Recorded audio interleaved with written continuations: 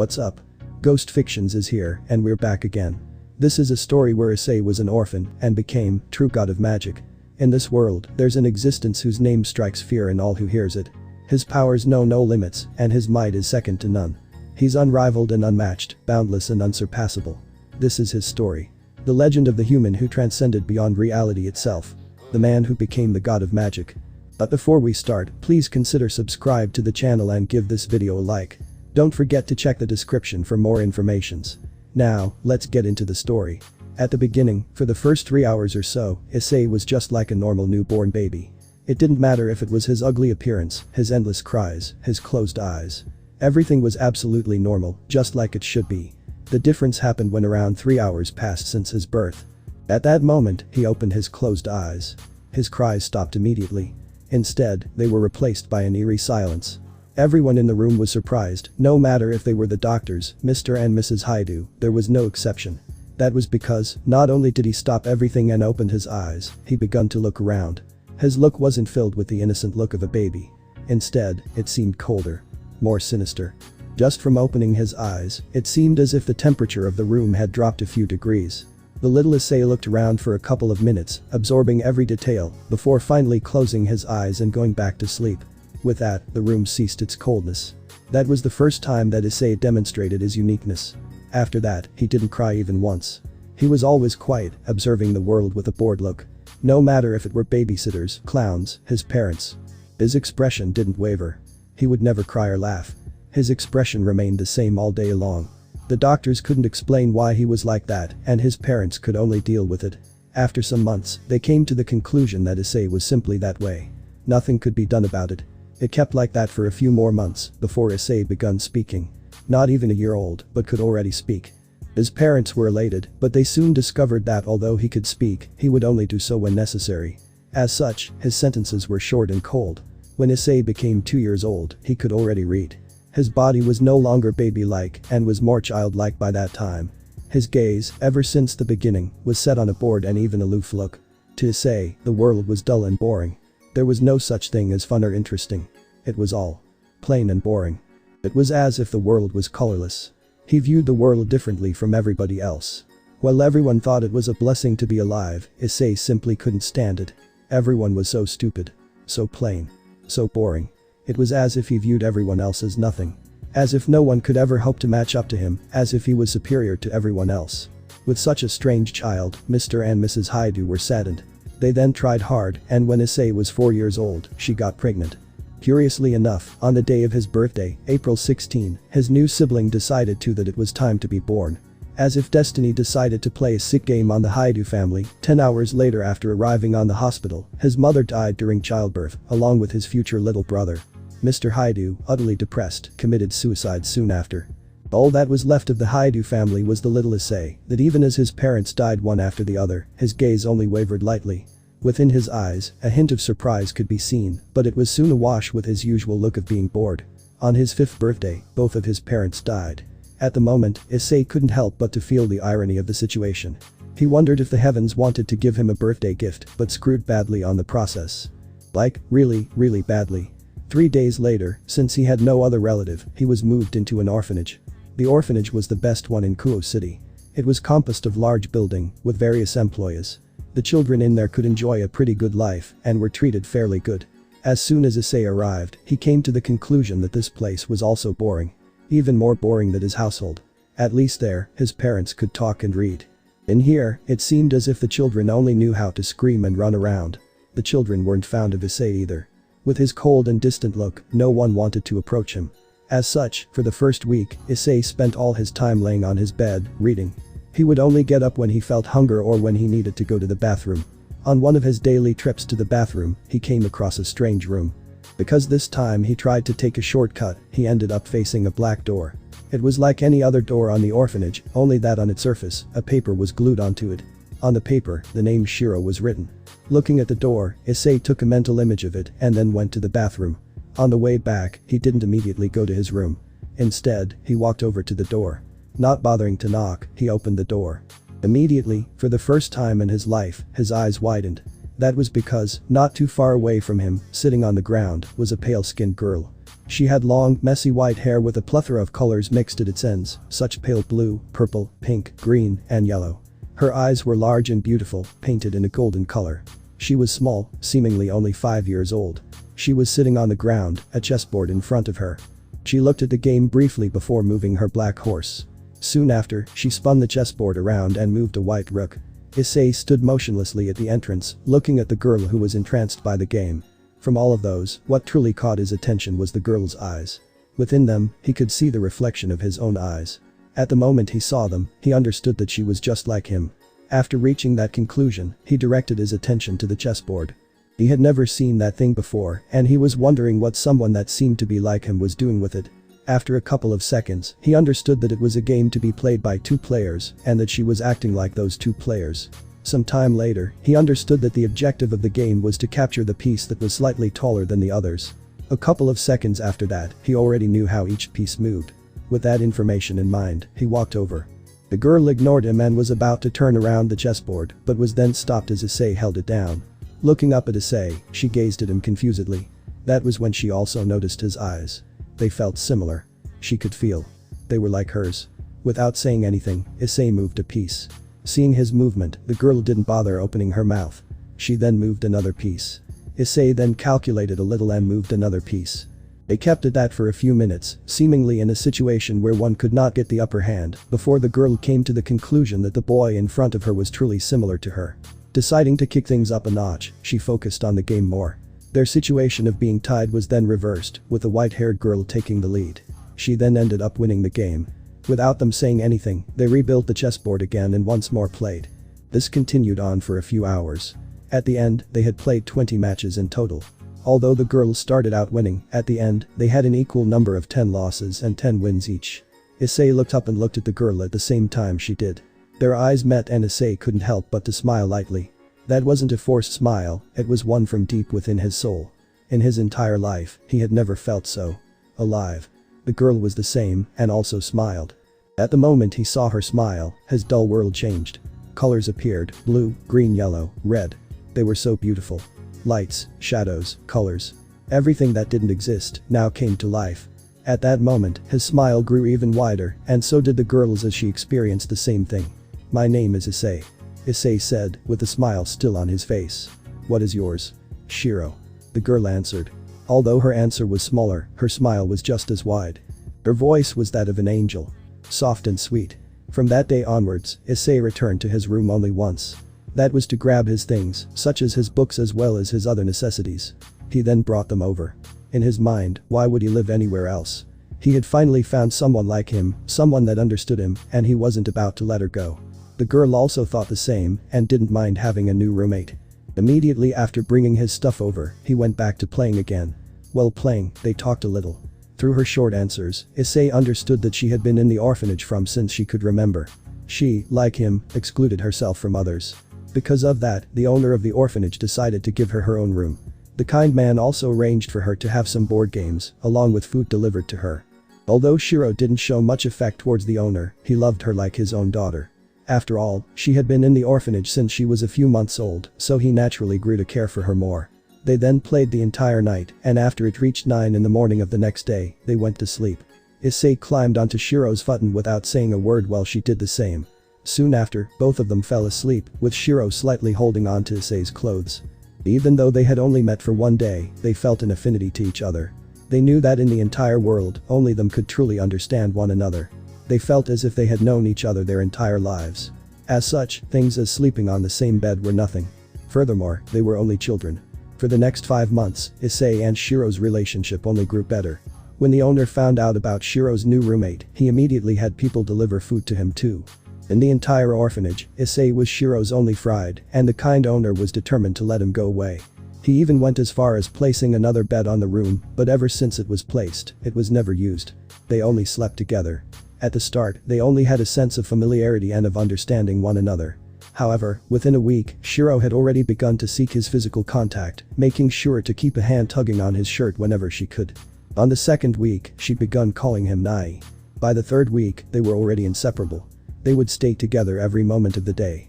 They would either play board games or video games. About the video games, they were a new addition to Issei's and Shiro's lair. It happened 1 month ago, when the owner of the orphanage bought a television along with a video game. He then handed a test to each child and said that whoever could finish it within a week would win the television and the video game. At that moment, for the first time in 4 months, Issei left the room, with Shiro glued behind him, holding onto his long shirt with her tiny hands. Issei then casually went there and without even looking at the others, picked a pencil. 10 minutes later, the television along with the video game were already on his and Shiro's room. From that moment on, they begun to play video games all day long. They also had developed a way of playing. No matter if it were single-player or multiplayer games, Shiro would always, without exception, be on his lap. After getting the video game, it didn't take long for they to become addicted to it. They, children of 4 and 5 years old, would pull various all-nighters. And so the days were spent on this manner for the two of them for 5 months, but suddenly one day, an apparently normal couple arrived at the orphanage. They, who already had an adopted daughter, were hoping to find a little brother for her, since she had been begging for a little brother to take care of for quite some time now. Since the daughter was 7 years old, they wanted a boy of ages between 5 and 6. Not too old, but not too young. In the entire orphanage, only Issei fit the criteria. All the other boys were either too old or too young. The couple then asked the owner of the orphanage to meet with their, hopefully, future child. At that moment, the owner was in a tough situation. He knew that it would be impossible to separate Issei from Shiro better than anyone. They were simply glued to one another. "You want to meet with Issei-chan?" The husband nodded. "Yes. His age seems to be close to that of ours little angel, so we wanted to meet with him." "Well, we might have a problem," the owner said with a bit of uncertainty. "Oh? What might it be?" "Well, you see, if you choose to adopt Issei, you'll have to adopt another one with him." "Oh? But the papers said that he didn't have any siblings." At the moment, the owner's sweat dropped. How was he supposed to explain this? Well, he begun, before deciding to bring the couple to meet with Issei. It would be easier for them to see with their own eyes. "Follow me." Back in the room, Issei, with Shiro on his lap, was playing a hack and slash. Although the game was single player, they constantly kept changing who got the controller, depending on the situations. Suddenly, just when they were about to face a boss, the door to the room opened up, and the owner along with a man and a woman, both around their early 30s, walked in. Issei turned his head around, his hands never stopping from playing the controller, and looked at the newcomers. He first looked at the owner, then at the man, and finally at the woman. When he turned back, the boss was already dead. Issei smirked internally, beating a boss without even looking. The owner could only sweat drop at Issei's antics. Not only did he not greet the visitors, he completely ignored them. But, at least, he bothered looking at them. The entire time, Shiro was snuggling in his lap, only paying attention to the television screen. The owner then spared a glance at the couple, in order to see if they were annoyed or something, but thankfully, they were only staring at Issei, and most specifically, his hands on the controller and the screen. "Issei, Shiro, you must greet your guests," the owner said, using a rather forced tone. Issei and Shiro. Sweat dropping again, the owner used a more forced tone. "Greet your guests." Deciding to end this bullshit, Issei turned around, looked at the couple, and said, "Hello, guests." He then turned around and shot the owner a look that said, "What the hell are these losers doing here?" And finally returned to his infinitely more important game. Shaking his head, a little embarrassed, the owner said, "I'm sorry. He's just like that." The woman immediately shook her head. "No, it's not a problem. But, I wonder, how come they have their own room?" The owner's eyes then widened a little before he explained. "You see, both of them are a bit antisocial, and in the entire orphanage, they only have each other as friends." "I see," the woman said before walking forward and sitting on the ground, this time facing Issei sideways. "Hey, sweetie, why don't you try to socialize with the other kids?"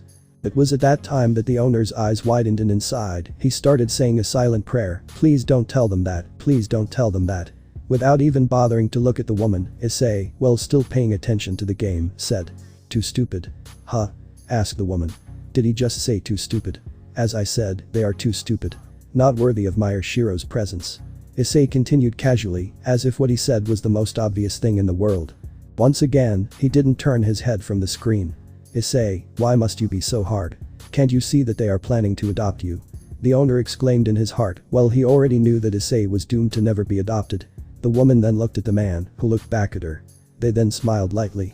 Turning her head around to look at the boy once more, she said, "Too stupid. Can you prove that you're smarter than them?" Sighing, Issei looked over and also paused the video game at the same time. Since her source of entertainment was stopped, Shiro started looking at Issei, as if it was a new type of fun to watch her nai.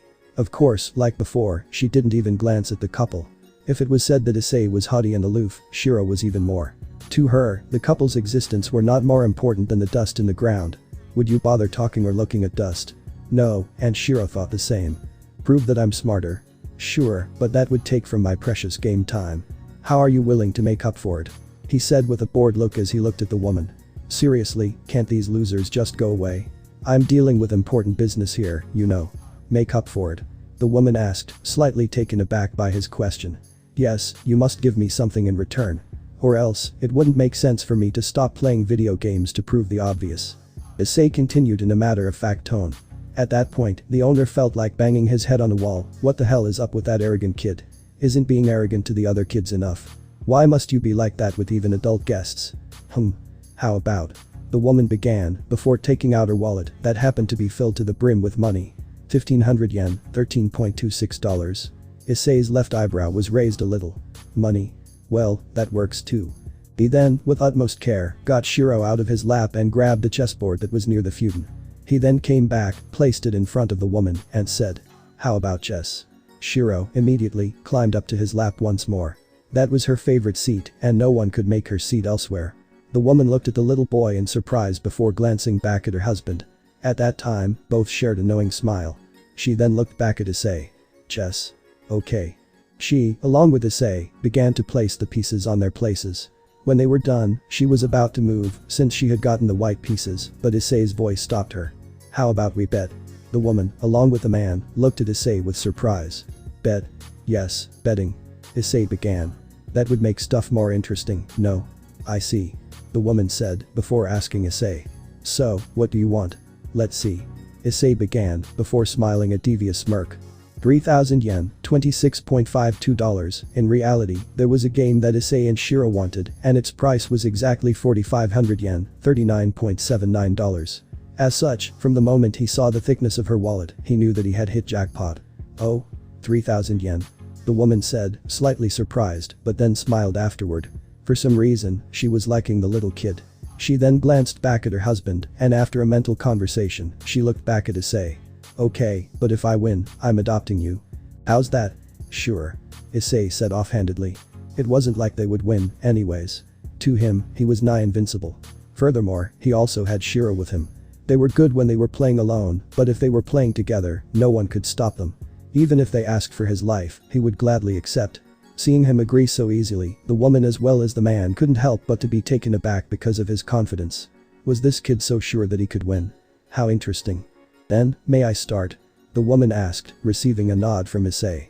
At that moment, she was already thinking of what room she would place Issei in. Sadly, it wouldn't go that way. What followed was a one-sided slaughter from Issei's part. Not even 10 minutes later, he had won. Looking at the woman who was staring at the chessboard with disbelief, he extended his left hand and with a serious face, said, "Money." Looking at the board with disbelief once more, she chuckled, before getting out 3,000 yen and handing them to Issei. After receiving the money and placing them on his pocket, he said, "Anything more? Or can I go back to my other business?" In reality, he wanted to say important business, but restricted himself. Although the woman had lost, she managed to put up quite a fight. Sadly, even if she was 1,000 times better, she would be no match for him. But, it was still a fact that she managed to do something, so he treated her with slightly more respect. Issei was a person that only gave respect to those that he thought deserved it. Even if it was God, if Issei deemed him stupid, he would disrespect him completely. On the other hand, be it a beggar, if he could challenge Issei mentally, Issei would treat him as a friend. That was how Issei worked. Shiro, on the other hand, was slightly different. She would treat any and everyone with indifference. Even if they managed to win against her, she wouldn't care. For her, the only person who deserved her attention was Issei. She belonged only to him, and him only to her. The woman then smiled and said, "How about another match?" "Another match?" Issei asked, slightly puzzled. Did this woman like losing money or something? He had thought that she was smart, but that thought was immediately washed away by that sentence. "Yes, another one." "Same stakes?" Issei asked as he turned back to the chessboard. "Yes." "Good, more money isn't bad." The game then began once more. Surprisingly, this time, the woman had gotten better, but ultimately lost in the end. Even tough she had lost, Issei was looking at her in a new light. This time, the way she played was over 10 times better. Looking up at the woman, he saw that she was smiling at him. He then saw as she looked back at the husband, who also had a large smile on his face, before she looked at him again and handed him the money. Right after giving him his reward, she said, "Again?" Issei was startled. Did this woman have so much money that she couldn't spend it completely even if she tried? Nevertheless, he wasn't the type to let such a fat sheep go away. Once more, they played and she lost. Surprisingly enough, this time she was over 10 times better. Looking over at her in surprise, Issei saw that she was smiling even more. She then handed him the money and immediately said, "Once more." Nodding his head, Issei rearranged the pieces and played after that. Not surprisingly, she lost, but this time, the match lasted over 20 minutes. This time, the woman got 100 times better than her previous match. At that point, her face could barely contain her smile. She then asked as she once more handed him 3,000 yen. Again. And, with that, they played once more. Much to Issei's surprise, the match lasted over an hour, and he had to use quite a lot of his mental power to win it. The woman had improved by over 1,000 times since her previous match. At that point, Issei was excited. He was even thinking about willingly losing, since he knew that if he were to live in a house with people so smart and with so much money, his life would be even better than here. Obviously, he would take Shiro with him. No way in hell was he going without her. The woman then handed him more 3,000 yen. Again. This time, it was Issei who asked. Not only did he want more money, he was also enjoying the match. He could only play like this with Shiro, and playing with another person aside from her wasn't too bad. Of course. The woman said, this time she decided to end this once and for all. She had already decided that she was taking this boy home, no matter what. Seeing the resolution in her eyes, Issei couldn't help but to feel a foreboding feeling. He knew that this time, he might not win. He then decided that he should do something about it first. Just as the woman was about to start moving her pieces, Issei said, "Can I change the gambling stakes a little?" "Oh, of course." The woman began. "What do you want to change?" Issei then sighed and looked down at Shiro. "If I lose, you'll have to adopt both me and Shiro." "Shiro?" The woman said as she tilted her head to the side. She then pointed at the little girl. "You mean her?" Issei nodded his head while sending Shiro a warm look. Shiro had also noticed that there was a chance of losing, and she was about to ask Issei to suggest that, but since he had already done so, she kept quiet. By that point, even if she had to bring the whole orphanage home, she would accept. She came here looking for a little brother for her daughter, but ended up finding Issei. Not only would her daughter definitely like him, he was also smart. Insanely smart. And she was determined to bring him to her house. But, as she looked at the little girl, she could also feel that she was incredibly attached to Issei. This might be troublesome later on. Our little angel is extremely possessive, and I'm sure she will attach herself to Issei greatly. Oh well, they must learn how to share. The woman finally nodded. "Sure, if you lose, I'll adopt both of you." They continued playing, and look of concentrations appeared on both of their faces. Neither of them were willing to lose. It had already been 2 hours since the match started, and at this point, they had already disregarded the betting stakes. Now, it was a question of pride. They reached the point where they would battle until the very end. It was currently the woman's turn, and it had already been 15 minutes since Issei had made his move. But, neither of them felt hurry. In their minds, they were thinking of countless upon countless of plays. They were devising a strategies for every move the opponent may or may not make, thinking of every possible variable. The what-ifs were infinite. This level of thinking was already above of the one of a mortal. They thought of thousands of possibilities each minute, calculating moves, strategies, possibilities. Even Shiro had begun helping and was also thinking of thousands of strategies. The man and the owner of the orphanage, on the other hand, had long since directed their attention to the television to the room and were watching a basketball game. To them, who didn't have an absurdly impressive patience, watching the game where neither player moved for minutes was the same as throwing time out of the window. If they had to wait, might as well do something worthwhile, right? Occasionally, they would look back to the game, only to see that both of them had yet to make a move. They could only sigh as they thought of just how much longer this match would go on for. After 5 more minutes, the woman finally made a move. As soon as both Issei and Shiro saw it, they crushed dozens of strategies that were in their mind and already came up with backup ones. Both of them looked at each other before nodding. Shiro then beckoned for Issei to bring his head down a little and started whispering in his ear the best strategies. Issei nodded through the whole ordeal. After Shiro was done, he looked back at the board and started to mix his strategies with Shiro's own. Dozens of minutes later, he moved to pawn. Once more, everything repeated itself as the woman started thinking of countless strategies. It was an inexhaustible, endless cycle in which thousands of possibilities and variables were in play. A wrong move could be your doom. This endless cycle repeated itself for hours, again and again. By the time they were on the last, decisive, and future-changing move, it was already evening. At this point, both the owner and the husband noticed that the mock had reached its zenith, so they had turned off the television and were now gathered around the board, watching with rapt attention. After all, this next move would decide their future. It was currently Issei's turn. Sweat dripped down his forehead as he looked at the chessboard, his look one of helplessness. He was thinking as hard as he could, but no matter how hard he tried, he couldn't find a way out. He sent Shiro, the petite white-haired little girl on his lap, glance. His message was clear. He was looking for help. But, sadly, not even the white-haired otherworldly genius could find a way out. At this point, they both knew that they had been utterly and thoroughly defeated. But, Issei wasn't one to give up so easily. He glanced at the board one last time. He tried to think of every move he could, but no matter what, it all amounted to nothing. She had him cornered on all sides. No matter what he did, his king would die. Looking at his king, he sighed. He had failed him. He had lost, and that lost would be the cause of his death. He couldn't help but to feel bad for him, although he knew that in the end, he was an inanimate object and couldn't do anything. He then looked at Shiro one more time, and saw the look in her eyes. He could clearly see the meaning behind them. It doesn't matter where we go, Nai. As long as I'm with you, it's heaven for me. Although those words weren't spoken, her eyes said those words and 1,000 more. His heart couldn't help but to feel happy. He was truly blessed to have found such a good companion. Seeing that Shiro was fine with it, Issei no longer had any regrets.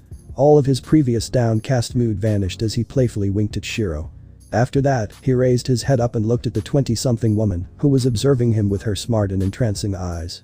He sighed. It's my loss.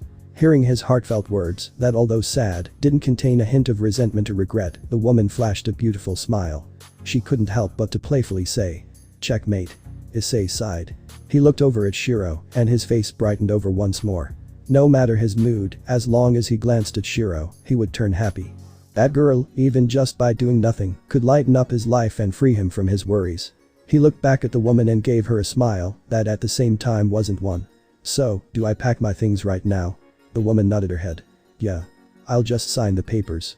Issei then nodded as carefully lifted Shiro from his lap and started to gather all of their valuables, which weren't many to begin with.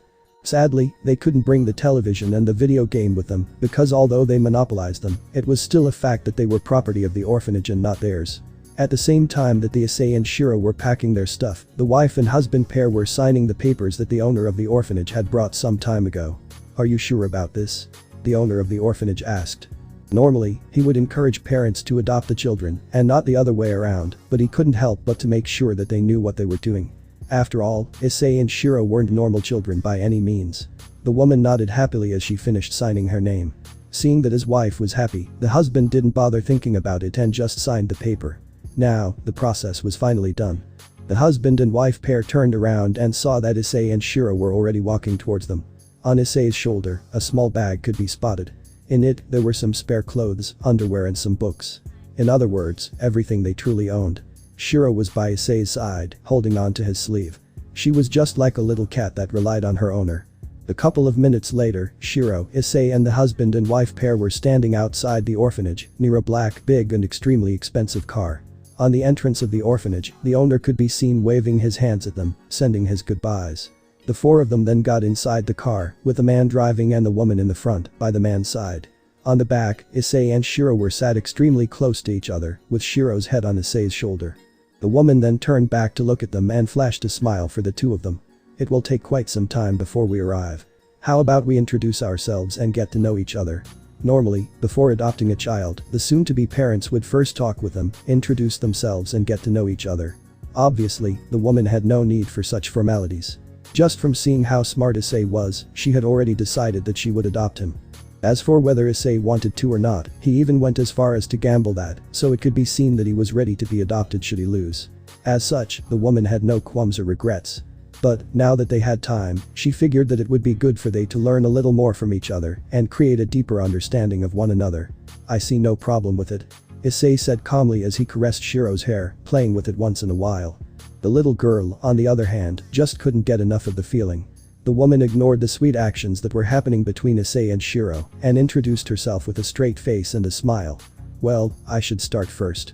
Let's see. Well, my name's Yakuza. My husband here is Nobuo Osamu." Issei nodded his head. "My name, which I presume you already know, is Issei and this little girl here is Shiro." Shiro, in turn, only slightly nodded her head, confirming that her name was indeed so. The woman, now identified as Yakuza, nodded, already knowing the information beforehand. What she wanted to know was more personal information, such as what they liked, hated, loved or enjoyed. Only the basic primordial stuff. So, began Ikusa, trying to continue their conversation. How long have you been on the orphanage? Issei thought over it for a while before saying. For me, 5 months. As for Shiro. My whole life. Shiro immediately added with a monotone look. Issei nodded slightly. The woman nodded, not finding the information too surprising. She then continued talking with them for a while, 30 minutes or so, until the car finally came to a stop in front of a large mansion. The building had at least 4 floors, and it was huge. Like, seriously, the backyard alone would be more than enough to fit 3 orphanages. The mansion itself. Almost as big. Ikusa then got out of the car alongside Osamu, and both of them helped the children off the car. After that, they both walked to the front entrance. On the entrance, however, they stopped. Ikusa looked back at the 2 children and smiled. Welcome home. And with that, she opened the door. Inside, what Issei saw was extremely luxurious furniture, made from ivory and other expensive woods and materials. On the ceiling, there was a huge chandelier hanging from it, lightening up the room its majestic radiance. As he looked around, Issei couldn't help but to wonder how much this house was worth if the rest of it was just as luxuriously decorated as the entrance. From his estimations, a couple 100 million yen wouldn't be too far-fetched. This made him wonder even more as to just who was this woman. Not only was she extremely rich, she had also managed to beat both him and Shiro in chess. He knew better than anyone how good he was, so, consequently, he knew just how hard it was to beat him. Also, when he looked at the woman, he couldn't help but to have an uneasy feeling. She had an aura of ancientness around her, and Issei just couldn't understand it. However, just as he was immersed his thoughts, he heard the sound of light footsteps coming from somewhere. Looking forward, he saw a girl in white climbing down the luxurious stairs that lead to the 2nd floor. The girl in question had long, flowing golden hair and blue turquoise shining eyes. Her beautiful were extremely clear, just like a river of stars. She seemed to be either 6 or 7 years old, only a year or so older than the 5 years old Issei. Her face was also no trifling matter. She was beautiful, the heavenly kind of beautiful. When one gazed upon her, they would feel like they were in a dream, watching an angel that descended from the highest of heavens. All in all, the best way to describe this girl in terms of appearance would be above perfect. But still, no matter how beautiful she was, in Issei's eyes, she still couldn't match up to Shiro. Even if she was hundreds of times prettier, to Issei, Shiro would still remain unbeatable. After all, Shiro was his Shiro, and no one could ever dream of matching up to her. When the little girl caught sight of all of them by the door, a dazzling smile appeared on her face as she said while looking at Ikusa. Athena, you're back. Athena. Issei said curiously as he looked back and forth between the girl and the woman, he though was named Ikusa. Ikusa, or Athena, as it seems, sighed. Yes, I'm back, Cells. She said, seemingly turning a deaf ear to Issei's question. The girl, Cells, nodded. She then greeted Nobu Osamu, and then turned her attention back to Issei and Shiro. She pointed at the 2. Who are they? They. Ikusa started, but stopped. She then turned around and faced Issei. Can you bring Shiro to another room? I need to discuss something. No problem. Issei shrugged his shoulders. If she wanted to talk alone, who was him to interfere? He then looked around and said. Which direction? Up the stairs, 1st room to the right. I think you like it. Ikusa smiled at the 2. Issei nodded and climbed the star, with Shiro holding onto his shirt. Once they climbed, he did as he was told and turned left. After walking a little, they finally arrived at the 1st room in the left aisle. The door was relatively big, also made of ivory. The handle seemed to be made of some sort of black stone. Issei then pushed it, opening the door. The room inside was dark, and when he looked into the room, he couldn't see anything. He turned around to face Shiro. Do you want to go inside? He clearly knew that Shiro was afraid of the dark. Apparently, it was one of the few fears that the little genius had. Shiro nodded. I'll always follow Nai. Issei smiled and ruffled her hair a little, took her by the hand and walked into the room. However, much to his surprise, the moment he stepped inside, for some reason, the lights turned on, revealing the interior. The room was wide and big, about 7 times the size of the one he had on the orphanage. There was a huge sofa on one of the sides of the room, and in front of it were 3 huge televisions, all of them about 90 or so. Beneath each television, there were video game controllers. He recognized them with first glance. Xbox 360, Y and PlayStation 3. The new version hadn't launched yet. His eyes then widened to the size of dinner plates when he saw that. Shiro's eyes were also equally as big. They immediately turned around, looked at each other, nodded, and then started running towards it. He immediately looked around and found 3 remote controls. He spared no time in turning all of the televisions on. Not even a second later, he dashed toward the television and quickly turned all the video games on, getting 2 sets of controllers from each one at the same time. He then turned back, laid them all on the sofa, and motioned for Shiro, who was still standing, to come over. She gladly did so as she climbed onto his lap. Issei then handed him one of the Xbox 360's controllers. Although he had never used one before, since the orphanage only had a PlayStation 2, he had already seen videos of how they worked, so he was quick to get used to the system. Inside, there was already a game. Dark Souls 2 once more, Issei's face brightened up.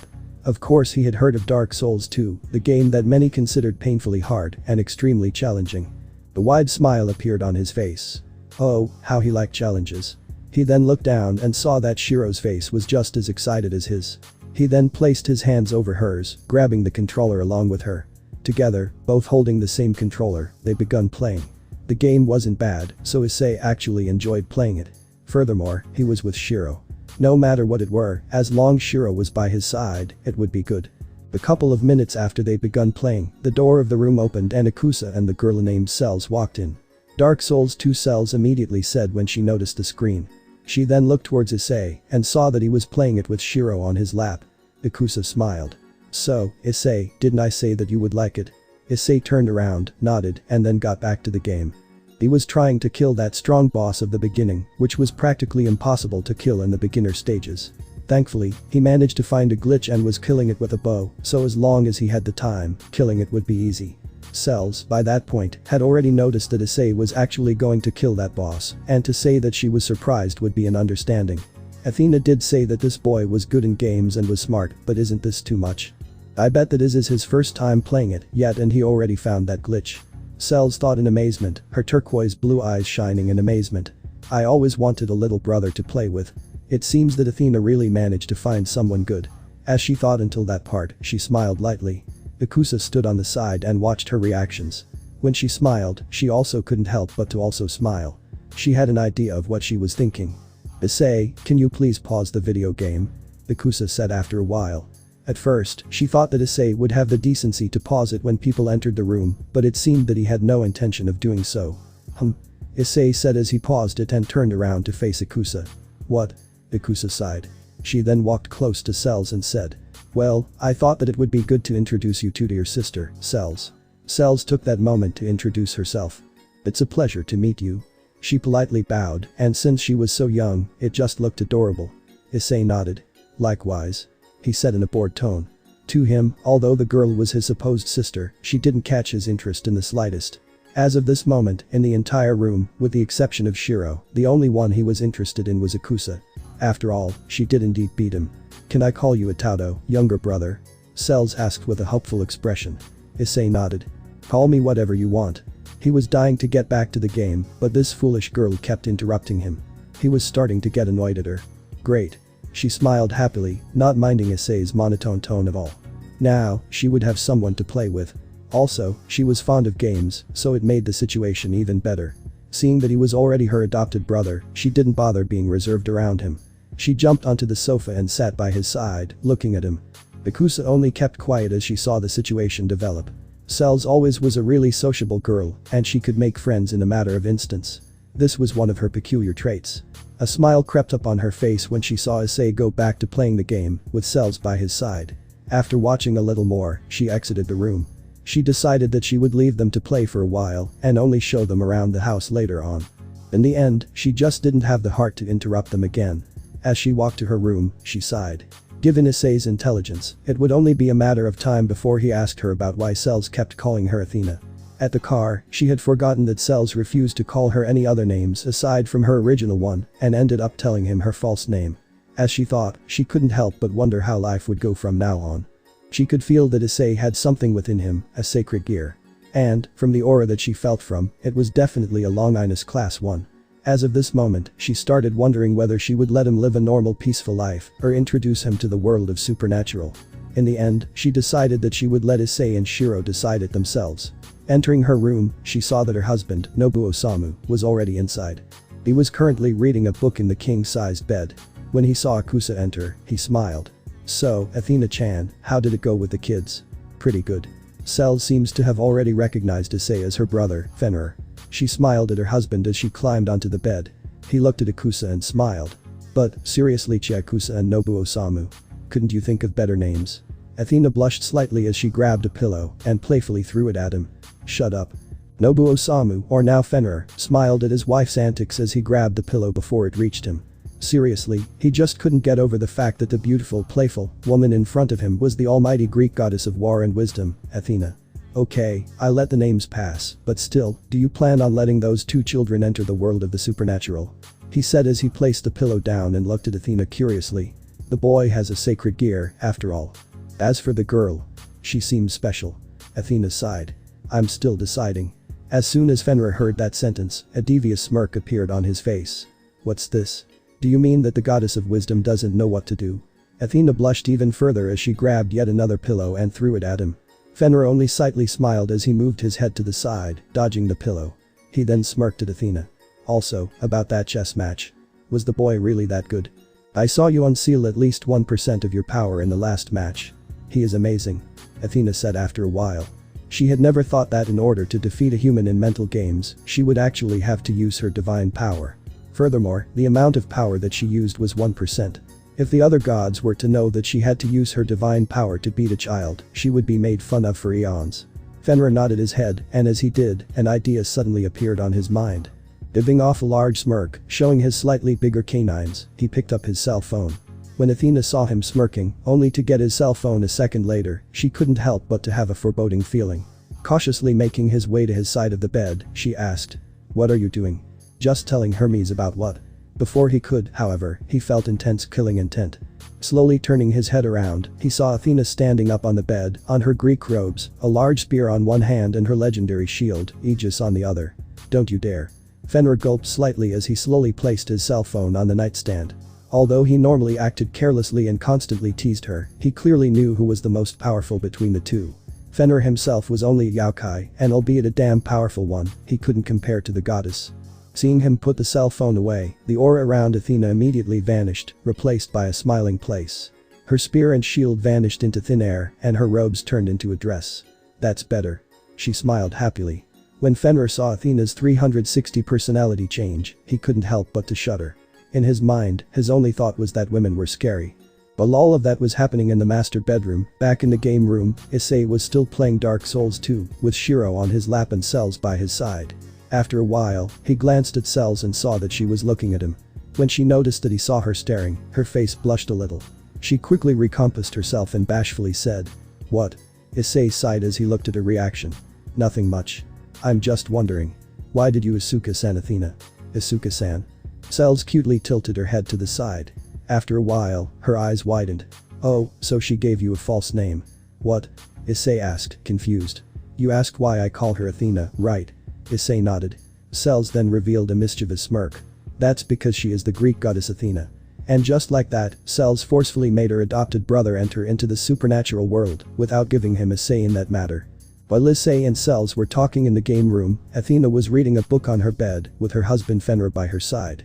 Finishing the page she was at, she was about to turn over to the next page, but suddenly stopped. It was as if she had been frozen in time as she stared blankly ahead. In her mind, however, she wasn't nearly as blank. Wait. There's a chance of Issei asking Cells about me, right? Athena thought, and the more she thought, the more she realized the mistake that she had made. Then. Is there a chance of Cells possibly telling him about me? However, she then shook her head.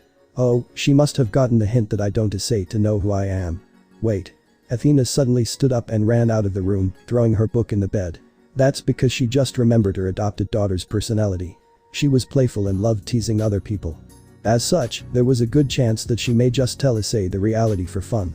As Athena ran out of the room, Fenrir casually looked up from the book he was reading and saw her retreating form. He then shook his head, with a wolf-like grin on his features. Seems like she remembered it. He then chuckled a little before going back to his book, while muttering. So much for the wisdom goddess, huh? As for Issei and Cells, it was just as Athena feared. After Cells had told him that Athena was in fact a goddess, she began explaining the world of the supernatural to him. The more she talked, the happier she became. She just couldn't wait to see Athena's look. In the middle of their conversation, Athena arrived at the door of the room. She was just about to open it, but stopped midway when she heard what was being talked. So, since she is a goddess, just what is she doing here? Issei's young voice asked. Oh, it's because. Athena's eyes widened as she immediately pushed open the door. There, she saw both Issei and Shiro looking at Cells with interest as she continued her explanation. Noticing that Athena was back in the room, Cells happily smiled at her and said, "Athena. We were just talking about you. You damn brat." Athena cursed in a low tone as she made her way over to the sofa they were seating at. She then sighed and looked at Issei. "I believe that she has already told you everything." Issei nodded his head. "So. You are the Greek goddess Athena?" The woman in question, Athena, nodded. Seeing her confirmation, Issei, along with Shiro, breathed out a sigh of relief. As of this moment, their expression looked much happier, as if a burden had been lifted off of their soul. Seeing their strange reaction, Athena couldn't help but to ask. What is it?" "Oh, it's nothing much." Issei shook his head as he continued. "It's just that right now, I feel that my loss was more justified. After all, how could I, a human, beat a goddess and the goddess of wisdom at that?" "Wait. You mean?" Athena muttered with disbelief. "That you are glad that I'm a goddess because it justifies your loss?" "Pretty much." Issei nodded his head as Shiro followed suit. "And? Don't you think it's strange that I'm goddess? Aren't you? Well, skeptical about it?" Athena asked again. This reaction was way beyond her scope. She expected him to be either surprised or full of question, but definitely not calm and collected. Hearing her question, Issei shook his head. "Not really. You see, me and Shiro don't socialize much with other people, and we used to spend most of our times reading books and playing games. As such, we don't share the same views as society because, you know, we were never part of it. Also, during the games, I noticed that with each match we played, you got better by a huge amount. At first, I thought that you were going easy with me and slowly going harder and harder, but now I think that's because you had to use your powers to beat us." Issei then stopped, looked at Athena with a strange look, and continued. "Either way, although I seem like I believe you, I can't be completely sure yet. So, can you do something a goddess can do? Like some magic?" "Magic?" Athena asked in surprise. She then nodded as she got up from the sofa. Suddenly, she was wrapped in golden light. A couple of seconds later, the light dispersed, revealing Athena in a Greek battle armor. In one hand she held a spear and in the other, a shield. Looking at her appearance, Issei nodded. "That settles it." He then looked down at Shiro. "How about you?" "As long as Nai believes in it, so do I," was the simple but deep response. Issei nodded happily. Seeing that both of them now believed that she was a goddess, Athena couldn't help but to think that this was much easier than she thought it would be. Deciding to turn back into her normal form, she was covered in golden light again, and after it went away, she was back in her usual attire. Looking over at Issei, she asked. "So, any more questions?" Obviously, the kid would be curious about the supernatural world, right? However, Issei seemed to be able to always shatter her expectations, as he simply shook his head, grabbed his controller, and went back to playing Dark Souls 2. "Huh?" Athena muttered after a while. Issei's reaction was completely strange. He was a kid, so wasn't he interested in things like the supernatural? She was sure that he would have many questions. "You don't have any questions?" Athena asked once more to make sure. In her entire immortal life, she had never found someone as unpredictable as this pair of children. Without taking his attention from the screen, Issei answered. "Well, I do, but not right now. I'm in the middle of a boss fight, so." Issei's meaning was clear. He was asking her to keep quiet for the time being and not interrupt him. She then looked back at Cells and saw that she was also ignoring her, paying much more attention to Issei's face and occasionally turning her head to look at the screen. Ignored. Her, an almighty goddess, was completely ignored by a bunch of kids. She gave the kids an incredulous look before sighing, walking to the door. "Dinner will be ready in a while," she said as she looked back at the kids. Issei was the only one who showed that he listened to her question as he nodded. She looked hopefully at Cells once more, since she knew how much she enjoyed food, but was once again completely ignored. "Traitor." She cursed under her breath as she went out of the room, slamming the door in the process. She then ran back to her own room and opened the door. Seeing her husband there, casually reading a book, she couldn't stand it anymore as she leaped into his embrace, sobbing on his chest. Fenrir had previously used his enhanced audition to listen into the conversation that was happening in the other room, and was already expecting Athena to do this. As such, he wasn't taken by surprise as he patted her head. Looking down at her cute sobbing form, he couldn't help but to smirk. "So, I'm guessing that it didn't go too well." Between sobs, Athena answered. I ignore read, me." He then sighed as he patted her head once more and whispered words of comfort. In the end, he just couldn't get over the fact that the sobbing, childish woman on his arms was actually the almighty Greek goddess of war and wisdom. Normally, Athena would remain calm and composed under all situations, but if there was one thing that she just couldn't stand, it was being ignored. Ever since young, she had tried to gain the attention of her father, Zeus, but he constantly ignored her. Because of that, it left a scar in her heart and she would turn back into the cute foolish little girl from before when ignored. But even then, Fenrir knew better than to make fun of her. She was extremely sensible when in this state and could burst out in rage at any moment. The last time that happened, Fenrir shuddered just from thinking about it. This seemingly harmless goddess became a monster from the deepest part of the underworld that was hell-bent on making him suffer. It had to be noted that although it happened around 400 years ago, even to this day, he still felt occasional pains from his injuries. So, when she entered this fragile state was actually the one where he was the most cautious. He absolutely didn't want to face the punishment of this particular goddess again. And, to make sure, he kept holding her face to his chest, letting her cry out her tears, making his clothes wet in tears. At the very least, tears could be washed. As for blood, well, it was harder. Even more his blood, that was, well, special. After a while, about a couple of minutes, Athena finally settled down. Slowly taking his head from his chest, she looked at Fenrir deep in the eye. "I'm sorry about before." Fenrir gently shook his head. "No worries." And, in order to make the situation better, he planted a kiss on her forehead and then pecked her on the lips. Athena, who was slightly taken aback by his sudden show of affection, blushed a little. Her face reddened slightly and she was looking at Fenrir in a daze. Fenrir, on the other hand, couldn't help but to think just how cute his wife was when embarrassed. He knew that in the entire world, only he had had the pleasure of seeing Athena showing such expressions. After all, he was the first lover that she had ever had. Before she met him, she was one of the eternal maidens of the Greek pantheon, who vowed to never marry a male. Oh, how weak was her oath before the almighty, handsome, him. But, in the end, an oath was still an oath, and when one breaks it, consequences follow. As for Athena, her punishment for breaking it wasn't something simple. She was made infertile. In other words, she couldn't give birth to a child, no matter how much she tried. Fenrir didn't really mind that, but Athena seemed quite bothered by it, although she tried to hide it. But, who was Fenrir? He had already been with her for thousands of years and knew her better than anyone else. So, a couple of years ago, while on one of the occasional trips they made through the world, he had already decided to adopt a child when they got back to Japan. However, that thought proved to be useless. That's because, on their trip, they stumbled across a little baby girl. The baby had short golden hair and eyes the color of the ocean. It was only a few months old and was left alone, with no other humans in sight. This baby, however, wasn't human.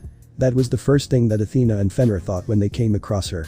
Not only did she not have the energy signature of a human, her magical power was much more erratic, and even to the point of making Athena admit that it was terrifying, even for her. Also, there was another rather important fact. They didn't find her in an orphanage or something like that. No, they found her in a divine realm in the middle of a desert. Divine realms, in essence, are planes separate from the Earth's main dimension, much like the underworld in heaven. But, the main difference was that divine realms are usually much smaller and also much harder to find. As for how Athena and Fenrir found it, it was by accident. Both of them had been wandering around in the desert, enjoying the view, when Athena suddenly stopped as she detected magical power in the vicinity. Walking around, they finally found, in the middle of the desert and beneath a not so small amount of sand, a door. The door wasn't connected to any buildings and just stayed up in the air, with nothing as support. After looking at the door, they immediately figured out that this was the entrance to a divine realm. This group of a goddess and ancient yokai with unlimited power had no need to fear anything as they stepped inside the divine realm. However, when they entered, the expression was one of surprise. The desert landscape with the unlimited amount of sand morphed into that of endless ruins. Countless temples in pieces, statues crumbling, bones all over the place. This was the scene that they met. The sky was tainted red and the stone ground covered in blood. The blood wasn't fresh and, at the bare minimum, had been there for millions of years. And, the only blood that could survive for that long was the blood of immortals. And, the most astonishing of all was that the plain was completely covered in this blood. The realm, that stretched far into the horizon, much bigger than any other divine realm, was completely covered in this fiendish immortal blood.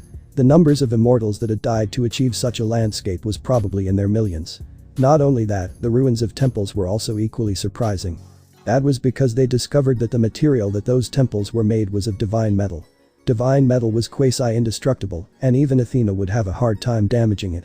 But, those thousands of temples made of this divine metal were all cut into pieces, as if they were slashed at by a sword countless of times. And, finally, on the ground, the bones of huge creatures could be seen. There were even some rib cages that stretched up for kilometers, piercing the red sky. There were also huge skulls that were kilometers long and hundreds of meters tall. The scene could only be described as the apocalypse. It seemed as if a grand battle had happened there, a battle beyond the likes of what Athena and Fenrir had ever seen. But there was still one place that hadn't been destroyed at. It seemed to be some sort of sacrificial altar and was made of material that was even higher in grade than divine metal. And, in the middle of this altar, was a baby. This baby was none other than the cheerful blonde, Cells.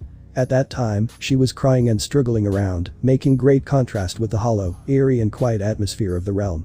Athena didn't know what that divine realm was, what happened there, what this baby was and what it was doing there.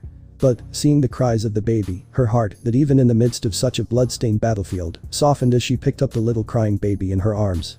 She couldn't just leave this baby there, no matter just how strange the situation was.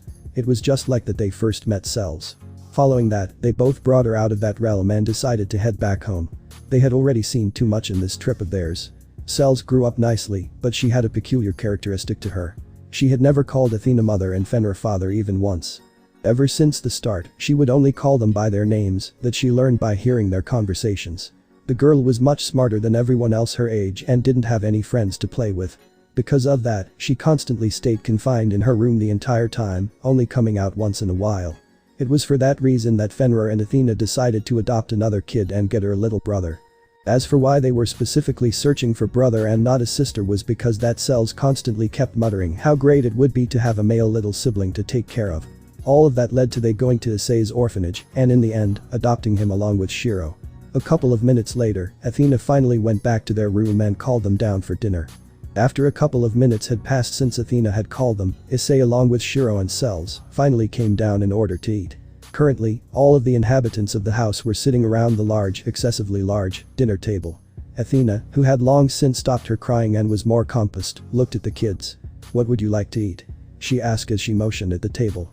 There was literally all types of food there. No matter what food you imagine, it was there. After all, in the kitchen there were over 20 high-class cooks that Fenrir managed to employ from various famous restaurants, including ones from the worldwide famous Nakiri family. Anything with high nutritional value.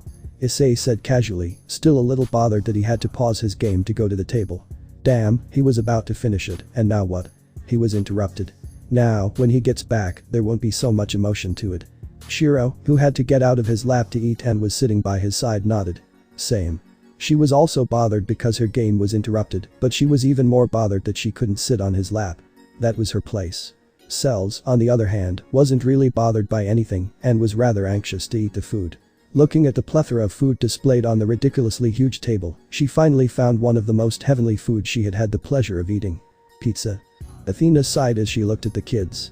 She first grabbed a slice of pizza that was still hot and gave it to Cells. After that, she analyzed the table, looking for the foods with the highest nutritional value for Issei and Shiro. After a while, she settled for some salmon, broccoli and a few other healthy things. She then handed the plates over to both Issei and Shiro. In this house, although they had many employees, Fenrir didn't like having people serving them at the dinner table. To him, dinner time was a time that belonged to the family and he didn't want outsiders in it. Thanks. Issei said quietly as he started eating his food, not waiting for the people around him. After all, he didn't know table manners, since no one ever bothered teaching him that.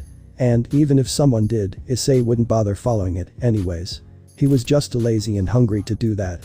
Shiro, just like her Nai, did the same and also started eating her food. For kids, they weren't picky at all when it came to food. As long as the food could keep their body up and running, they couldn't really care less. That thought, however, would change with time, mostly because of Fenrir's influence. Athena sighed as she saw the child's antics. At the very least, they were polite enough to eat with their mouth closed and some other basic stuff. Deciding to just eat for now, she also got herself some pizza, the same time that she got for Cells. She didn't have to worry about gaining weight, so she could eat whatever and all she wanted. After all, she was a goddess. It wasn't like she could get fat from eating. In fact, she didn't even need to eat. She only did so for the taste. And, damn, pizza was good. Fenrir, on the other hand, was the strangest of all. His plate didn't have neither pizza nor only nutritional things. His plate was full of sophisticated and high-grade food with a lot of meat. And then even more meat. But some meat as topping. From that, it could be seen that Fenrir liked meat-related dishes. Being an admirer of tasty food, Fenrir himself was a chef, and pretty damn good one at that. Having lived for thousands upon thousands of years, he was bound to pick up on many mysterious and secret culinary skills that had been forgotten with time. If he so wanted, it wouldn't be really hard to gain the title of best chef in the world, but he didn't want that much attention to himself. He was fine with only himself eating his own food and enjoying his own techniques. Of course, he obviously appeared on the world of culinary sometimes, but it was only to help some of his friends, the Nakaris, a famous family known for their involvement on the food industry, even more so after that girl dubbed God's tongue was born, to develop some new dishes, but that was a story for other times. At first, the meal had a pleasant silence to it, but after a while, Issei decided to break the atmosphere. Like he had mentioned before, he did have questions, but since he was playing Dark Souls 2, he didn't have time to ask them. Now that it was dinner time, he had plenty of time. Looking up at Fenrir, he asked a question that had been in his mind for quite some time already. So, I guess that your name isn't Nobuo-sama. And that you aren't human. Hearing the boy's question, Fenrir couldn't help but to chuckle. That's right. Nobuo-sama, just like Akusa, is an alias. As for my real name, it's Fenrir. I see. Issei nodded his head before abruptly stopping. His eyes had a questioning glint to it, and so did Shiro's, as she seemed to have thought of the same thing as the young boy. Wait.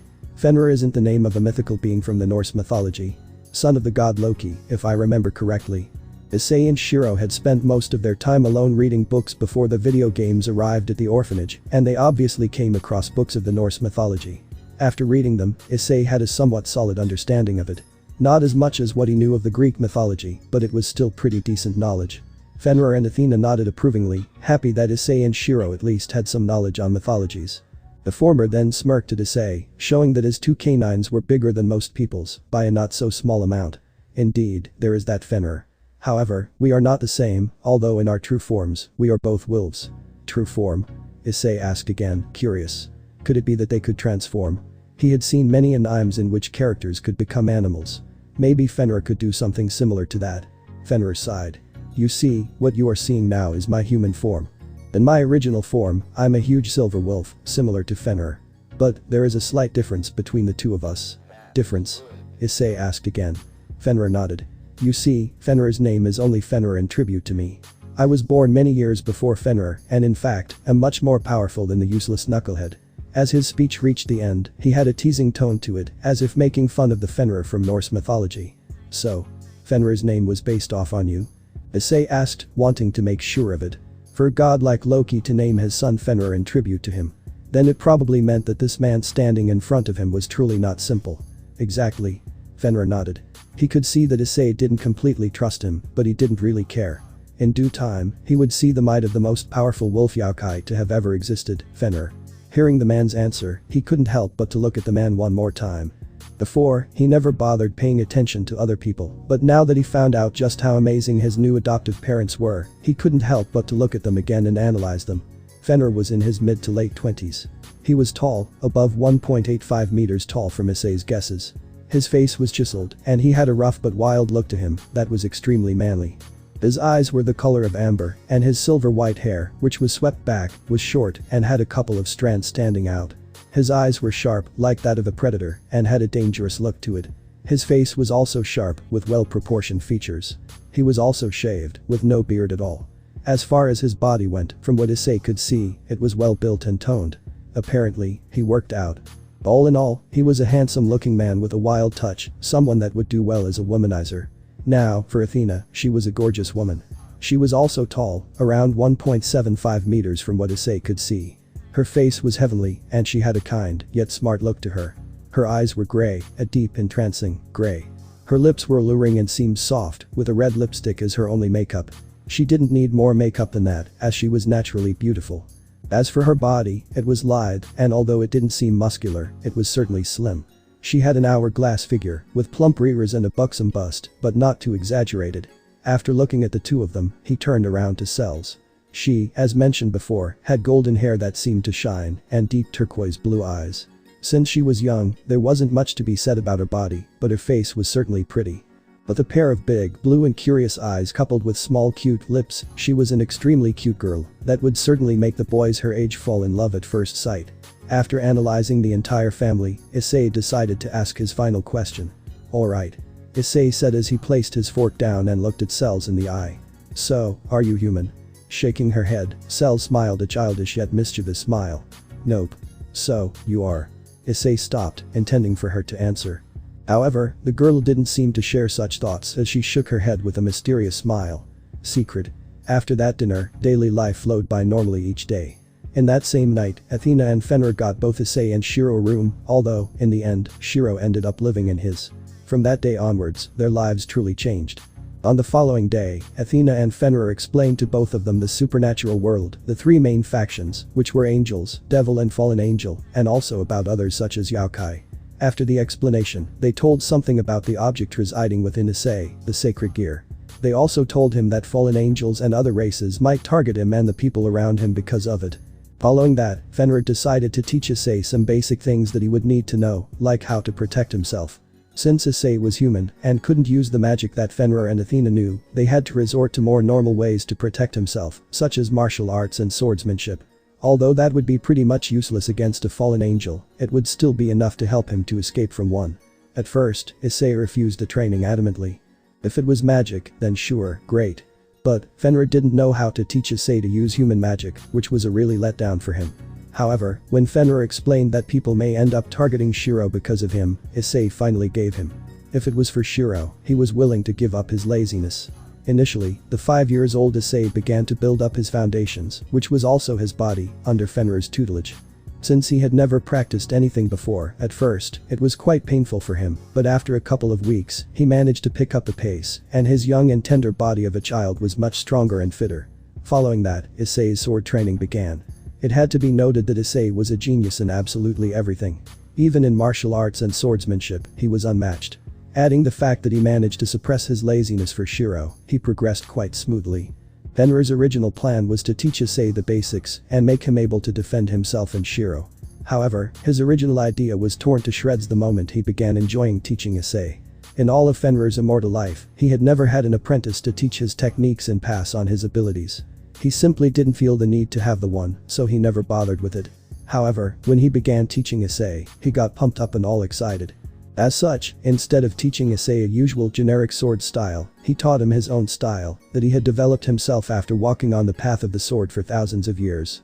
Normally, he would never teach this technique to anyone as it was extremely precious to him, but as time passed, he began to view Issei as a family member. Not as his child, but as his younger brother. From the start, Fenrir and Athena never had a father and mother relationship with Issei, Shiro and Cells. Their relationship was closer to the one between siblings, mostly due to the advanced mentality of the three children. For a couple of years, Issei learned Fenrir's own sword style. As for Shiro, her physique was never made for physical activities, so she spent her days doing her favorite pastime that surpassed reading and playing games by a large margin: watching Issei. As time passed, it was also noted that Shiro also grew superior to Issei in some strategy games, such as chess. Before, they would always end in ties, but now, she usually held the upper hand and would only lose once in a while. However, the difference between them wasn't too big and they were close to being evenly matched. Shiro's slight advantage also probably had to do with the fact that Issei began spending too much time with his physical training and didn't have nearly enough time to develop his mental capabilities. After teaching Issei the way of the sword, Fenrir felt that it was still insufficient. He still had much more to teach. As such, under Issei's constant curses and protests, he also taught him his own personal double sword style and, strangely enough, how to use the spear. As curious as it may sound, the spear was actually Issei's idea. For some reason, he always felt attracted to that weapon. Fenrir was more of a sword user, so he didn't have too much experience with spears, but he still knew the basics. As such, he taught Issei all he knew, which wasn't much to begin with. By the time that Issei finished training with all these weapons, he was already 11. As such, a little over 6 years had passed since he first entered the house. His body was much more fitter than before, even better than most 13 years old. In fact, if it wasn't like that, there would be something strange. After all, Fenrir's training routine for Issei was nothing short of devilish. As for Shiro, she had cut her hair, and no, it was much shorter, but her face was just as beautiful. In fact, she seemed even more dignified than before. Nevertheless, she was still the same lowly she always was, no matter how much time passed. Now, going to Cells, she had changed as much as Issei, not only in appearance, but also in personality. While Issei was practicing with Fenrir, she would practice magic with Athena. Strangely enough, she was able to use divine magic, which was exclusive to gods. Because of that, she was well taught by the wisdom goddess. During that period, she trained her body and was also fitter. She was still 12 years old, but already a striking beauty. She had a more mature aura around to her, which was the exact opposite of Shiro's. Her bosom was already budding, and it could be seen that it would grow to magnificent extents in the future. Her figure was also fit and her hair was as golden and shiny as ever. Her eyes kept being blue, but with time, began brighter. As for the changes within her, those were the biggest. At first, for the first few weeks or so, she only saw Issei as a plaything, a pastime of sorts, and Shiro as an annoyance. But the passage of time, although her views on Shiro didn't change much, the changes as to how she felt towards Issei were humongous. Slowly but surely, Issei captured her heart. She didn't know when it happened, she only knew it happened. No matter if it was his goofy, yet lazy and smart smile, his handsome face, or his determined and kind personality, she came to love all of those. Initially, her feelings for Issei were nothing more than a crush. It then turned into love, and after that, true and extreme love. It got to the point that her affection for Issei were in the same level as the one Shiro had. She truly loved the brown-haired boy from the bottom of her heart and would do anything for him. Because of that, she worked extra hard on her training, wanting to protect him in the future. With time, she also started to watch Issei's training along with Shiro whenever she finished her own training earlier. As for Issei, he also had many changes in terms of emotions. Firstly, after living with Cells for so much and getting to know her, she started occupying a space in his heart as big as Shiro's. Although he wasn't too dependent on her as he was with Shiro, he still cared for her just as much. Also, as he continued spending time with Fenrir, he started to acquire some of his personality traits. For example, he mostly lost all of his aloof and arrogant attitude and acquired a more easygoing, lazy, playful and teasing one, much like Fenrir himself. Aside from that, his level of perversion grew as well. Fenrir himself was a pervert, and although not too big of one, he was still a considerably nasty one if the squeals and grunts, coupled with panting, that came from his and Athena's room every single night was anything to go by. Seriously, immortal beings just had way too much stamina. Fenrir wasn't exactly a closet pervert, but he wasn't an open one either, something that Issei took after. Issei became the type of person that when faced with a perverted situation, instead of getting a pervy face and a nosebleed, would have a serious and straightforward face and would give a thumbs up followed by a praise. This happened many times, mostly when he walked in on either Cells or Shiro bathing. After Issei turned 12, Fenrir got mad that he had nothing left to teach him in the bladed weapons department, so he introduced Issei to cooking and guns. Fenrir taught Issei his fabled cooking techniques that were even more deep and treasured than his sword style and placed him on the path of cooking. Issei didn't fail to live up to the expectations, and when he was 14, he was phenomenal in that department. He had already absorbed most of Fenrir's cooking techniques and knew thousands upon thousands recipe that would put most chefs to shame. Still, when compared to Fenrir, he still sucked, but that was a given. Fenrir was just too amazing at it. Amazing beyond words. As for guns, Fenrir built an underground shooting range beneath the house and within it taught Issei how to use most of the fire weapons. Although Issei's aim wasn't exactly good at the start, one of the few things he didn't excel at, with time, he got better. As of this moment, Issei was already 15 years old and had yet to even go close to a school. During the entire time, he was self-taught in the mansion, learning from the various books in the library. Shiro did just like him, and as for Cells, Issei took it upon himself to teach her what she had difficulties with, since although she was genius, she wasn't genius on Issei and Shiro's level. Issei, who was 15, looked 16 as he was tall and had a matured face. His eyes were sharp and smart, but still had a hint of playfulness and unwillingness to follow rules to it. His nose was thin and straight, and his lips in perfect symmetry with the rest of his face. His body was toned, with six-packs and, well, muscles in all the right places. After training for so long, his body had long since reached the optimal peak condition. As for Shiro, she was 14 and looked as lowly-ish as ever. Her hair had grown once more and it already reached her back. With time, her hair got more and more colorful and it was dazzling now. Her face had a constant lazy and aloof look to it and it would only turn bright and happy when facing her Nai. Aside from that, she remained stoic. Her features were in perfect harmony and also flawless. She looked just like a doll. When it came to her body, it wasn't undeveloped but not too developed either. In height, she could be compared to 12-year-old girls and in terms of breasts and buttocks, well, they were still growing. Finally, we have Cells, who had become an overwhelmingly celestial beauty. Her face was flawless and had a mature charm to it.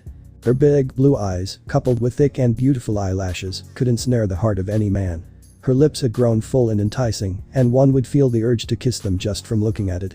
All in all, she looked nothing short of perfect. As for her body, it had become rather buxom with time, with large, supple breasts and round, smooth buttocks. Her feature was the perfect hourglass one. A figure that man lusted after and woman would kill for. Sadly enough for the world's male population, she was all but available. She only had eyes for her adopted brother, and only him. Her prowess with magic was also huge, and she could be considered a genius when it came to divine magic. Her control of magic was completely flawless, and she could make it flow however she wanted. She specially learned magics that would work on fallen angels, since she had heard those were the ones most likely to target Issei for his sacred gear that no one could figure out. Issei's sacred gear was truly a mystery. At first, Athena and Fenrir thought that it was a low-tier Longinus, but after all these years, its power had somehow grown stronger and denser, comparable to the divine dividing and boosted gear. Strangely enough, it didn't have the aura of a dragon, so those two were ruled out. Even Athena, with all her wisdom, had no idea as to what it was. Issei also couldn't activate it, no matter how much he tried. It seemed that special conditions must be met in order to use it, but Issei had yet to find them out. Issei also had another layer of protection aside from cells. Recently, Fenrir had gotten him a pair of swords crafted by none other than Hephaestus, the blacksmith god. The first sword had a white blade with a golden hilt, and it was around 140 centimeters long. As for the second one, it had a dark blade with a dark purple hilt, also 140 centimeters long. Although Fenrir didn't say from what they were made of, Issei felt that they were definitely crafted from precious materials. Shiro and Cells also got gifts from Hephaestus. Shiro got a light armor that was invisible and could be worn beneath her clothes, and it could protect her from all kinds of attacks, as long as it wasn't overwhelmingly strong. Cells, on the other hand, had gotten the biggest amount of gifts. Since she knew how to use magic, she had many more uses for weapons and armors. Because of that, she got an armor specially made by the ultimate blacksmith, along with a green longsword. Aside from that, Issei had also gotten some life-protecting talismans, but that was a subject for later. Currently, Issei, with Shiro on his right side and Cells on his left, was looking at Athena and Fenrir as they sat opposite from each other in the living room. "So, let me see if I got this right," Issei said as he carefully stared at the two immortal beings. "You two are going to travel for a couple of months," he began, and after seeing them nod, continued. "And in the meantime, we will be staying with a friend of yours." Fenrir nodded. "Yes, kid. You'll be staying with Surziches for a while." "Surziches?" Issei inquired with surprise, his left eyebrow cocked up. "The Mau Lucifer Surziches?" he asked, in order to be certain. Fenrir nodded with a slight smile, his white fangs showing from his lips. "The one and only." Hearing Fenrir's confirmation, Issei couldn't help but to ask. "Why him? Couldn't you choose some of your human friends? Then Akiri wouldn't have any problems, right?" Issei didn't really want to spend his free time in hell. Was there even Wi-Fi there? How would he be able to play video games there? And watch his animes? Just what was he supposed to do in hell? Also, he at least knew that the Nakiri family had internet, as they were filthy rich, being one of the most important families in the world and all. Furthermore, they lived above ground. As long as he was on the human realm, he wouldn't have any problems in getting himself a video game. The Nakaris were also good friends with Fenrir, so although Issei had never met them personally, he believed that they would have no problems in letting them live them for a while. Fenrir shook his head. "Not possible. You see, because of your sacred gear, you are bound to be targeted by other races. You are only able to lead a normal life because this house has a barrier around it that conceals your power. If you were to leave it, then they would take notice of you and hunt you. Because of that, I figured that it would better to have you stay with someone who is both powerful and trustworthy, and in the end, Surziches was the best candidate, seeing that he is a Mau-class devil." Issei then shook his head and sighed while motioning towards the room and his adopted sisters. "And I just stay here alone with Shiro and Cells. This house has a barrier, like you said. We can take care of ourselves. Furthermore, going to hell isn't really on my to-do list." Fenrir let out a small laugh. "Leave you alone with Shiro and Cells. I wouldn't be surprised that if by the time I came back, they would be pregnant." Hearing that, both Shiro and Cells blushed slightly, while Shiro inched closer to her Nai, looking at him with a monotone yet sweet look, saying in a cute voice, "Perverted Nai." Cells, on the other hand, shot Fenrir an annoyed look. Issei just kept looking at Fenrir, obviously used to his teasing. Fenrir quickly continued. "Also, you guys have to go to school." Hearing that, the eyes of all three of them widened. Issei's eyes were at the size of dinner plates as he looked at Fenrir incredulously. "You're kidding, right, Fenrir? Please tell me you're kidding." Issei was a person that considered himself tight on time. Going to school was nothing short of throwing your time out of the window to him. He knew better than anyone that he could spend such time doing much more productive things, like playing games. Smiling, Fenrir shook his head. "Even though you guys don't really need to go to school, we can't let you guys stay here doing whatever you want all day. You should graduate from high school first." Athena nodded her head in confirmation as she shared similar thoughts. Looking at them, Issei took in a deep breath and finally said, Okay, leaving the issue about going to school aside, how the hell are we supposed to go to school in the underworld? Or is Lucifer staying above ground this time? He asked, thinking that he had gotten Fenrir. Hearing his question, Fenrir sighed. No matter how much I insisted, Surziches didn't agree to staying in the human realm for a while, so, indeed, you'll be living in the underworld for this period of time. Hearing Fenrir's answer, he couldn't help but to ask. Is there even schools in the underworld? Although he had taken many lessons on the three races, he was familiarized with their territories, so he didn't know how stuff worked down there. In reality, learning about the three races didn't really interest him. He was much more interested in the gods and yaokais and mythical creatures. To him, the three races were just a bunch of children competing for superiority. The other races were way more interesting to him. Fenrir then smiled lightly. The underworld is just like the human realm. It doesn't matter if it's the buildings, structures, schools. Everything is similar. Even the size of the underworld is roughly similar to Earth's size, and the devil's population is about the same as humans. However, there are indeed some differences. For example, there are absolutely none humans. You'll find some other races aside from devils, though, like yaokais and mythical creatures. Aside from that, their world are pretty much similar to ours.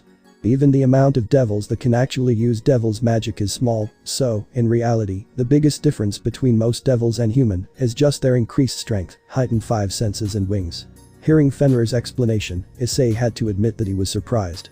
In his mind, he always thought that the underworld was still in the equivalent of the Middle Age, with empires and stuff. Now that he had heard that it was pretty much a copy of his society, he couldn't help but to think that maybe it wouldn't be so bad. There is even the chance that they also have video games, after all. Fenrir then continued. Either way, Surziches should be arriving at any moment, so. However, before he could do anything, the doorbell rang. Fenrir's eyes widened and shortly after, he chuckled. Well, talk of the devil. Looking back at Issei and the girls, he said. He's here. Pack your stuff and meet me at the door shortly. After that, he got up from his seat and with Athena by his side, went to answer the door. Issei then sighed, seeing that he had no way out of this. Athena and Fenrir just had to travel the moment that Dark Souls 3 launched, huh? Now, he wouldn't be able to speedrun the game and set a new record. Oh, the anguish he was feeling.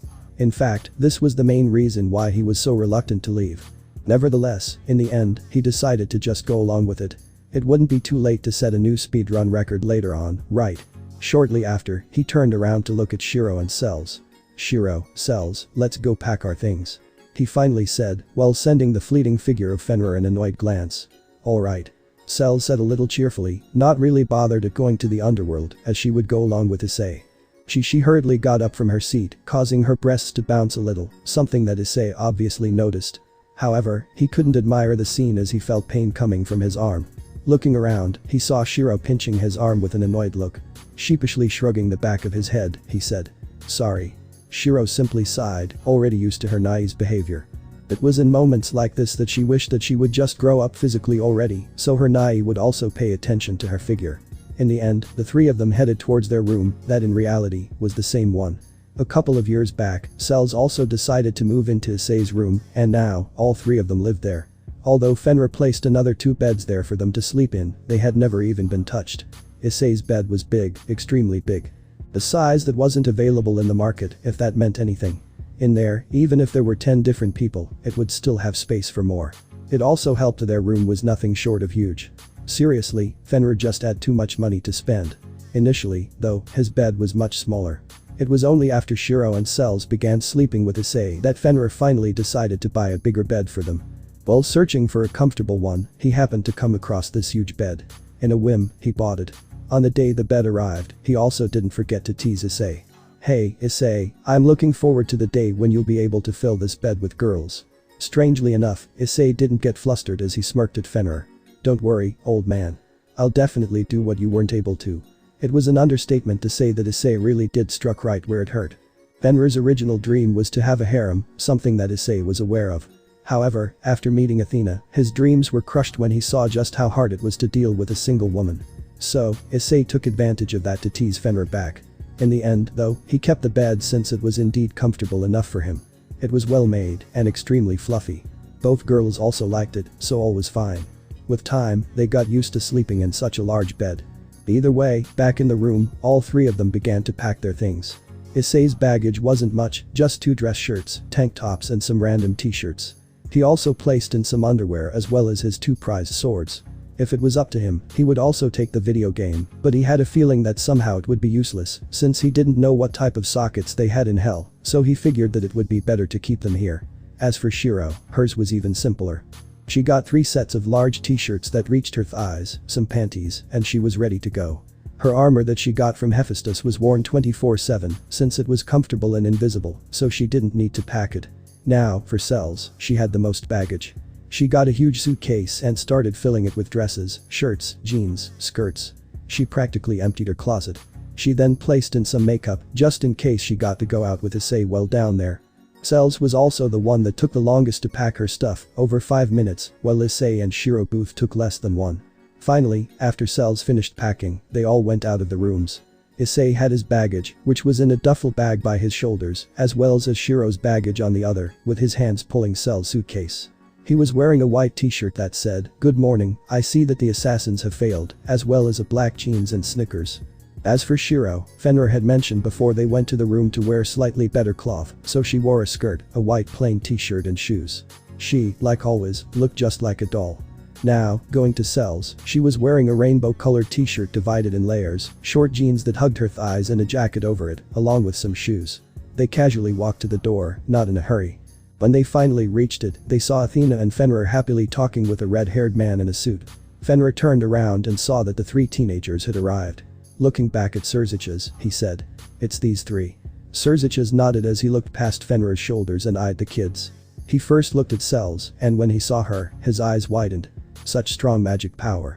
He muttered as he shot Fenrir a questioning glance. The man, in question, simply shrugged his shoulders. He then nodded and looked at Issei, and when he did so, his eyes widened even more. Looking back at Fenrir's smiling face, he understood what was happening and then gave him a calm smirk. "So that's why you asked me to take care of them." Fenrir noticed that Surziches had figured it out and nodded. When he told Surziches the situation, he didn't have enough time, so he didn't explain why he asked him to take care of the kids. He figured it would be better to show him in person. "So, which one is it?" Surziches asked Fenrir as he kept his eyes on Issei as he approached, wondering which Longinus tier sacred gear was inside that boy. "No idea." Fenrir shrugged his shoulders once more and walked back to stay by the kid's side, Athena doing the same. Fenrir then looked at Issei, motioning for him to introduce himself. Issei nodded as he looked Surziches. "You're Surziches Lucifer?" he asked as he extended his hand. "Hi to Issei here. Nice to meet ya." Surziches nodded as he shook Issei's hand. Following Issei, both Shiro and Cells introduced themselves. "Shiro," said the little lowly in a monotone face. "I'm Cells." Cells nodded with much more emotion than Shiro. Surziches smiled at them and nodded before looking back at Fenrir. "So, I only have one more question.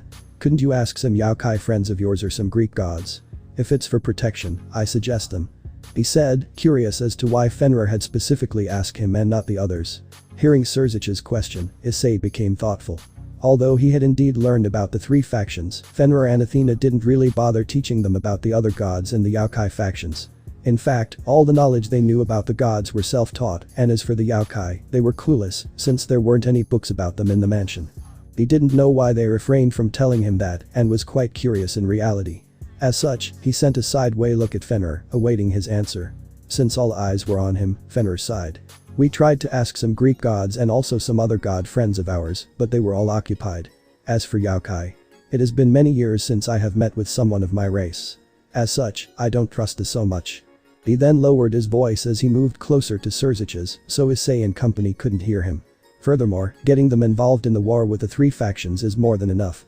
The other 2 wars, the one between mythologies and the one between Yaokai and mythical creatures, is too much for them to handle.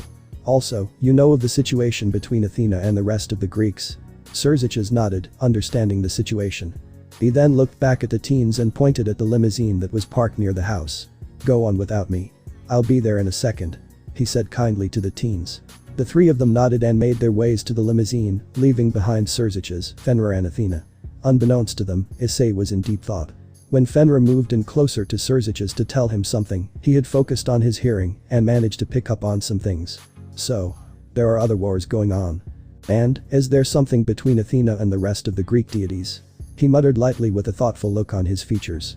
Cells and Shiro looked at him, but seeing that he wasn't going to elaborate, ignored it. Going back to Fenrir and Surziches, they were currently talking about some other things. "Surziches, I believe that you'll make sure that they will be saved while in the school." Fenrir asked, now serious. Surziches nodded, his expression also becoming earnest. I will have her keep an eye on them. Don't worry. He then stopped, seemingly unsure of something, but decided to continue. Fenrir, are you sure about this? Even with her something could still go wrong. Fenrir simply shook his head. This kids. They are much more than you can imagine. Especially Issei and Shiro. Surprised, Surziches asked. Them? I thought that you would say the blonde one, Cells. She seems more special than them if we were to not consider Issei's sacred gear. With an eerie smile, Fenrir continued. The sacred gear is probably the least amazing part about Issei. He has something else. But not even Athena can figure out his other abilities. As for Shiro, she is special. You'll soon see. Surziches still was confused but decided to end the conversation there. Alright. I'll believe you on this. Fenrir nodded as he smiled. Either way, we'll be going now. He then looked at Athena. Let's go. She nodded as she gave Surziches a parting smile and then grabbed Fenrir's hand. Soon after, they started glowing and in the next moment, they had disappeared from sight. Sighing, the red-haired devil walked back to his car, wondering just what Fenrir was going to do now. He just hoped that it wouldn't be something too troublesome. He still remembered the huge amount times that he had to cover for the couple, whether they messed around with territories belonging to the three factions. Getting out of the front yard of the house, he walked back to the car and saw that all three of them were already inside the limousine. He then nodded as he opened the door to the driver's seat and entered. Looking back at the kids, he smiled. We'll arrive in a couple of minutes. All three of them nodded, but inside, they were somewhat confused. A couple of minutes. Wow, hell must be pretty close, huh? Igniting the car, Surziches started driving to the train station. If it was up to him, he would just use a teletransportation magic circle, but since Issei and Shiro didn't have magic power, he couldn't pull that off. As such, he decided to just use the conventional way. He then remembered something else and couldn't help but to smirk. In a couple of minutes, just like Surziches said, they arrived in a train station. Getting out of the car, he brought the kids to an empty elevator.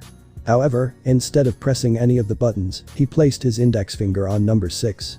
The number in question started to glow, and in the next moment, it became 666. Looking back at the kids, he smiled. It's my lucky number. After that, he pressed the newly transformed button, causing the elevator to drop down much faster than before.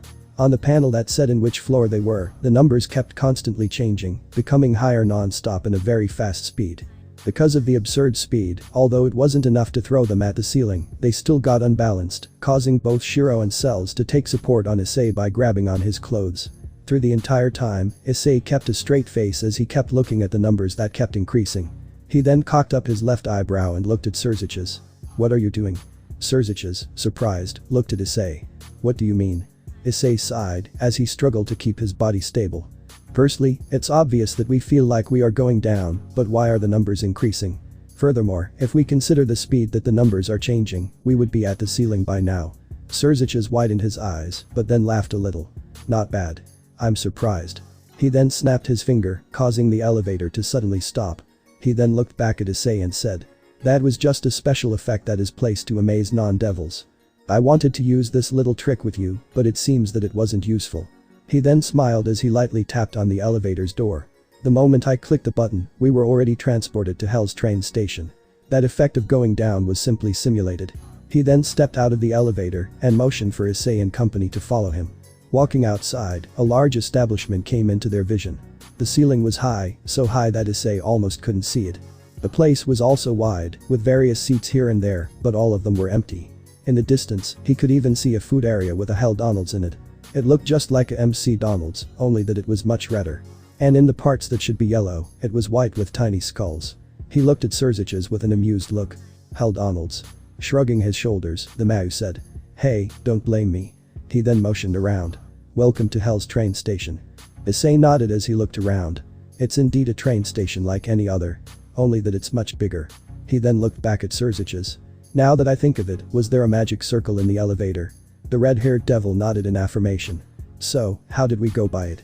Isn't magic power required to use magic circles? Or could it be a different kind? Issei asked curiously as he glanced back at the elevator that already had its door closed. Nodding once more, Surziches explained. It's a special kind of magic circle just as you say.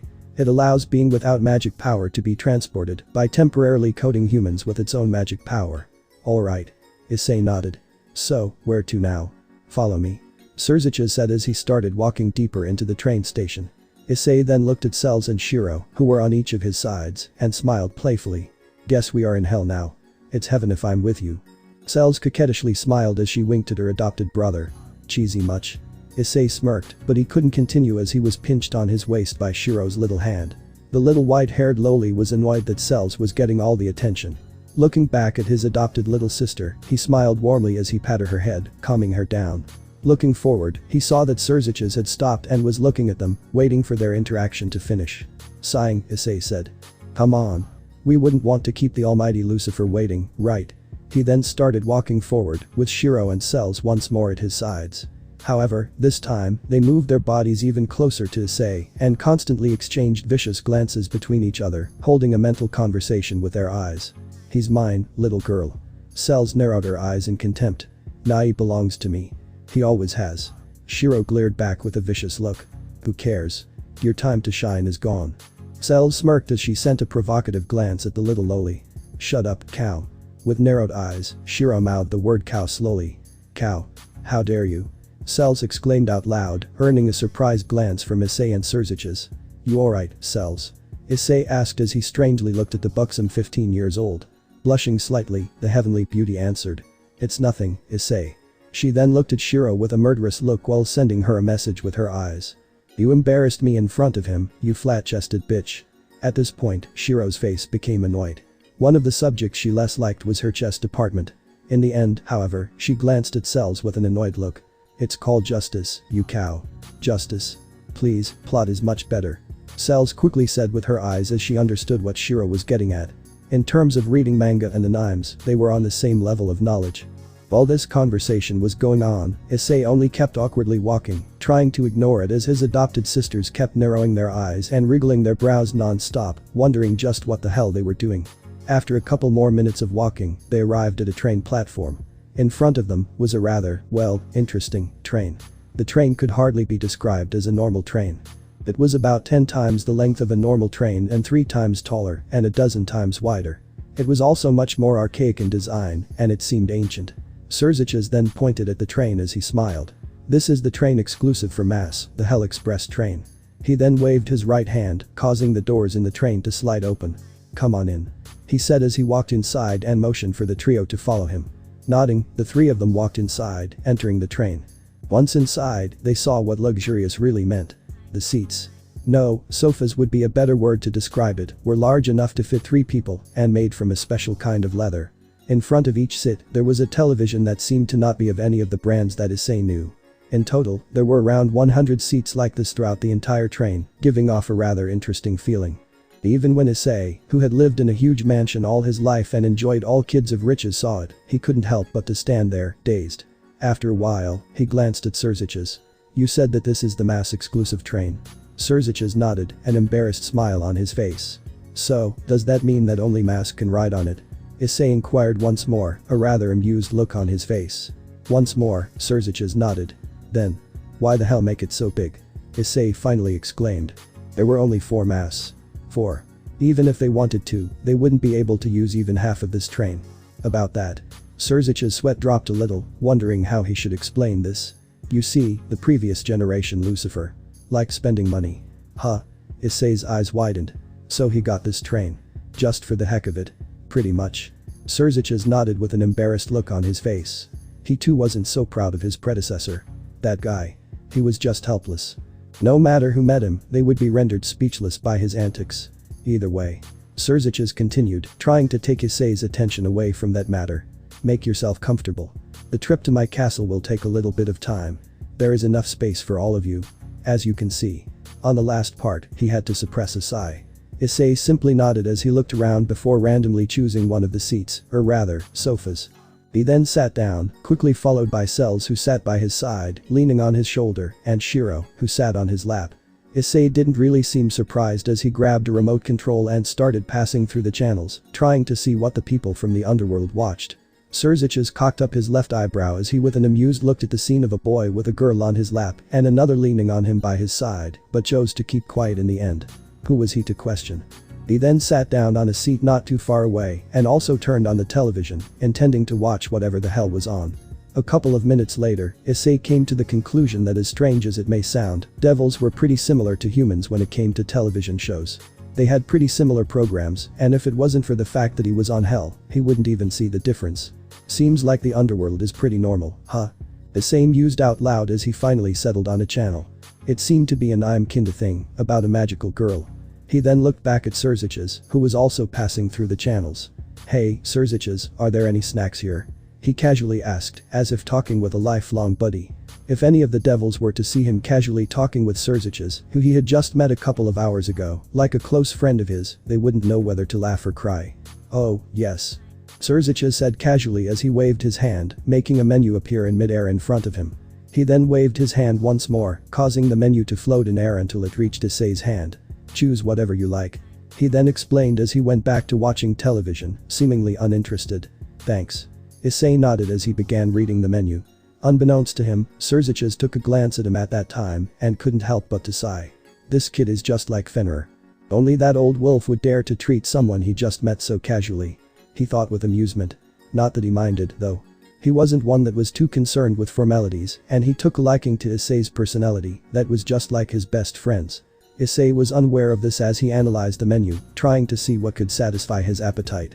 As a person that learned how to cook under Fenrir, he was rather picky about food and took a rather long time to decide on a dish. After deciding, he looked at Shiro, who had turned around to look at the menu. "So, have you chosen?" Shiro nodded her head. "Number 41.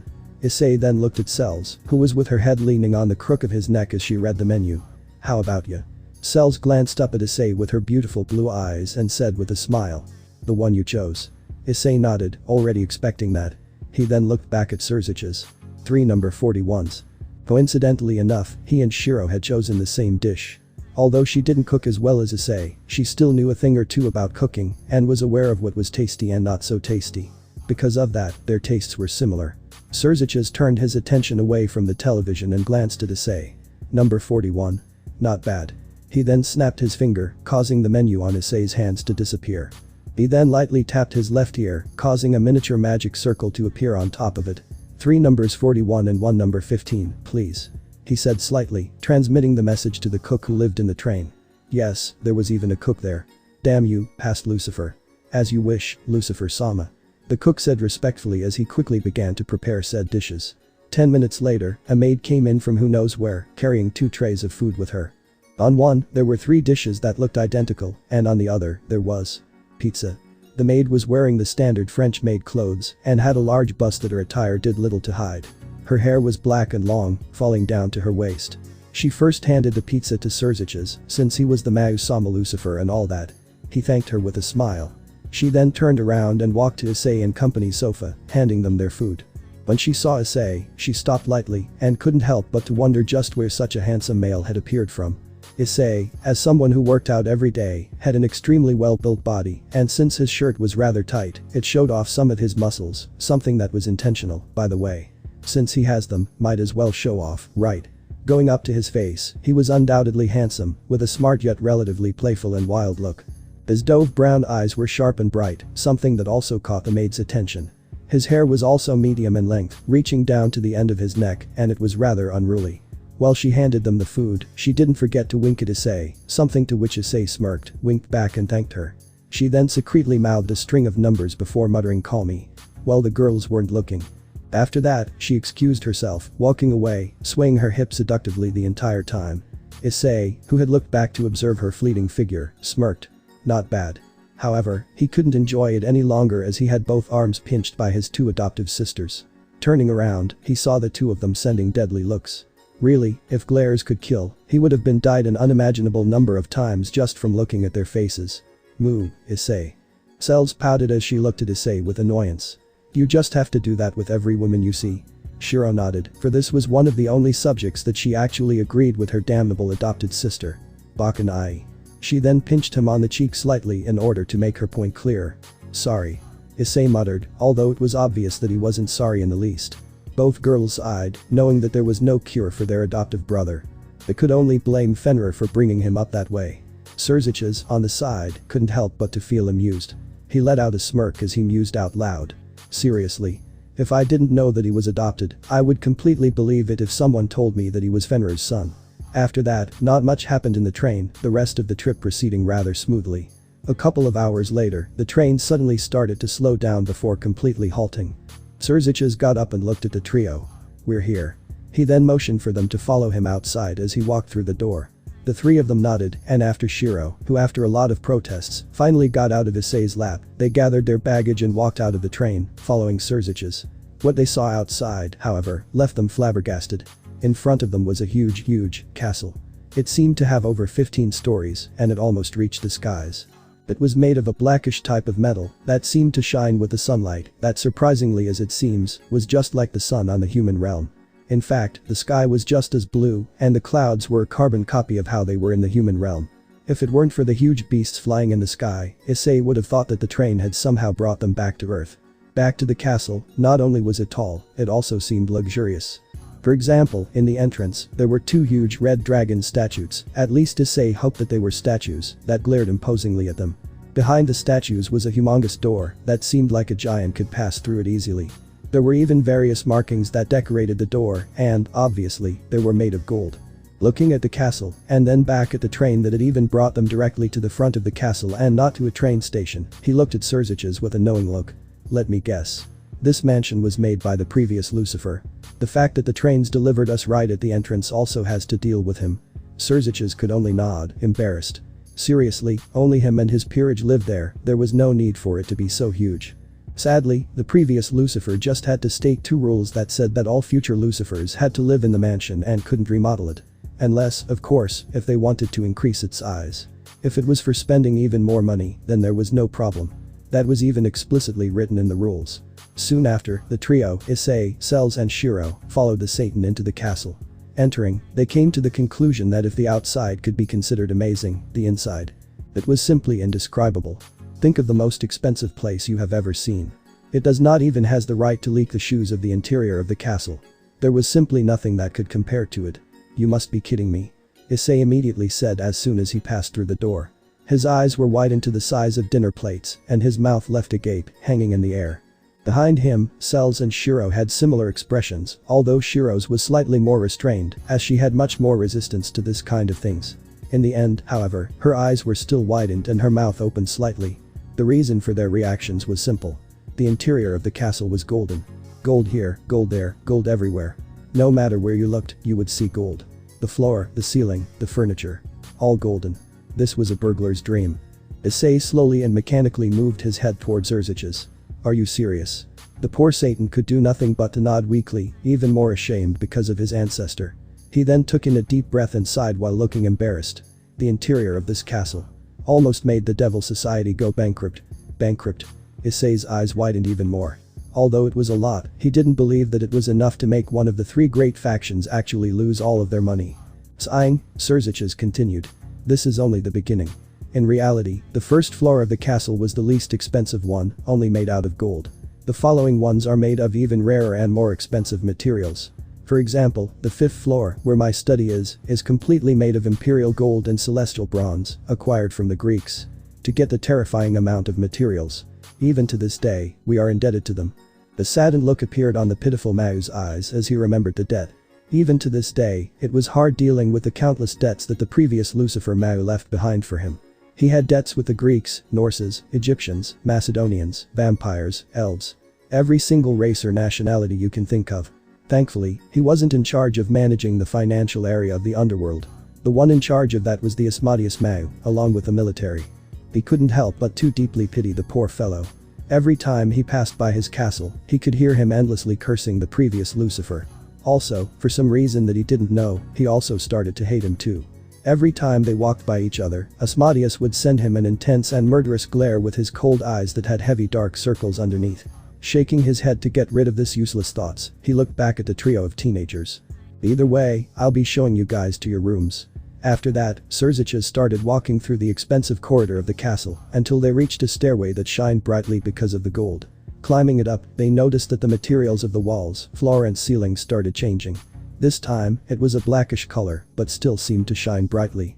Seeing the trio's curious gaze, Surziches explained as they got off of the staircase and started walking through the corridors. "This material is Egyptian black metal. Extremely precious and even more so, expensive. It's quasi-indestructible, by the way. Issei and company could only nod weakly to this new information, beginning to understand just how heterogeneous this grand castle was. After a while of walking around in the second floor, they finally reached a corridor that had many doors on each side. Surziches then motioned towards the doors and said, "Freely choose your room. Pick whichever one you want." All of them nodded, and after a while, all three of them entered the first room on the right. Seeing that, Surzich's sweat dropped. They couldn't possibly be thinking of. However, when he entered the room, he saw that his doubts were indeed spot on. All three of them were already placing their clothes on a closet, as if they intended to live there together. When Surziches took notice of that, he couldn't help but to think, "You must be freaking kidding me." However, he still needed to make sure, so he asked, Issei, Cells, Shiro, why are you all in the same room?" Hearing Surzich's question, all three of them stopped storing their stuff in the closet and turned around to look at him. Issei then gave a him, "Are you stupid? Look. What do you think? We are going to live here." "I see." Surziches muttered slightly as his sweat dropped once more. Inside, he was cursing Fenrir. "What kind of parenting have you freaking done, you damn wolf?" He then asked another question, hoping with all his heart that the answer was yes. "Well, would you like me to bring 2 other beds to this room for you to sleep in?" The room was big, even bigger than the room that Issei had back in the human realm. Furthermore, it was mostly empty, with only some scarce furniture here and there, all extremely expensive, and a huge bed that could easily fit 4 people. However, it still had space to fit 2 more of those beds easily. However, Issei simply shook his head upon hearing Surzich's question. "No need, we always slept on the same one back on the human realm." "Ah. Alright." Surzich's eyes widened before he finally answered. He then slowly took a step back and pointed at a bell that was by the side of the bed. "Well, I'll be on my room for the time being. If you need anything, just ring that bell. When dinner is done, either me or one of the maids will come here to tell you." After that, he quickly left the room and went directly to his own, that was on the 3rd floor. He then threw himself on the bed while he continuously cursed his best friend. "Fenrir, you damn bastard. Do you even know how to raise children?" However, as soon as he said that, he felt his pocket vibrating. It was his cell phone ringing. He quickly placed his hand in his pocket and fished his phone out. He looked at the screen and saw that it had Fenrir's name on it. Surzich's sweat drooped. Talk of the devil. In the end, he answered it. "Hello?" Not even a second after, a wolfish and mischievous voice came from the line. Surzich's. "Yes, it's me, you old rogue." Surzich's answered. "Hey, how are ya? How are the kids faring?" Fenrir smirked and asked. Good, good." Surzich's began before he suddenly remembered that he was supposed to be mad at Fenrir. Immediately, he raged. "Fenrir. You old bastard. Just how have you brought up your children?" "Huh?" Fenrir asked as he was slightly taken aback, not understanding where this sudden outrage had come from. Come again, my ass." Surzich's cursed as he got up from his laying position and sat down on the bed. "Just how did you bring up those 3 children? Seriously, they are 15-16 years old and still sleep on the same bed. Don't you know how to do parenting?" "Ah." Fenrir said as he figured out what happened. "I figured that would happen." "You figured that would happen? That's all you have to say?" "Yes." Fenrir asked weakly. "You?" Surzich's was about to say something, but ultimately, gave it up. He couldn't handle that damn old wolf any longer. Sighing, he said. "Either way, this is Issei. Are you sure you aren't his real father?" Issei.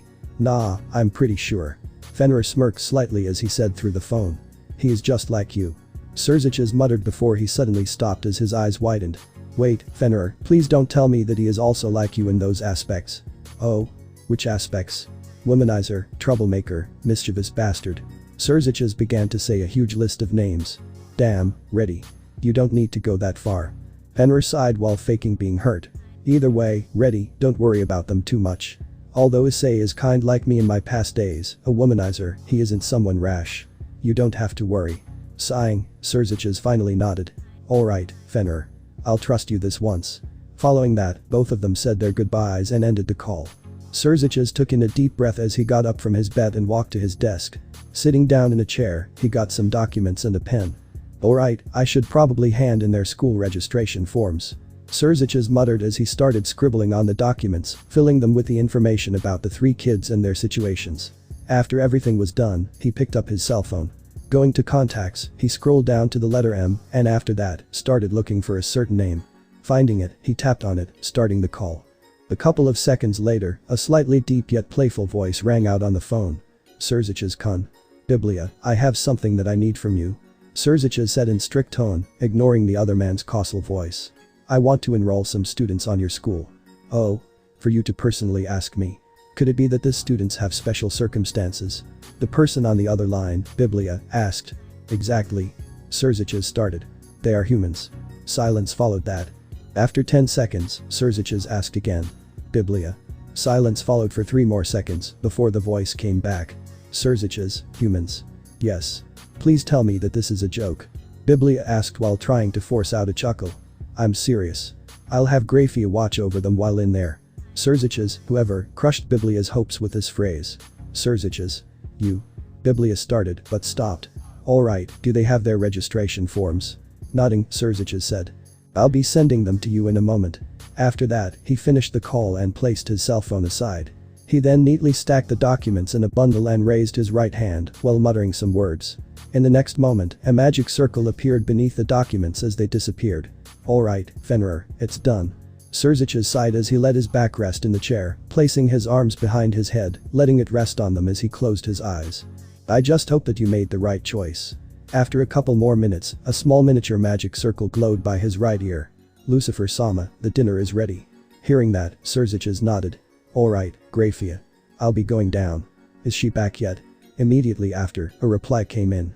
The mistress hasn't come back yet. She is probably still with Lady Gremory. She also told me to tell you that she will only be back in an hour or so. Nodding, Surzicha got up from his chair and opened the door of the room. Getting out, he said. The table. Have you already laid out the plates and silverware for our guests? Of course, Lucifer Sama. Alright, I'll be there in a second. After that, Surzicha tapped his right ear slightly, breaking the connection as he headed for the second floor, and to be more specific, Issei and company's room. Surzicha walked quickly, and in a couple of minutes, he was already standing in front of the room belonging to the 3 adopted siblings. The door was closed, so he knocked on it. The dinner is ready. He was about to say some more, but suddenly stopped as he came to a realization. He, the Lucifer Mayu, was acting just like these kids' butler. Going to their room, saying the dinner is ready. If the other mouse were to hear of this, they would mock him for centuries. However, he still couldn't get angry with the kids. Fenrir had personally asked him to take care of them, and he would guarantee that they received the best treatment. But, at the same time, he made a mental note to have a maid or butler come tell them this next time. Just as Surzicha was deep in his thoughts, he heard Issei's voice from the room. Alright. We will be going in a second. Within the room, Issei was currently playing chess with Shiro, Cells watching the match while leaning on Issei's right arm. Since there was no video games, he figured that he would just spend time the old-fashioned way. After hearing Fenrir's words, Issei rejoiced, as he was currently losing. He then looked at Shiro and said. Let's go now. We will finish it when we get back. Shiro nodded. Alright, Nai. She then got up, but just as she turned around to get up, she heard the noises of pieces falling to the ground. Turning her head around as quickly as lightning, she saw that Issei had just swiped his arm, throwing out all the pieces from the chessboard. When she saw that, she looked annoyed. She understood her Nai clearly. He did that because he was losing just now. Cutely raising an eyebrow in an expression of anger that to Issei looked extremely cute, she asked. Nai, what is the meaning of this? Seeing that he had been found out, Issei smiled awkwardly and said. There was fly that landed on the chessboard, so I tried to kill it. Shiro's eyebrow raised even further. Is that a question or a statement? Issei simply laughed, getting up with Cells following suit. He then ignored Shiro's past sentence as he walked to the door, and when he reached it, he turned back and looked at her with a dazzling smile. Come on, Shiro. Dinner is ready. Looking at her rascal of a brother, Shiro could only sigh. In the end, she followed after him and said. As a reward, I'll sit on Nai's lap for dinner. Issei simply nodded, already expecting that. In fact, even if he hadn't messed up with the chess game, she would still sit on his lap. Cells, however, had an annoyed look. This damn girl. It's on times like this that I wish to also be a loli. She thought with anger.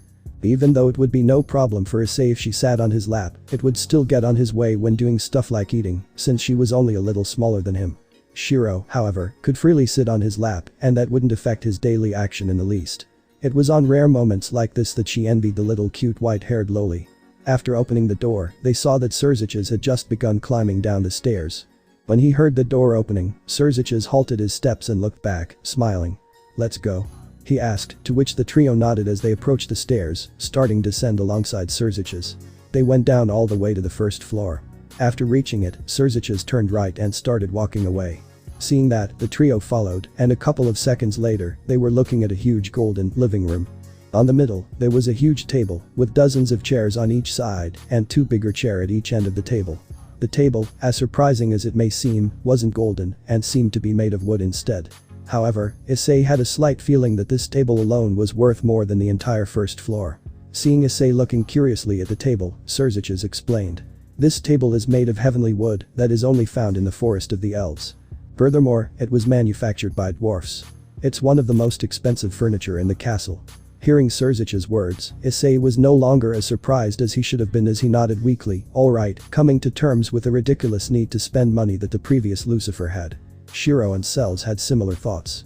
Surziches then sat at one of the head chairs and motioned for the trio sit wherever they wanted. Issei then nodded as he walked forward and casually chose a random sit. Immediately after he sat, Shiro climbed up his chair and sat on his lap.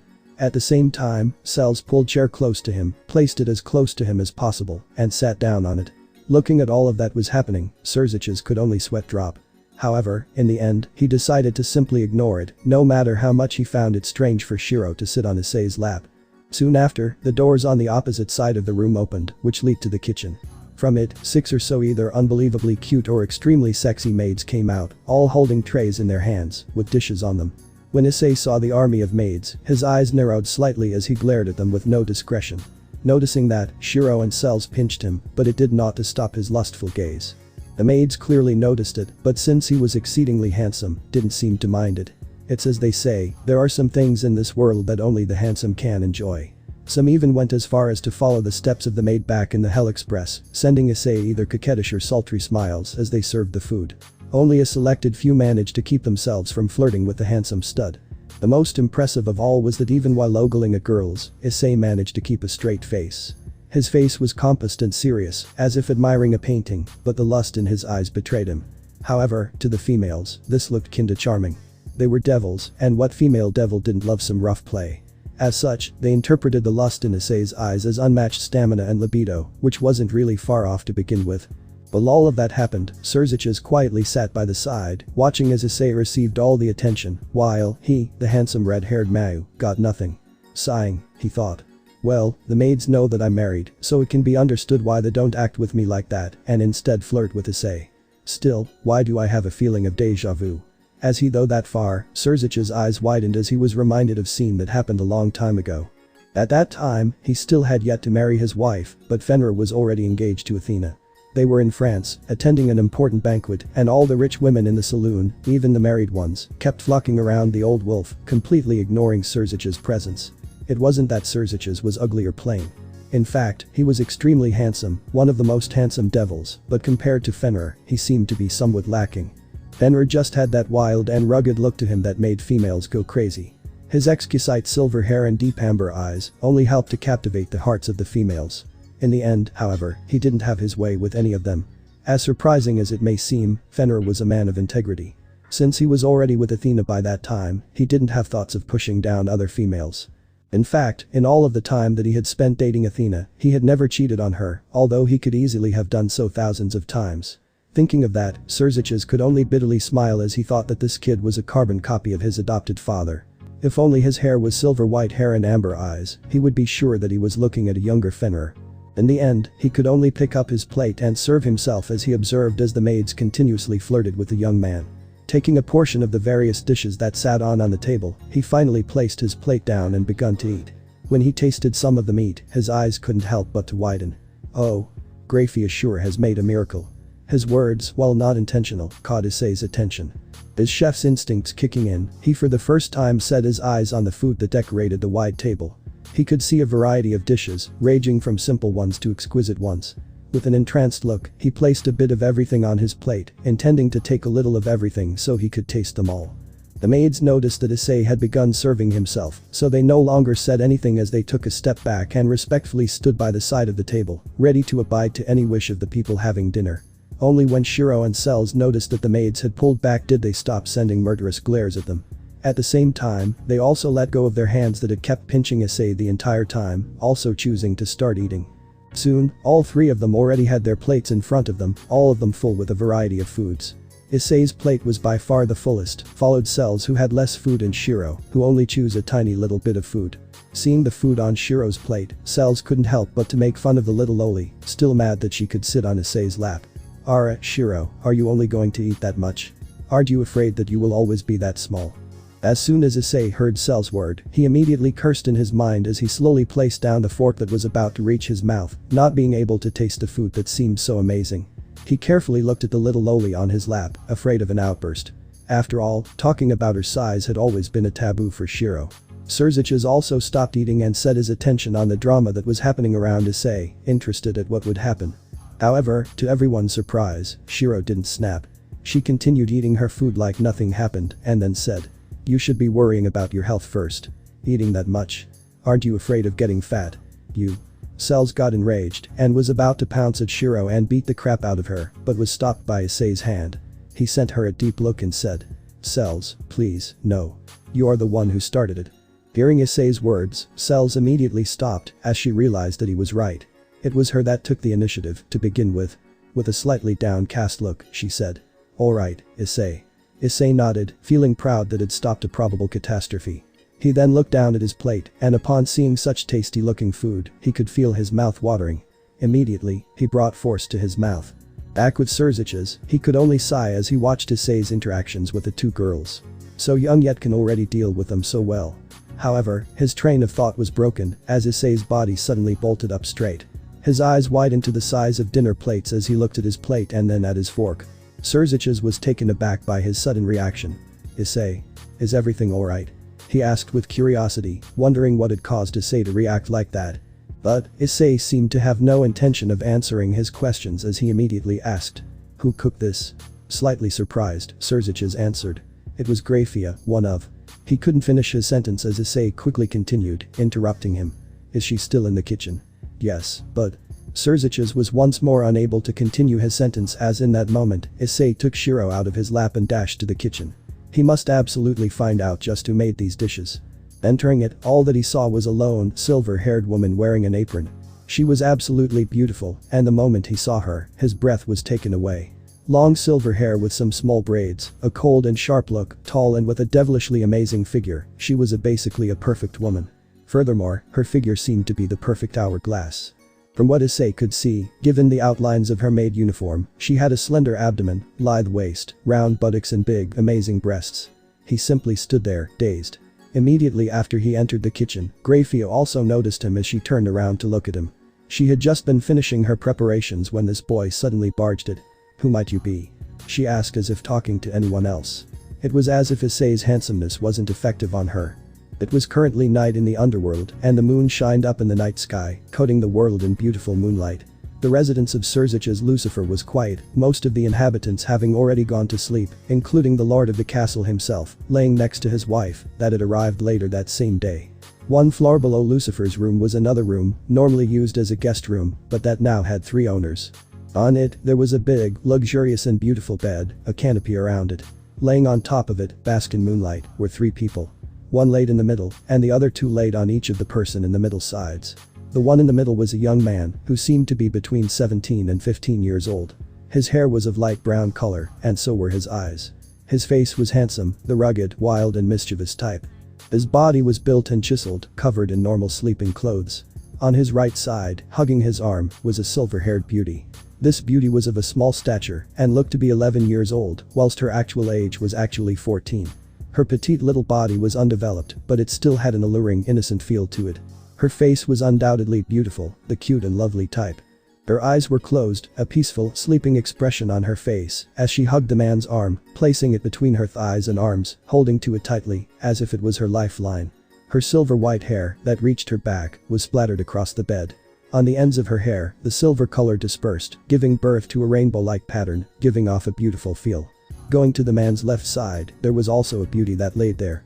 This one, in contrast to the other one, had a full and buxom figure, with large, shapely and plentiful breasts, large and round buttocks, a tight waist and a slim hourglass figure. Her face was the sultry, seductive type, and it was currently resting on the crook of the man's neck. Her bright blue eyes were closed, her long, blonde hair, all over the bed, in a similar fashion to the silver-haired girl's hair, with some her golden locks resting on her face. Furthermore, like the small, silver-haired girl, she also held onto the young man's arm. She kept it close to her body, between her large and proud peaks, her arms and thighs also wrapped around it, holding it tightly. Her lips were curled at their ends, giving birth to a faint peaceful smile. At this moment, the expression of the young man in the middle suddenly flickered, his eyes suddenly opening. He looked around, noticing the moonlight coming from the open window, passing through the curtains. He then cast his gaze to his sides, seeing the two beauties that clung to him. His lips curled slightly, just as it always did when he saw this scene. He didn't get up or even move, in consideration for the girls, not wanting to wake them up. With a slight smile in his face, he looked up and thought about what would await him the following day, as he thought back to this day's past events. After entering the kitchen, before he could even introduce himself to the silver-haired woman, he was immediately pulled back by Cells and Shiro, who forced him to go back to his table and eat. Following that, they kept paying attention to his every move, making sure that he wouldn't go after Grafia. Following that, Surziches explained that the next day, he would bring them to the school they would be studying at. As such, Issei couldn't help but to feel troubled. He had never been in a school before, and although he had watched animes with a school setting before, he didn't have any real experience. Furthermore, it was a school in hell. No matter how similar the underworld was compared to the human world, there were bound to be differences in the method of teaching. In the end, though, Issei couldn't take a rain check on this trip to school, so all he could do was to resign himself to the cruel, miserable fate of having to study in this school. He also consoled himself with the thoughts of being able to meet female devils. From what he had seen so far, devils, in terms of appearance, were much, much more enticing than humans. Every single female devil he had seen so far in the human world would definitely be a top model, and an amazing one at that. As such, although he was troubled by the prospects of having to go to school, he couldn't help but to slightly look forward to it. Sighing, he simply laid in his bed, waiting for sleep to take over him again. A few moments later, he had eyes slowly closed, his breathing stabilized, and once more, drifted into a peaceful slumber. In the next morning, Issei and his adopted sisters were woken up by someone knocking on the door. Lazily lifting his head up from the bed, he looked at the door, before checking his alarm clock that he had set by his bed. When he saw the time, he couldn't help but to curse. Damn. It's only 5:30 a.m. Who the hell is trying to wake me up in this hour? Of course, he had completely forgotten about the fact that he had school. Or maybe, his brain had forced him to forget. Looking back at the door, annoyance clearly shone in his eyes, Issei asked with coldness. Who is it? From behind the door, a calm yet warm male voice came out. It's me, Surziches. Just here to tell you to get dressed already. We'll be leaving shortly. Surziches. Issei's eyes widened, before wave after wave of memories came upon him, his eyes suddenly shining in enlightenment. Alright. Issei answered, now aware of the situation he was in, cursing silently in his mind. Following his answer, he could hear the sound of footsteps getting smaller, which meant that Surziches had walked away. Deeply inhaling, filling his lungs with the unpolluted air of the underworld, Issei looked down, eyeing his two sisters who hadn't been awoken by the knocking. Looking at their cute faces, the corner of his lips curled up in a smile. However, he remembered his task at hand, and forced himself to carry on with what should be done. He then shook his arm slightly. Shiro, Cells, we need to get ready. MN. Immediately after he shook them, their eyes opened, only to blink a few times. Both girls looked around, before settling their gazes on Issei. Nai. Ice-kun. Sighing, Issei freed his arms from their grasps as he slowly got up from his bed and walked to the closet, while explaining the situation. We have school today. We need to get ready, remember? Oh. Cell's face revealed a surprised expression before nodding, also getting off of the bed and heading towards the closet. Shiro, however, stayed in bed, gazing at the alarm clock in a trance-like manner. Looking at his cute little sister, Issei couldn't help but to ask. Shiro. Anything wrong? However, at that moment, he saw his little sister's eyes watered as tears started to run down her cute rosy cheeks. She then turned around to face Issei, an expression that could shatter hearts on her face. Nai. She muttered. It's so early. Hearing her words and seeing her expression, Issei's sweat dropped. Shiro, please, get over your issue of waking up early. At this point, he remembered another peculiar characteristic of his petite little sister. She absolutely, utterly, loathed waking up early. In that regard, she simply had no saving. Nai. She repeated again as she turned around and buried her face in the pillow. I'm not going. After that, she pulled the sheets back up, covering herself. Looking at that scene, Issei could only sigh and shake his head as he continued his walk to the closet. After arriving there, he picked out the clothes that Surziches had gotten for them, which were their uniforms. The male version consisted of a white dress shirt and a dark suit jacket for the upper body. The jacket had white lines as its outlines, and its sleeves were pulled back, held together by a button. On the breast pocket, there was what seemed to be a symbol of a golden Egyptian-style eye. For the lower clothing, it consisted of grayish pants and dark brown penny loafers. It also came with a red checkered necktie. As for the female uniform, it consisted of the same dark suit jacket, albeit slightly shorter and more feminine. It also came with the female version of the dress shirt and bow tie. Also, for the lower body, it came with a red checkered short skirt. There was a single male uniform, while two female uniforms, one much bigger than the other. Seeing the uniform, Issei nodded slightly, seemingly pleased, before giving the biggest female one to Cells, who was waiting by his side. "Thanks, Ice." She then took it in her arms, winked at him, and walked into the room's bathroom. However, just as she opened the door, she looked back at him with a sultry smile. "Don't peek." Hi. Issei nodded, although he was sure that even if he peeked, he wouldn't be in much trouble. After all, he knew that the girl actually wanted him to peek. After that, Cells nodded slightly, although a little displeased by his lack of interest. In the end, she closed the door of the bathroom that was inside the room. Oh yeah, it was a suite. Yeah, the previous Lucifer sure did like to spend money. In fact, all of the rooms in the castle had bathrooms, including the study, living room, kitchen. Bathrooms everywhere. It seemed that not only did the previous Lucifer like to spend, he was also fond of bathroom. Or he had a serious bathroom problem that he had to go to it every second, going so far as to place a bathroom in every single corner of the castle. If it was the latter, Issei really didn't want to know. Anyhow, Issei then took the smaller female uniform in his arms and walked to the bed, where Shiro was already sleeping. Sighing, he pulled back the sheets, making the little girl's body shake slightly. Her eyes immediately opened, glancing around in confusion before finally settling on Issei. "Nai?"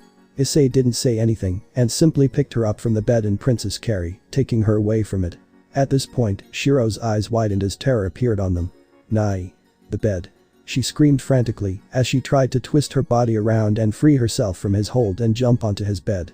However, Issei didn't pay heed to her words, nor did he bother with her struggling, as he got her to the other side of the room, placing her down on the sofa and handing her the uniform. Afterward, he walked back, crossed his arms and glared at her. "You'll not be getting back to the bed." "Ua?" Shiro asked, her eyes tearing up again. She tried to run, but Issei, who was trained under Fenrir, was much faster than her. She didn't stand a chance. Picking her up again, he placed her down on the sofa, walked back and said, "Shiro, we really need to go. We don't have a say in this matter." His voice was soft yet strict. In the end, every time he looked at his cute little sister, he would always soften up. "But..." Shiro pouted cutely. "Not buts." Issei exclaimed firmly, crossing his arms once more. It pained him to do this, but it was necessary. Or else, his point wouldn't be delivered as he wanted it to. "Alright." Shiro finally nodded while looking down at the ground with a downcast look. Seeing his little sister's sad face, Issei's eyes softened even more. He then sighed lightly and shook his head, thinking that he spoiled his little sister too much. In the end, he still said, "I'll find a way for you to sleep in class. Don't worry." At this moment, Shiro perked up, hope shining in her eyes. "Really?" Yeah. Issei nodded. "But only if you get dressed quickly." Shiro immediately nodded as she took off her long shirt that covered her body, now only clad in her cute blue panties. Issei was already used to the sight, so he simply nodded slightly, turned around and walked back to the closet, getting the uniform that he had left there. Picking it up, he examined it as he thought of how he should wear it. Maybe this? Issei asked himself as he donned the white dress shirt, pulling up the sleeves to a little above his shoulder. He then placed on the tie and did a loose knot.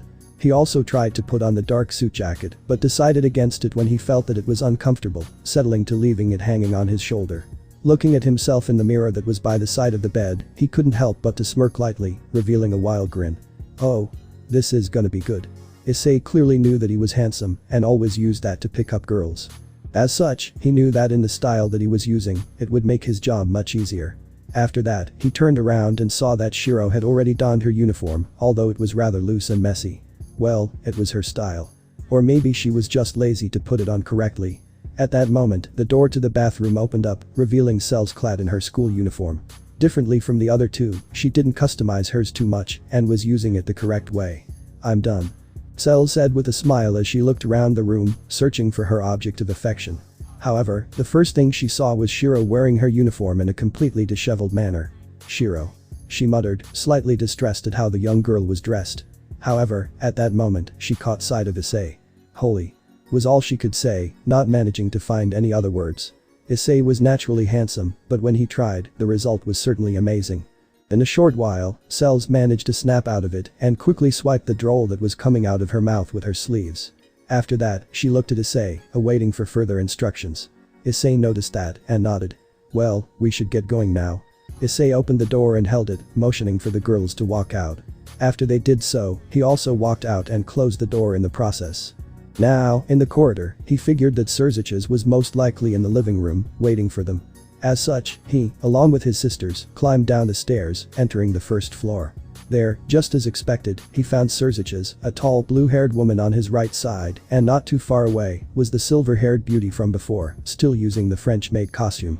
This blue-haired tall woman, from what Issei could figure, was most likely Surziches' wife. The day before, he had informed him that his wife was out, having tea with her friends, and had only come back later that day. She was tall, but not as tall as Surziches, being around Graphia's height. Her hair was blue and long, tied behind in a thin ponytail that reached her buttocks. Her face was sharp, her eyes round and clear, also blue. She was dressed in a dress that reached her knees, and from it was possible to see her curves. She had an extremely curvaceous form, just like Cells, even slightly more than her. All in all, she was undoubtedly beautiful. If it wasn't for the fact that she was Surziches' wife, Issei most likely would have already tried to hit on her. In the end, Issei wasn't much into NTR and also respected Surziches, so he didn't dare to do anything.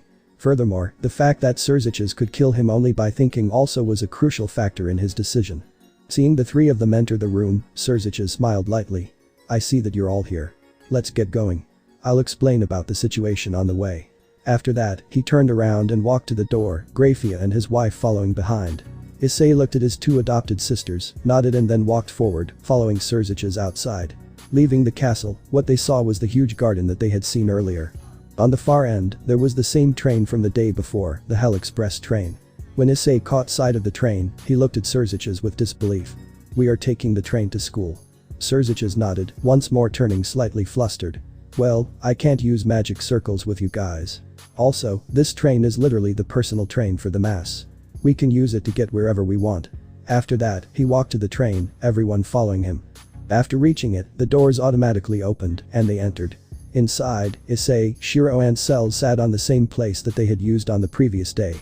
As for Surziches, his wife and Graphia, they simply summoned a sofa in front of Issei's, blocking their view from the television. After that, both Surziches and his wife sat down, while Graphia stood by the side, a respectful yet monotone look on her face. Surziches then settled his gaze on Issei and company, and kindly smiled. First things first, I believe that you still don't know my wife. I'll start with introductions. He then motioned towards Shiro. This is Shiro.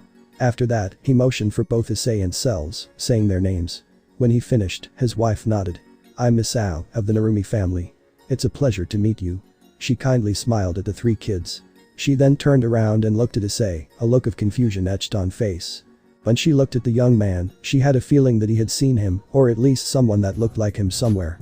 However, she just couldn't remember that someone, although she had a feeling in her gut that she definitely hated that someone.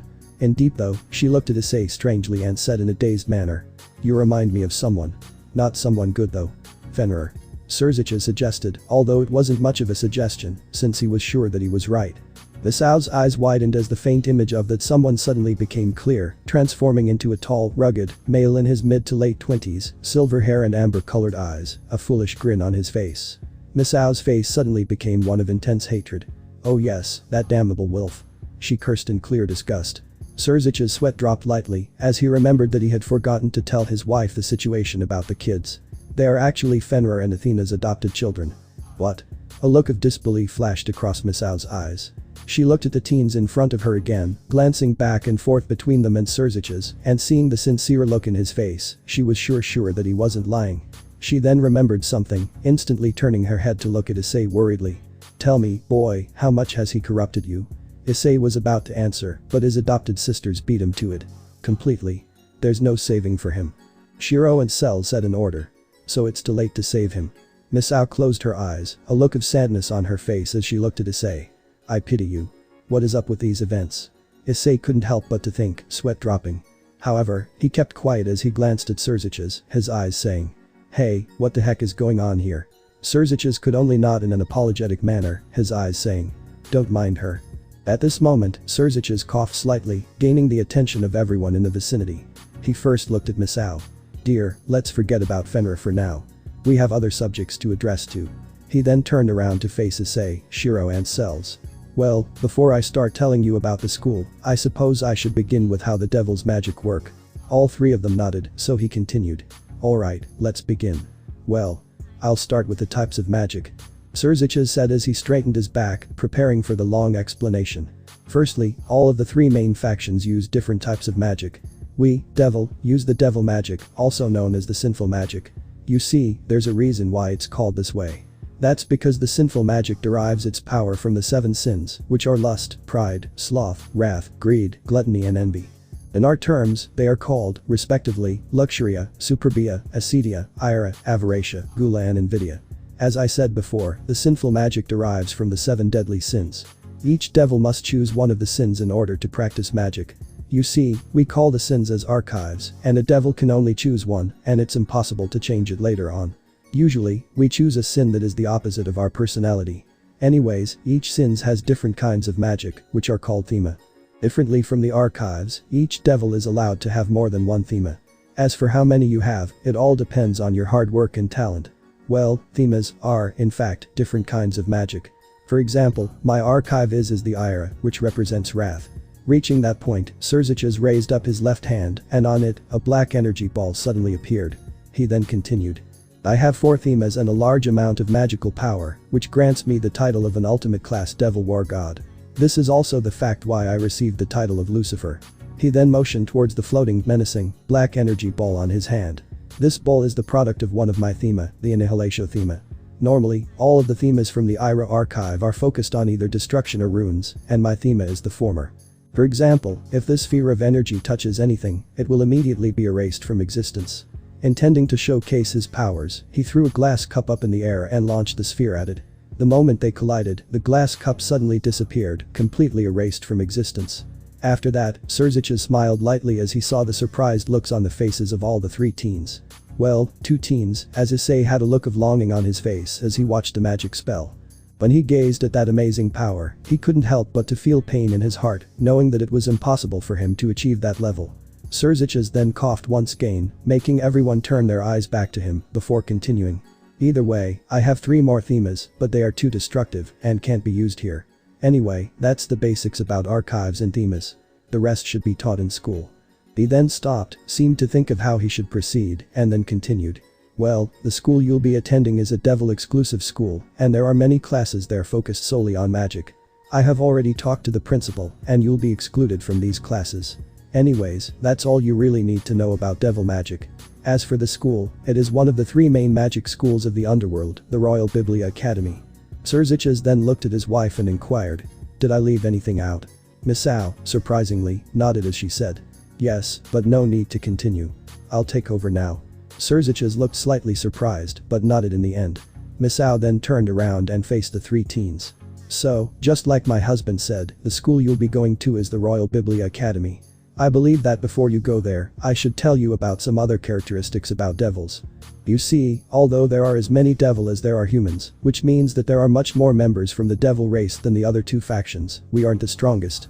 That's because the magic we use, the sinful magic, is actually extremely difficult to learn, and those that are actually good at it is only a small percentage. While, for the angels and fallen angels, their magic is much easier to learn, so they actually end up having the advantage. Furthermore, it must also be said that there's another thing about the sinful magic. It's actually rare to see a male devil using devil magic, as to them, it's much more difficult to control than for the females. The reason for that is unknown, so don't bother asking me." She then stopped and saw the thoughtful look on Issei's eyes. Sighing, she confirmed his thoughts. "Yes, corrupted boy, this means what you are thinking. Most of the student body of the school is composed of females." Hearing that, an excited look appeared on Issei's face, now really looking forward to the school. A school composed mainly of female students. Just how lucky could he get? In Issei's mind, he was already thinking. Infinite Stratos, here I go. Anyhow, ignoring Issei's antics, Misao continued. "Either way, there are still some strong male devils. My hubby, for example, is the strongest out of all the mass, and is a male. Also, the headmaster of the Royal Biblia Academy, Master Biblia, is also an extremely strong devil, and still male." She then stopped and nodded. Well, that should be all that you need to know. Any questions? The two girls shook their heads, selves for already knowing this information and Shiro because she was simply uninterested. Differently from Issei, she had no Chunubu fantasies and wasn't that attracted to magic and such. In fact, the only thing that could truly make her interested was her Nai, all other things aside from him were simply secondary and of minor importance. Issei, however, couldn't help but to ask. I only have a single question. Oh? Misao seemed surprised, before smiling lightly. Please, do say it. Issei nodded. Well, I'm just curious as to how me and Shiro are expected to survive there. Differently from cells, we have no magic power. Although I have a sacred gear, and probably a strong one, I'm still unable to activate it.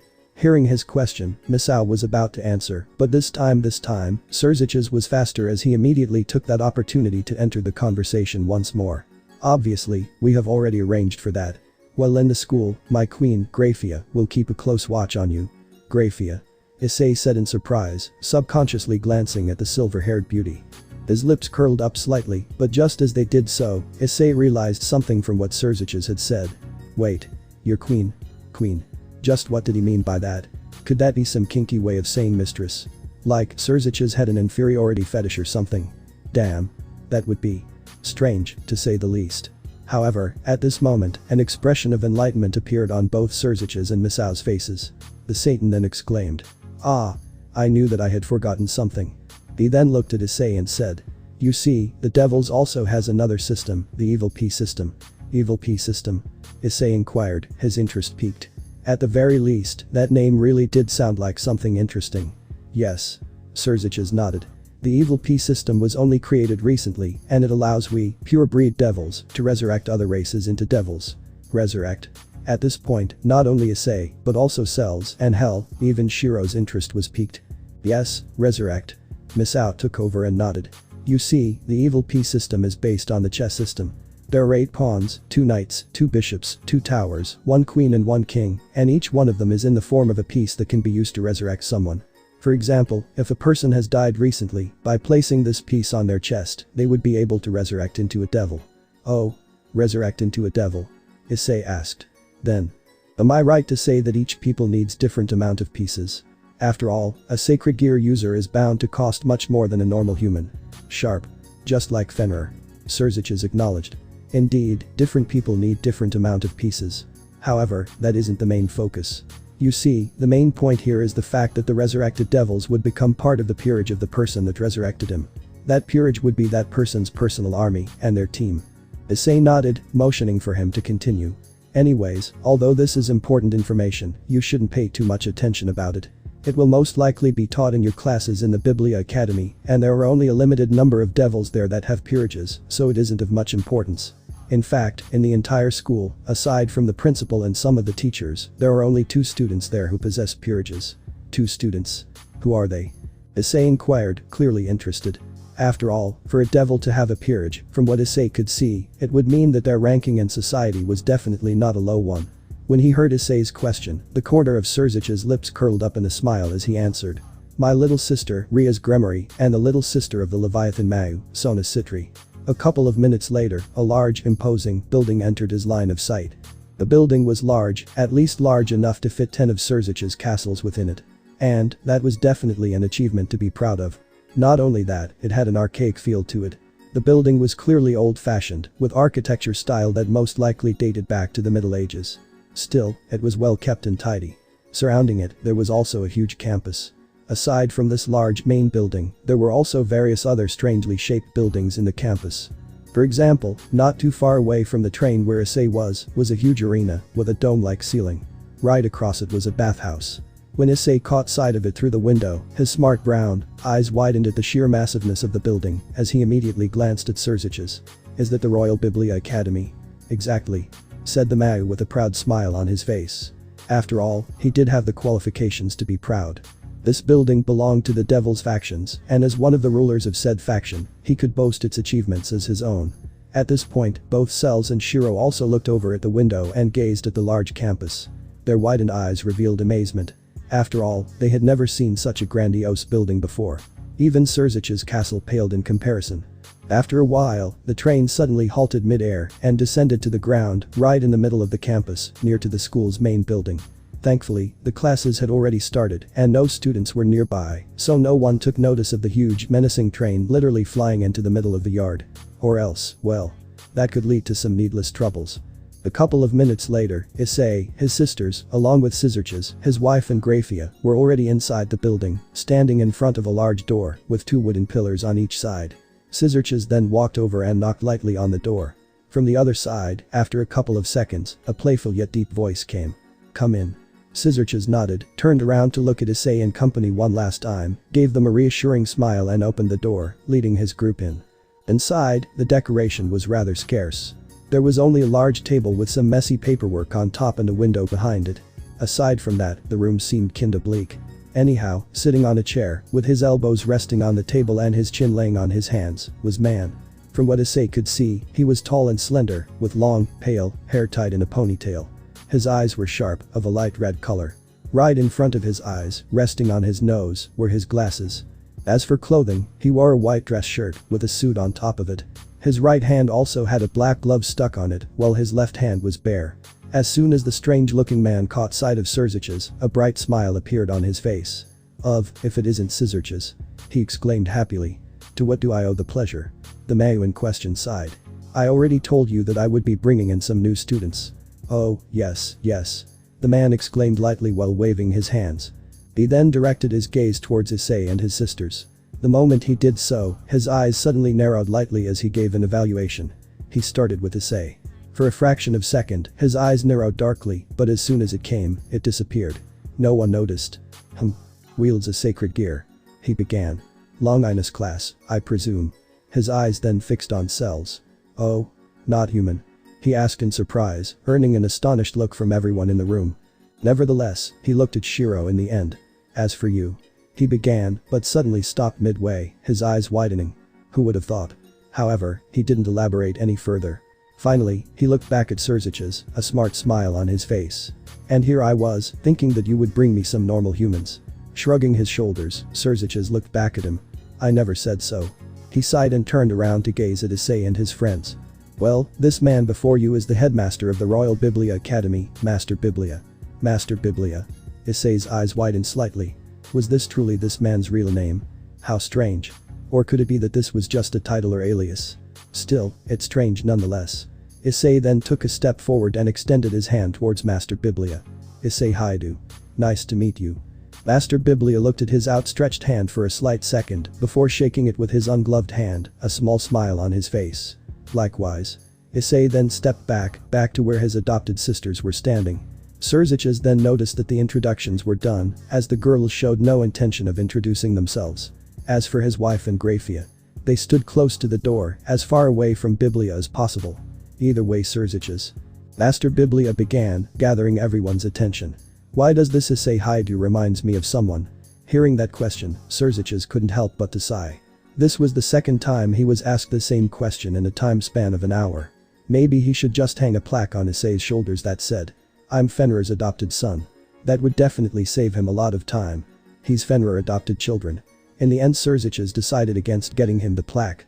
Even if he did, he was pretty much sure that there was no way that Issei would even wear it. What? A look of disbelief ran across Master Biblia's face before he immediately turned his head to gaze at Issei. After a moment, a look of enlightenment flashed in his eyes. Wow. They truly look similar.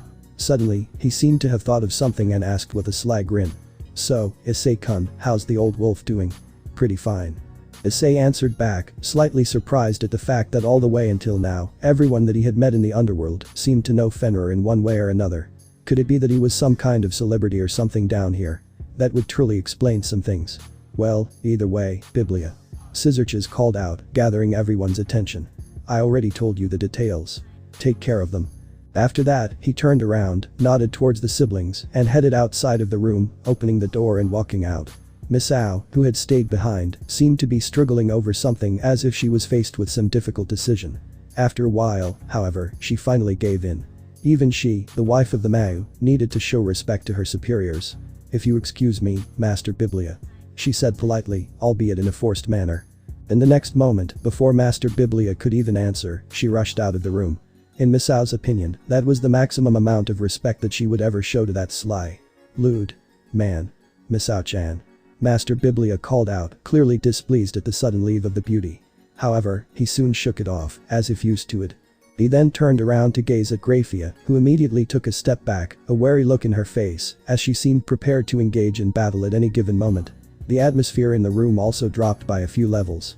So, Graphia-chan. Master Biblia smiled widely, completely not bothered by the sudden drop in the temperature. Since you will be staying here, how about staying with me in my room? I have got an empty space in my bed just for you. The silver-haired queen then clenched her teeth as she had to resist the urge to punch a hole through the lascivious man's face.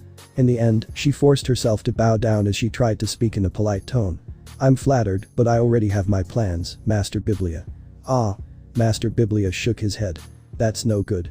He was about to continue, but when he noticed the cold look on Graphia's face, he suddenly stopped, deciding that he had teased her enough.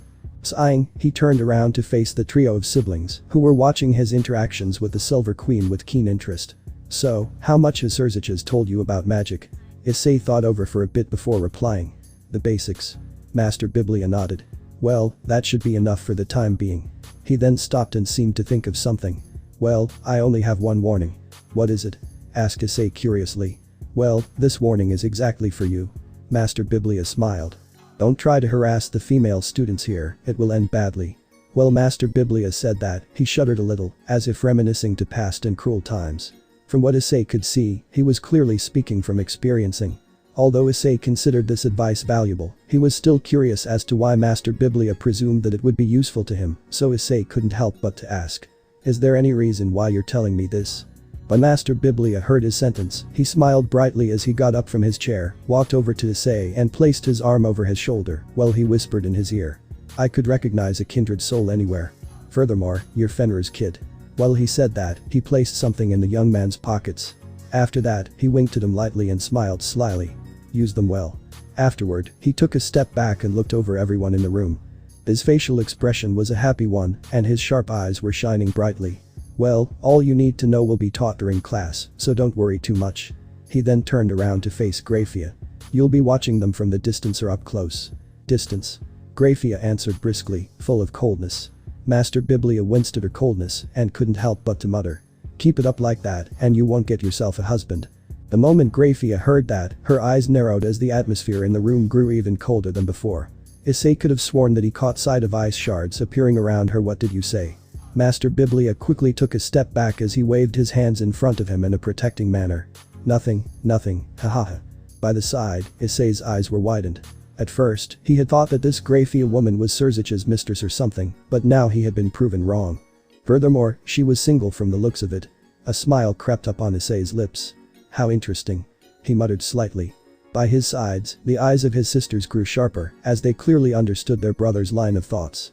In the end, however, they weren't too worried, as they believed that no matter how good Issei was, it would be impossible to capture the heart of the silver-haired queen. After all, he was just too weak when compared to her.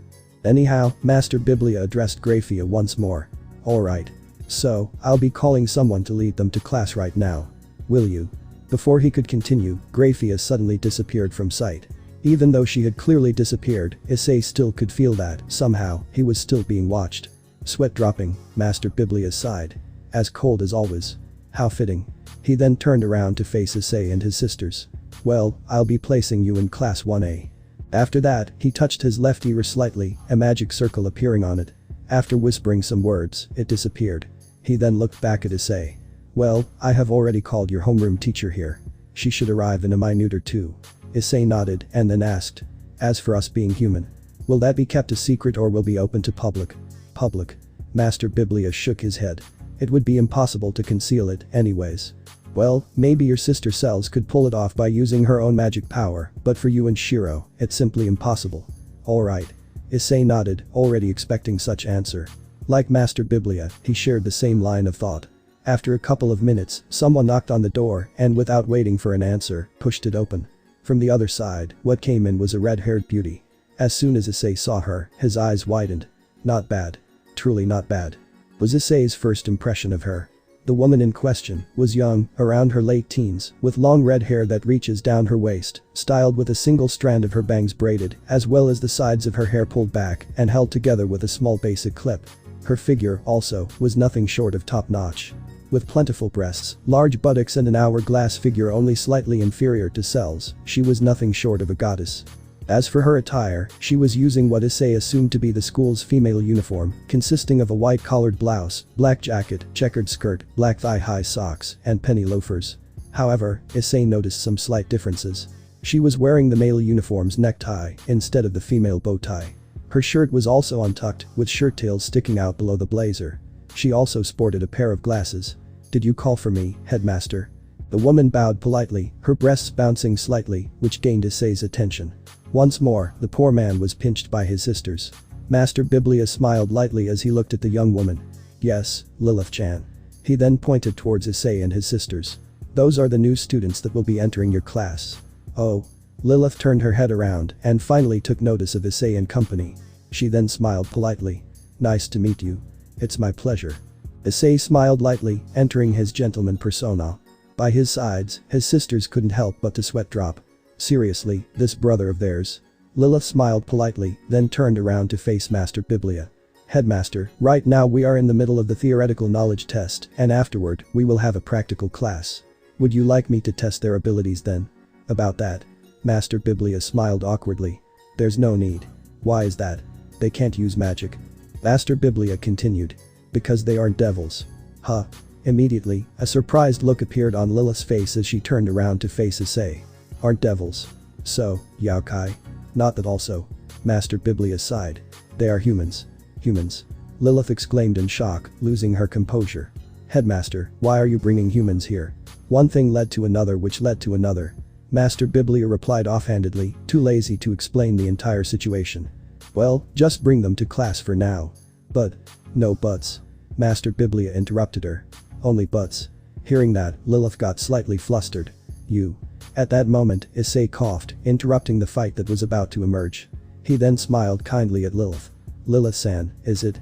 The class is still going on right now, right? Shouldn't we get going?" "Ah." Lilith's eyes widened. "Yes, yes." She then walked back to the door while purposely ignoring the headmaster. "Follow me." Issei nodded and, along with his sisters, followed after her. On the way, however, he didn't forget to give Master Biblia a thumbs up. After they had walked out of the room, Biblia sat back in his chair, placing his feet on the table, a thoughtful look on his face. Currently, he was thinking back to the strange trio of siblings. Those three siblings are really something. Firstly, we have Cells, a being with enough magic power to be classified as Saint class. After that, we have Shiro, who has an abnormally high talent for human magic, with a mind-blowing amount of magic circuits. Finally, and most astonishing of all, we have that Issei boy. When he mentioned Issei's name, his face grew serious. That boy. He truly isn't to be underestimated. Furthermore, his sacred gear is most likely the least scary part about him. He then sighed as he took out his cell phone, going to his photo gallery. There were countless pics that he had gotten from the female students while they changed clothes. Well, let's not think too much into it. Right now, I should just relax. While Biblia drooled over the photos taken from the female body of the academy, Issei and his sisters, along with Lilith, finally reached their classroom. Lilith entered first and announced that there would be new students transferring in. Afterward, she called the three siblings inside. She first motioned towards Issei. "This is one of our exchange students, Haidu Issei-san." "Huh?"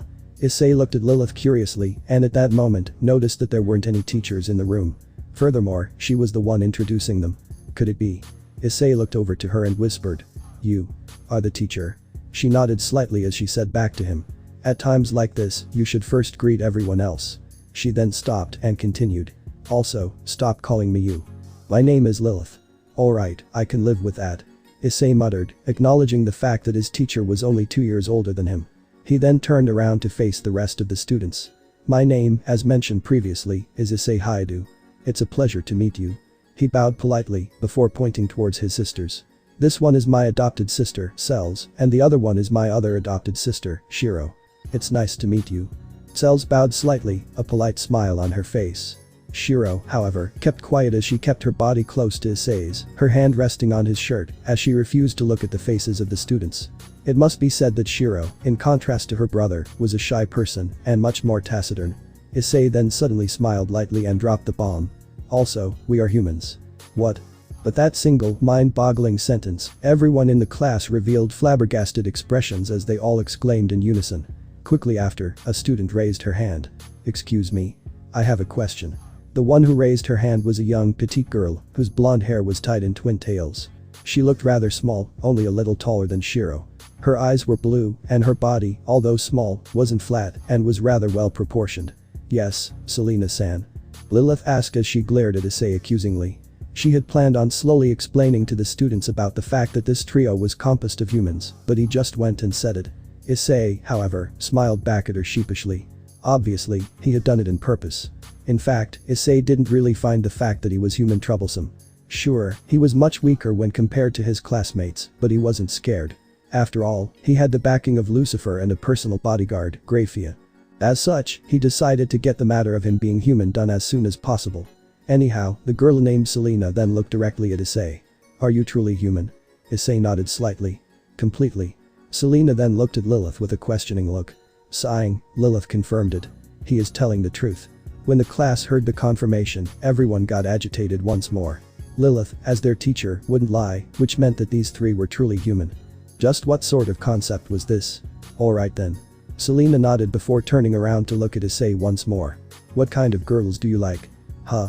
Issei's eyes widened slightly. Where did this question come from? At that moment, he also noticed the lustful gazes belonging to the female students that followed his every movement. A small smirk appeared on Issei's face as he regained his bearings. Ones with big breasts.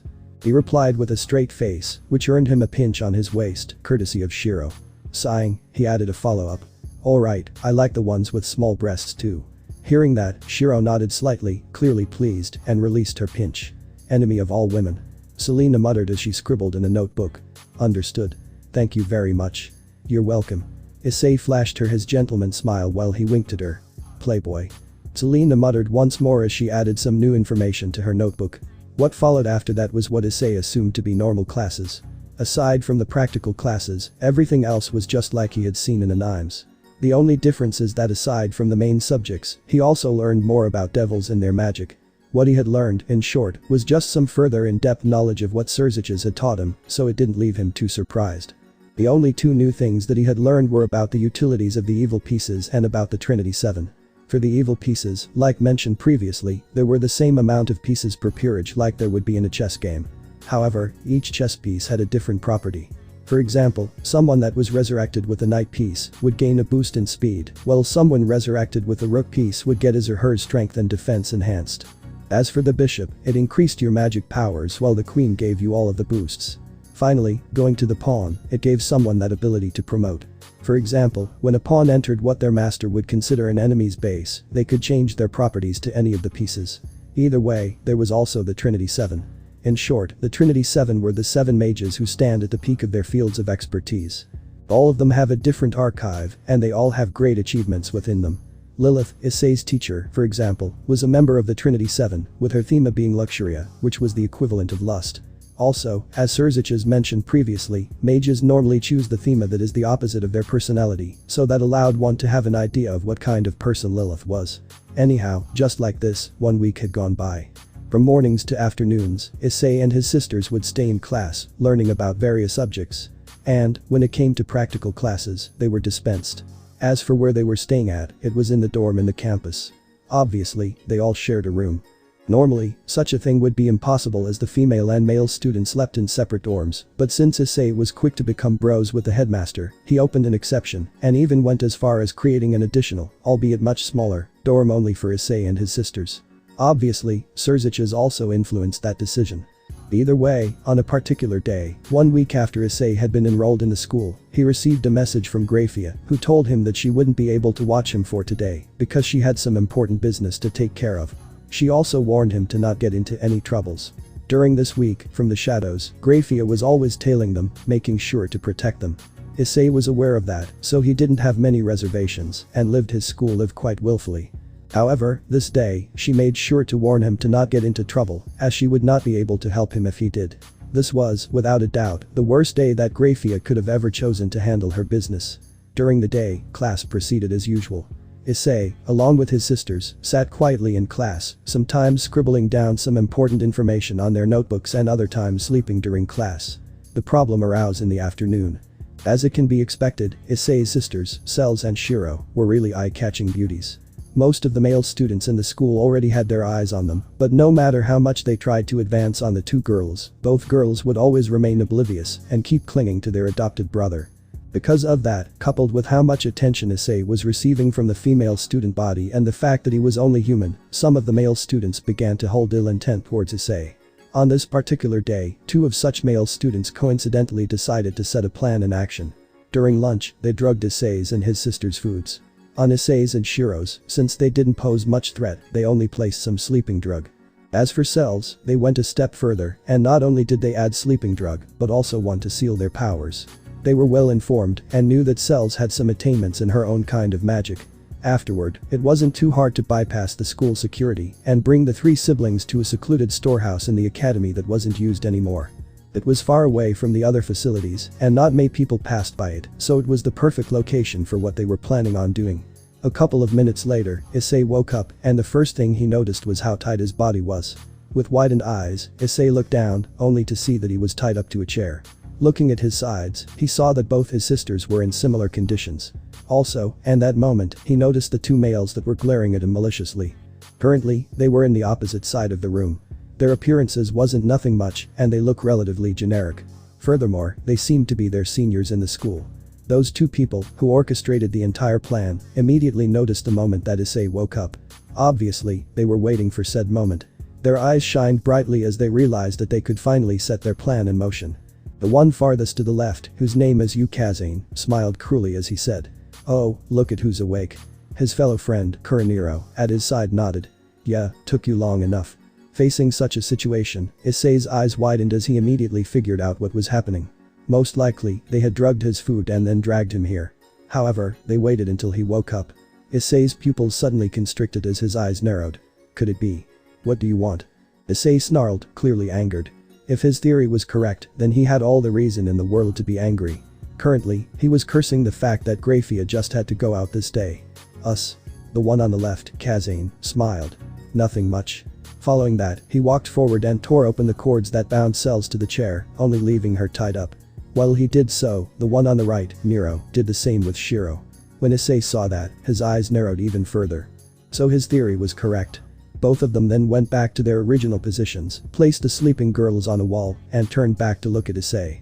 "You know," Kazane started. "You have been getting on my nerves lately. Like, seriously, you're just a human.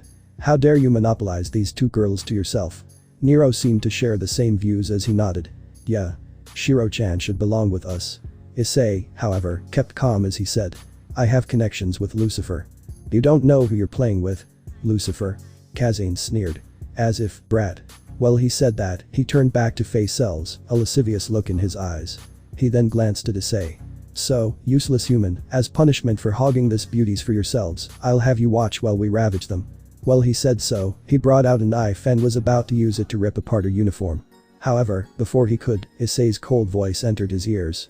"Go one step further and you are dead."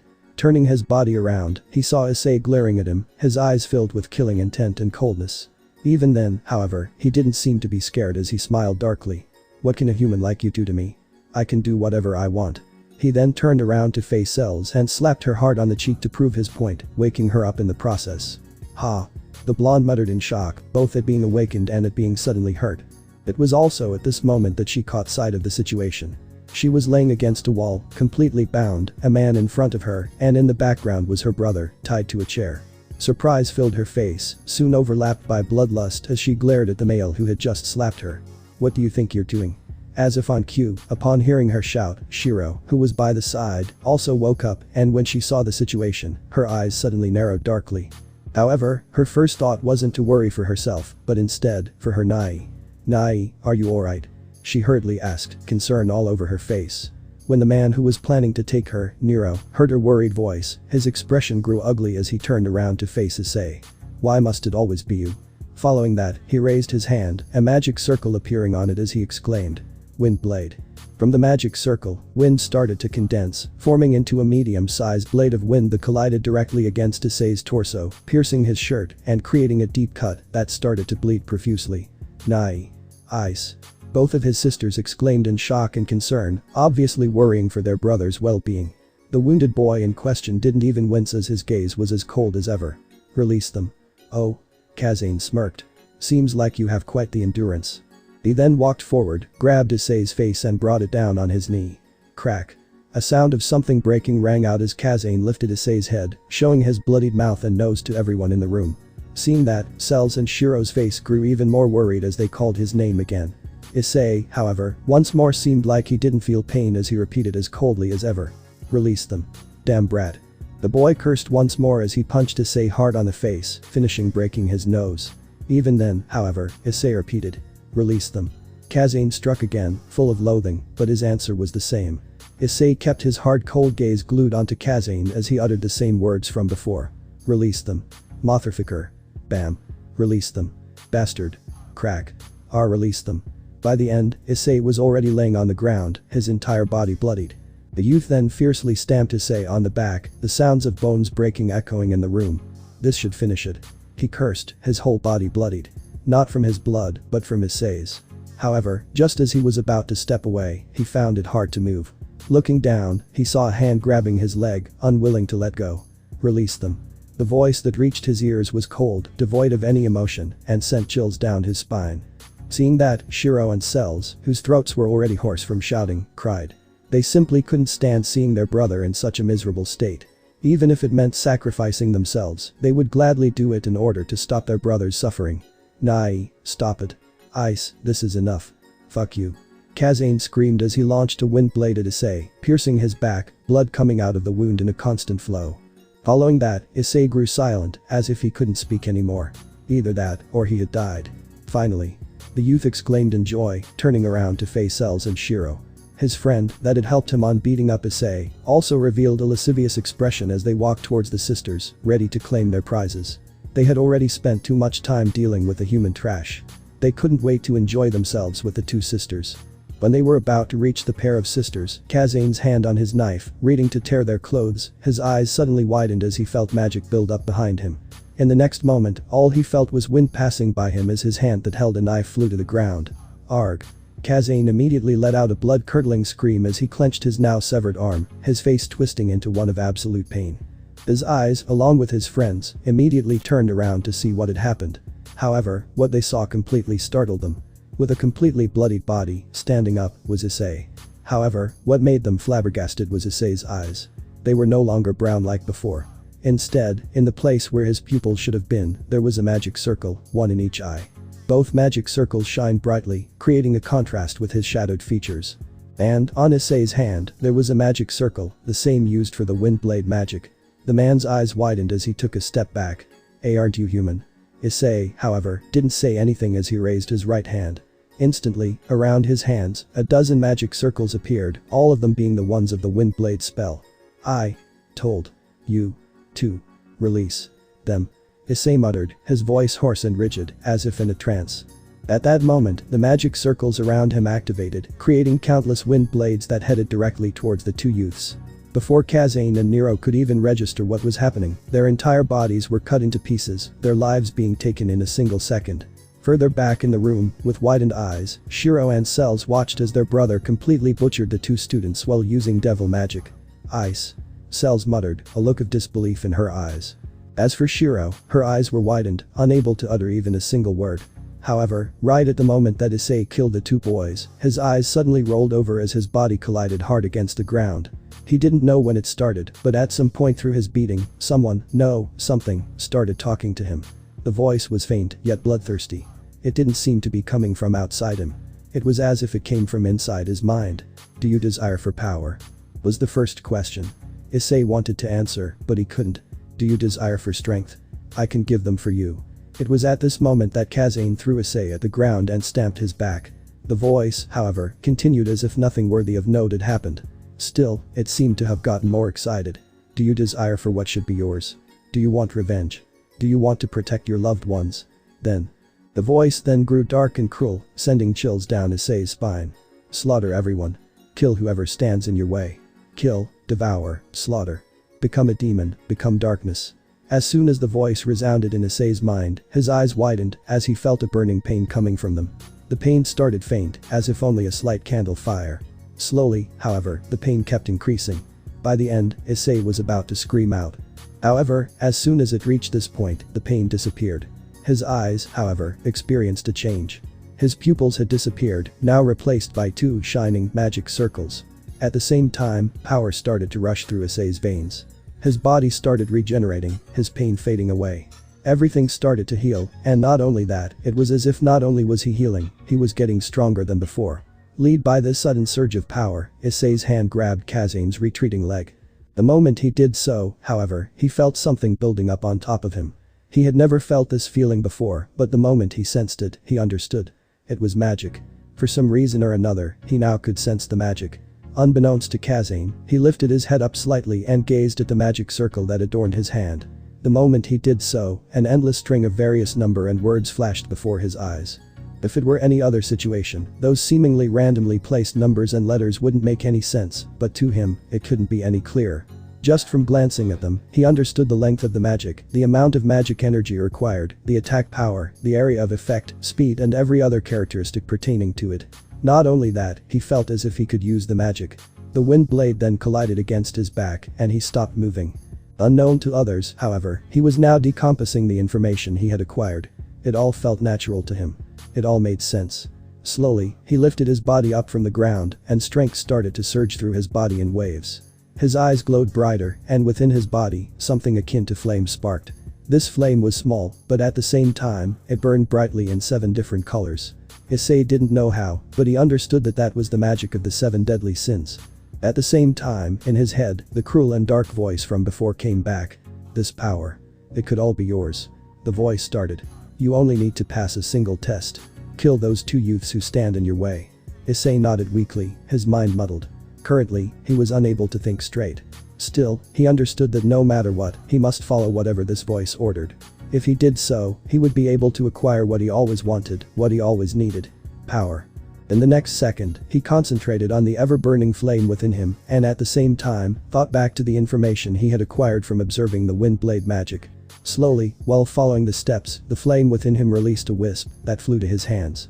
This wisp then went out of his body, becoming an exact replica of the previous magic circle. With a single thought on Issei's part, the wind blade was sent forward, sailing through the air, before slashing apart Kazane's hand. I told you to release them, Issei murmured, his voice hoarse.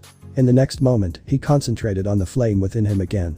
Wisps once more were released, all of them becoming countless magic circles that surrounded him. He didn't know what he was doing, how he was doing it, or anything else. It all occurred naturally to him, and all of his actions were from pure, raw instinct. Go. The magic circles around him instantly burst with power, as countless of wind blades appeared. In the next moment, the 2 youths in front of him were reduced to a pile of minced up flesh. As soon as that happened, the voice rang by his ear again. You did well. I'll unseal some of your powers for now. With that, he passed out. Issei woke up with a start. His first instinct, as always, was to look around. Thankfully, he confirmed that he was now in what seemed to be the school's infirmary. Just as he was about to breathe out a sigh of relief, he noticed 2 figures laying by his bed. One of them was Cell's. Her eyes were closed, and she was sitting in a chair, her upper body resting against his bed. She must have probably been waiting for him to wake for a long time. As for Shiro, she was in the opposite side of the bed, also sitting in a chair and in the same state as Cell's. Both of them were asleep and were obviously tired. Looking at his 2 sisters, the corner of Issei's lips curled upward slightly. Thanks, girls. He murmured slowly, not wanting to wake them up. He then looked down at his body and saw that most of his wounds had already healed. At the same time, however, many of them had left scars. For the scars to have already appeared. Then, it must mean that I truly did regenerate quickly on that fight. Issei got up from his bed slowly and stood up in the ground. He then tried to move his limbs a little. Although a little stiff, he could already move them fairly well. Well, this is for the best. Issei nodded as he carefully picked up Cell's body in a princess carry and laid her on the bed, letting her rest on a better position. Afterward, he did the same with Shiro, placing her on another bed. After covering both of them up, he smiled satisfactorily. After that was done, he sat down on the chair, waiting for his sisters to wake up. While he did so, he thought back to what had happened in the previous day. So, it seems like some kind of being granted me some powers. Deciding to test if his theory was correct, Issei slowly thought back to what he felt the other day. Power. A surge of power. Issei closed his eyes and searched for the 7-colored flame within him. Just as he thought, there it was, burning brightly. Not only that, it was even brighter and bigger than the day before. This should be the essence of the devil's magic. Issei concluded after a while. Still, I'm only human. How can I possess such a thing? Issei then shook his head. Well, let's forget about such technical things for now. At the moment, I need to focus. He then concentrated and tried to control the flame. Slowly, one of its wisps separated from it and flew into his bloodstream. With a single thought of his part, the wisp reached his hand, thereupon becoming a magic circle. Wind blade.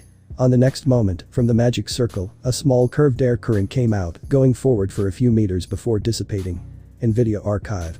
Thema Expectatio, Shamanic Spell Branch. Issei slowly recited the information that he had learned the day before from simply observing the magic. At that moment, not only did he learn its powers, range, magic consumption, he also learned many other important characteristics regarding it. Issei then concentrated a little more, and the magic circle in his hands changed slightly. Although it was the same design, some lines were thicker, while some were thinner. Not only that, some lights started to shine brighter than others. Wind blade. From the magic circle, what came out wasn't the usual wind blade. This one was much thicker, faster and wider. Looking at the result, a surprised look appeared on Issei's face. So, just from modifying the endless string of numbers and words, I'm able to change the base characteristics of the spell. Issei had learned a couple of days back that when it came to devil magic, the only way to change a spell was to increase the amount of magic power used. That, however, would only increase the potency. Aside from that, there were no other rooms for improvements. What Issei did, however, was to literally change the foundations of the spell, changing the basic characteristics. That was no different from creating a new spell, and even someone on Lucifer's level wouldn't be able to pull that off. Obviously, Issei was already aware of that, and because of this, he couldn't help but to be surprised. The only reason why I'm able to do this is because I managed to analyze the spell yesterday when in that strange mode. I wonder if I can activate it again. He then looked around for a mirror, but all that he found was his cell phone that was resting on top of a table not too far away. Well, that should do the job. Picking the cell phone up, Issei turned on the camera function. Once it was loaded, he turned the camera to face himself, allowing him to have a good look of his face, especially his eyes. Closing his eyes once more, Issei concentrated, thinking back to the feeling that he had felt the day before, much in the same way that he had done when contacting with his seven-colored flame. Slowly, he felt a tugging feeling in the back of his head. In the next moment, he felt a sharp pain in his eyes. When he opened them again, he saw that in the place where his pupils should have been, there were now two miniature magic circles. They were of a blood red color and seemed to shine brightly. Looking at that, the corner of Issei's lips curled upwards. So, I truly am able to activate them. He then closed his eyes again and dispelled the magic off of them. When they opened, they were back to normal. Once more, he concentrated on his eyes, and soon, he felt a sharp pain, although fainter than last time. After that, Issei kept activating and deactivating his eyes until it reached the point when he could activate them in the same instant without feeling any pain. Seeing that his objective was achieved, Issei breathed out a sigh of relief. He had always been a perfectionist, and since he saw that these eyes were undoubtedly precious, he wanted to hone them to the peak. So, before even beginning investigating their abilities, he made sure that he would be able to use them at will without backlash. Issei then blinked, and the magic circles disappeared. In the same second, he blinked again, and the magic circles came back. Seeing that he had finally achieved what he considered to be peak condition, he was about to celebrate, but suddenly, he remembered something. Fenrir once told me that in a battle, 1 millisecond can determine life and death. To blink takes too long. This time, without closing his eyes, he tried to activate them. He once more felt a bit of pain, and when he saw that it was possible, he trained on it until he once more reached the point of being able to activate it in the same instant, without even a bit of pain. Alright, this should be enough for now. Issei nodded his head. He then checked the time, and saw that it had already been 1 hour since he had started training his eyes. Alright, until the girls wake up, I'll try finding out what else this eye can do. Placing his cell phone in his pocket, Issei moved back to seat in his chair. With a single thought, the magic circles appeared in his eyes. His first thought, obviously, was to look at the girls with it and determine whether or not it had see-through clothes vision. Sadly, even after looking at the girls, no changes occurred in his vision. Shrugging his shoulders, Issei sighed. Well, a man can dream. He then tried many other things, but no matter what, the eyes didn't show any reaction. Up until now, the only times that they had reacted was when he saw Kazane using the Windblade magic. Armed with this newfound piece of knowledge, Issei began to contemplate. The only time they actually worked was when I gazed at magic. After that, I managed to learn that same magic, and not only that, I became able to change the properties of the magic, something that should have been impossible. Issei's fist suddenly struck against his palm in realization. Could it be that I have something akin to the Sharingan from Naruto? As a person that spent his days playing games and watching anime, Issei was clearly knowledgeable on popular series, such as Naruto. He had already finished the manga, and because of that, he was quick to make a connection between his peculiar eyes and the legendary Sharingan. Yes. From what I could deduce, this eyes give me the ability to copy, just like the Sharingan. The only difference is that the Sharingan doesn't allow me to modify the spell. Also, it seems that it was that dark voice that granted me these eyes. Although Issei couldn't think straight at the time, he clearly remembered everything that had happened, including the mysterious bloodthirsty voice. I wonder what that was. Just as Issei was thinking that, the door of the infirmary suddenly opened, and from the other side, Surziches and Grafia rushed inside. Well, Surziches did. Grafia walked calmly behind, although there was some consternation on her face. Where is he? Surziches immediately looked around, but upon seeing Issei sitting on a chair just fine in the middle of the room and the girl sleeping on the bed, his eyes widened. But, huh? He had a flabbergasted look on his face, as if he couldn't make heads or tail out of the situation. In reality, when he was in the mansion, he received a call, informing him that Issei had received serious and life-threatening injuries. As such, he came rushing in as fast as he could, but it took him quite some time, as magic circles can't be used in the Royal Biblia Academy. However, imagine his surprise when saw Issei calmly resting on a chair as he seemed to be musing over something, with both of the girls sleeping on a bed. Wait. What? Surziches quickly snapped out of it and hurried over to Issei. Are you alright? Where did they hurt you? Whoa, I'm fine. Issei took a step back, a look of surprise in his face. Never in his life would he have expected to see the almighty Lucifer acting like an overly concerned parent. Fine. But, the report. Lord Lucifer, however, wouldn't believe him, as he once more tried to make sure that Issei was alright. Obviously, Issei being hurt to him was one of the worst outcomes possible. Why? Because of what he would have to face later on. He knew from experience that Fenrir can be a very, very vengeful person. If he let even a scratch come to his beloved adopted son that he treated better than he would treat his own child, the poor Mayu couldn't even imagine the consequences. Getting off with 3 limbs torn off would be the one of the best outcomes. As for the worst. Surziches trembled just from thinking about it. Seeing the look on the poor Mayu's face, Issei sighed as he lifted up his shirt, showing them his upper body. Before, it was almost flawless and completely scarless, as every time that he was hurt, Athena would personally heal him. Now, however, after receiving the beating and regenerating on such a fast speed, his upper body was littered with scars. See? Said Issei. Only scars. No wounds. However, that didn't serve to make the situation any better, as Surziches freaked out even more. He hurriedly grasped Issei's shoulders as he shook him, and tears coming out of his face. Please tell me that you had these scars before.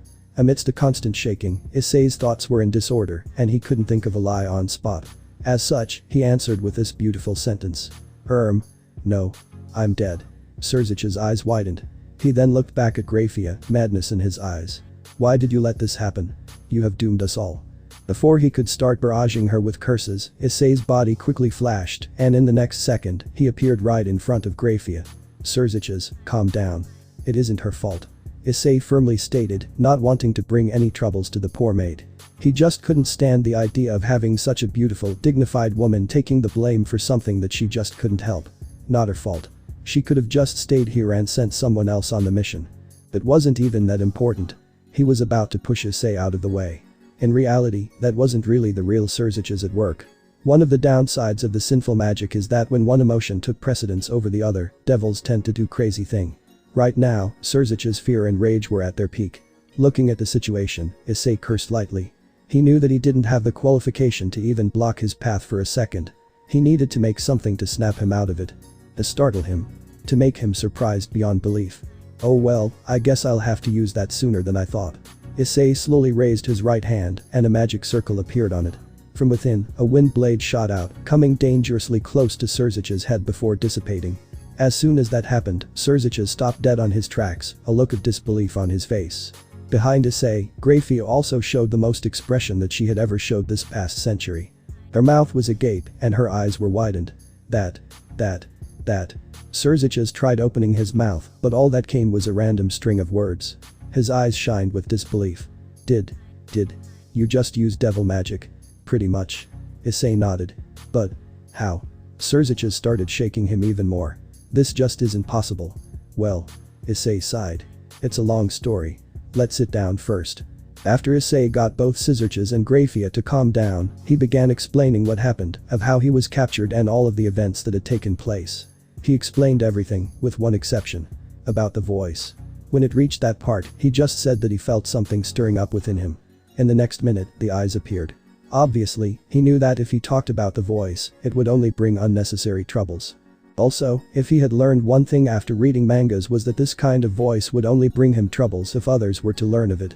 By the end of his explanation, Scissors was looking at him with widened eyes. So. This eye can copy other spells and gives you the ability to change them. From what I could see, yes. Issei nodded. Can you activate them? Sure. In the next moment, Issei's pupils were replaced by 2 red magic circles. As soon as Scissors and Graphia saw that, they felt a chill run down their spines. So you were speaking the truth. Scissors said slowly. Suddenly, he seemed to have thought of something, as he raised his arm, and a magic circle appeared. Remember the magic I showed you on the train? Scissors asked as he started pouring power into the spell. Yeah, what about it? Try copying it. In the next moment, from the magic circle, a small black ball appeared. As soon as Issei saw it, in front of his eyes, just like before, countless string of numbers appeared before his eyes. 1 second later, the same magic circle appeared on top of Issei's hand and from it, a small black ball, the same size as Scissors appeared. Ira Archive, Annihilation Thema, Destruction Branch. Issei murmured subconsciously as he analyzed the spell. He then waved his hands, and the magic circle disappeared. Waving his hands once more, the same magic circle appeared, but this one had some slight differences, such as the size, the thickness of the lines and some other minor tweaks. When the magic circle shined again, what appeared was a different type of energy. This one was now a small spike, and around it, the power of destruction was even greater. Yeah. Just from changing some of the important base information. Issei murmured as he summoned another one. This time, however, Issei's face paled slightly, as if he had just spent a large amount of energy. At the same time, from the magic circle, a 10-foot lance, made entirely out of destructive power, appeared. Yeah, I guess that's a bit too much. Issei breathed in slowly, trying to regain his breathing. Within him, the almighty 7-colored flame had been reduced to mere wisp. This spear was truly terrifying. He then raised his head, only to see Scissors and Graphia looking at his spear, as if they had seen a ghost. Are you guys alright? Before he could do anything, Scissors jumped a few steps back and an ice barrier appeared around Graphia. From the distance, Scissors screamed out. Dispel that spear. Slowly. Don't let it fall down. Oh. Issei waved his hands and the spear scattered into tiny magic particles. He then looked at Scissors and Graphia. It's safe now. Immediately after, Scissors rushed forward and the ice barrier around Graphia disappeared. After arriving in front of Issei, Scissors glared at his eyes, a look of disbelief on his face. Without saying anything, he looked at Graphia, who was by his side. That spear was one of the most terrifying things he had ever seen. The advantage about destruction magic, the one he used, was that it could completely ignore barriers and spells and just pierce through everything. Because of that, it was one of the most difficult ones to learn, and Scissors himself had taken dozens of years. Even then, all he could summon was only a large amount of small balls. If the destruction magic was condensed into a single spear, just like that, although it wouldn't be nearly enough to hurt him, it could damage the school's magic barrier and cause an explosion. That explosion was what he was truly afraid of. Any ideas? He asked, not regarding the spear, but about Issei's eyes. Negative. Graphia shook her head. Azazel Dono should probably know, however. Azazel? Scissors asked. Well, most likely. As he said that, he fished a cell phone out of his pocket, took a picture of Issei, and then placed it back. After he finished, he glanced back at Issei, an unsure look on his face. At the same time, deep within his eyes, was a little bit of fear. Issei. I'm sorry, but I truly don't know about your eyes. No problems. Issei shrugged his shoulders. Though, do I have to keep it a secret? Since I now have magic, I was kinda looking forward to partake in classes. Not keep it a secret, huh? Scissors thought over for a bit before nodding. He then waved his hands, and around Issei, a red aura appeared, before retracting into his skin. This is my devil aura. I have imbued some of it within you. With this, devils lower than Mao class will think you're a devil. Seeing his actions, Issei immediately understood it. So you are saying that in order for me to take part in classes, I must pretend that you resurrected me as a devil. Not bad. Scissors nodded. Yes, for now, I'll have Biblia announce that you were killed yesterday and I had you resurrected as a devil, using a pawn piece. As such, you must keep it a secret that you are in fact a human. As for those who can know, they are limited to your sister and Biblia. Is that clear? Alright. Issei nodded, as he couldn't think of a better development. So, since you resurrected me, I'll be part of your peerage in name. Do you happen to have a pawn piece remaining to prove it? Surziches nodded. It just so happened that I indeed have one less servant than normal, as Enku only takes up 4 mutated pawns and Beol 3. So, if anyone asks, you took up my last pawn piece. So, I can brag about being part of the peerage of the almighty Lucifer, huh? Issei smirked. His school days had just gotten much more interesting. At this moment, behind Issei, the bodies of Cells and Shiro trembled a little as they slowly woke up at the same time. Looking up, the first thing they saw was Issei's back. Nai. Ice. Oh. Issei turned around, only to be thrown onto the floor as 2 girls clashed onto him. Both of them hugged his neck as tears streamed down their eyes. Seeing that, Issei smiled sadly. Don't worry, your big brother is alright. He then stopped for a moment and added with a devilish smirk that could put even the original Lucifer to shame. Oh yeah, I now am part of Lucifer's peerage. What? Standing in front of Master Biblia's office was a trio of siblings. Right in the middle, surrounded by his 2 adopted sisters, was Issei, who was looking at the door, thinking of how he should proceed. His eyes had already been reverted back to normal in order to not attract too much attention. After all, glowing magic circle-like eyes weren't some everyday occurrence. Previously, Surziches left, saying that he had to consult some old friend of his about something regarding his eyes. On the way, he also told Issei to head to Master Biblia's office. Gazing at the door once more, Issei smiled, since he knew that on the moment he unlocked those eyes of his path in this school forever changed. Countless of doors opened for him, and opportunities arose. And, Issei being Issei, he wasn't about to let them pass. He then knocked on the door lightly. After a while, his reply came. Come on in. Opening the door, Issei walked inside and saw that Master Biblia was still sitting in his desk with a serious look on his face, much more different than the one he had when they first met. Walking inside the room, Issei greeted him politely, while the 2 girls made sure to keep their distance from the man. Miss Aon Grafia had already informed them of the headmaster's rather questionable attitude. Surziches already told me the situation. Master Biblia smiled lightly, although his face was a little serious, his fingers constantly knocking against the table in rhythmic manner. Congrats on getting into the peerage of the Mau, even if it's only a cover. At the very least, you can forget about bullying. Reaching that point, a dark expression appeared on his face. About that incident before, I'm truly sorry. I shouldn't have let that happen. As he said so, he walked up from his chair and bowed down.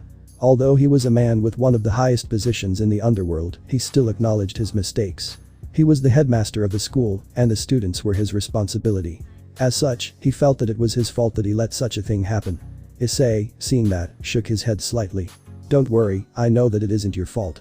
He then stopped a little before continuing. About the deaths of the students. Lifting up his head, Biblia smiled bitterly. Don't worry, I will handle that situation. No blame will come to you. Hearing his answer, Issei let out a breath that he didn't know he was holding. Thanks. Nodding slightly, Biblia walked back to his desk. About those eyes, can you show me them? Although Surziches already told me the situation, I'm still quite interested in them. Sure. Issei nodded, and in the next moment, 2 magic circles appeared in the place where his pupils were. Seeing that, a surprised look appeared on Master Biblia's face. As I thought, his sacred gear isn't all that special compared to his other powers. He murmured slightly, a dark smile on his face. He then shook his head as he looked up at Issei. You can copy any magic, right? Yes. Master Biblia nodded slightly, already knowing that info. Then. Aside from copying, are you able to learn it? Learning. A surprised expression appeared on Issei's face. I haven't tried before. Alright, we'll try that in a while. Biblia nodded before he walked back to the door of his office. Follow me, there is a place where we must go. Issei nodded and along with his sisters, followed after Biblia. They walked around the school for a while before reaching the library. Once there, Master Biblia walked to the far end, right in front of a wall. He then waved his hands and the wall in front of them distorted, becoming a large door. Seeing the surprised expressions on the trio's faces, Master Biblia smiled lightly. This is the place where we keep out grimoires. Grimoires? Issei questioned, while Shiro's and Cell's head perked up in interest. Grimoires are the object where a magician records his spells and his studies on his themas in order to help them with their research. In case you need to learn magic, you need a grimoire. As he said so, he pushed open the door and walked inside, Issei and his sisters following right behind him. Firstly, they descended a small staircase before reaching the ground. There, the illumination was sparse and the room was quite dark, but it was still possible to look around. The room was wide, at least tens of dozens the size of the library above, and within it, there were various pillars. On top of each of these pillars were various kinds of objects. Some were books, some were crystal balls, along with dolls, miniature gates and many other random things. These are grimoires. Issei walked over to the pillar close to him and observed the object that laid above it. It was a small plush toy in a rubber duck design. It looked absolutely harmless, and he had no idea how one was supposed to write down their knowledge of their theme in a rubber duck. Exactly. Biblia nodded, ignoring Issei's incredulous look. Grimoires come in all shapes and forms, and there are thousands of them. In this room alone there are over 50,000. 50,000. Issei's eyes widened as he sent his eyes across the wide room, surprised at the sheer number. And which one can I choose? Hearing his question, Biblia shook his head slightly, as if already expecting that question. You don't choose a grimoire.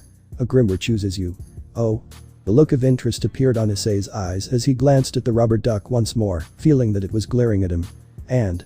How do they choose me? Follow me. Biblia started walking again, deeper into the room. Soon, they reached the center of the room, where a large platform was. Covering the platform was a large and complex magic circle. Pointing at it, Biblia smiled. Step into the platform. After that, the grimoires that take an interest in you will be determined.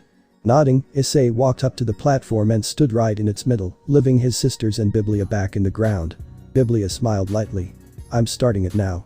In the next moment, he placed his hand on the ground and channeled his sinful magic power. Beneath Issei, the large magic circle activated, glowing in a dark purple hue. As soon as that happened, all over the library, humming sounds started to emanate from every corner. In a single moment, thousands upon thousands of grimoires left their stands, and with extremely fast speed, they headed towards Issei. Needless to say, within that crowd was the almighty rubber duck. Seeing that, Biblia's eyes widened as he took a step back. This? What? Biblia had participated in many of such rituals, and the maximum amount of grimoires that he had ever seen choosing the same person was 25, and that was already considered as having a superb talent. Now, however, he was witnessing as thousands upon thousands of grimoires flew towards Issei. The grimoires, upon reaching him, starting floating around him in a circular manner, just like a funnel with him in the middle. Just what is happening? Before Biblia could even continue, from deep within the room, the sounds of chains clashing against the ground could be heard. The sounds kept getting louder, and it seemed like something was trying to break free from its fetters. Hearing that sound, Biblia's eyes that were already widened even further as he started to pant, his breath getting ragged. That's. It can't be. Bang. The sounds of chains breaking rang out in the entire room, shaking the foundations of the place while the ground trembled. Shiro and Cells, who weren't prepared, fell to the ground. Only Biblia and Issei were left standing.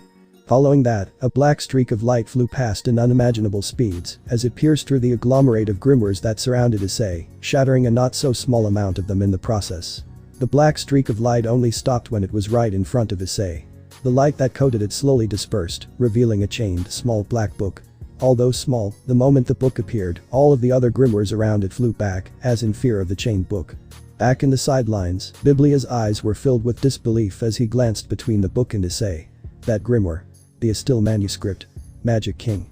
He kept mumbling, as his brain couldn't keep up with the situation. In fact, he just couldn't bring himself to believe it. It was insane, impossible, preposterous. That grimoire, the Issei manuscript, was a legendary grimoire that the Biblia Academy had obtained with great difficulty. It was much more powerful than normal grimoires and had a special characteristic to it. It would only accept Magic Kings as its owner. Every devil knew of the existence of Magic Kings. According to general knowledge, Magic Kings are the most powerful magus in the devil's world, and it's a level that can be achieved through hard work and effort, and it's believed for there to exist various Magic Kings candidates. In reality, however, that was far from the truth. Magic Kings, actually, are decided from the moment that they are born. The Magic King is an existence fated to destroy the world, and the candidates refer to those who have a Magic King element within their bodies, thus possessing magic on the same level. But, at the same time, even between the candidates, there will always be a seeded candidate with much more Magic King element in their bodies than others.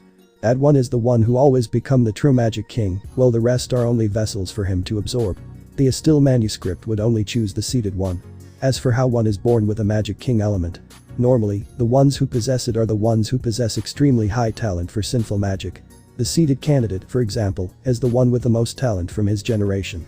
Right upon birth, the level of talent for the sinful magic can be determined, and the Magic King's elements, that are constantly on watch, will choose the being with the highest amount of talent. But, there's a thing that can't be questioned. Only devils can be Magic Kings. However, right now, what he saw completely shattered his beliefs. A human was actually a Magic King candidate. Not only that, he was the seated one. Just what was this? If anyone else told Biblia this, he would have thought that they were insane, but the Issei manuscript wouldn't choose anyone else except the Magic King. That was a fact and couldn't be questioned.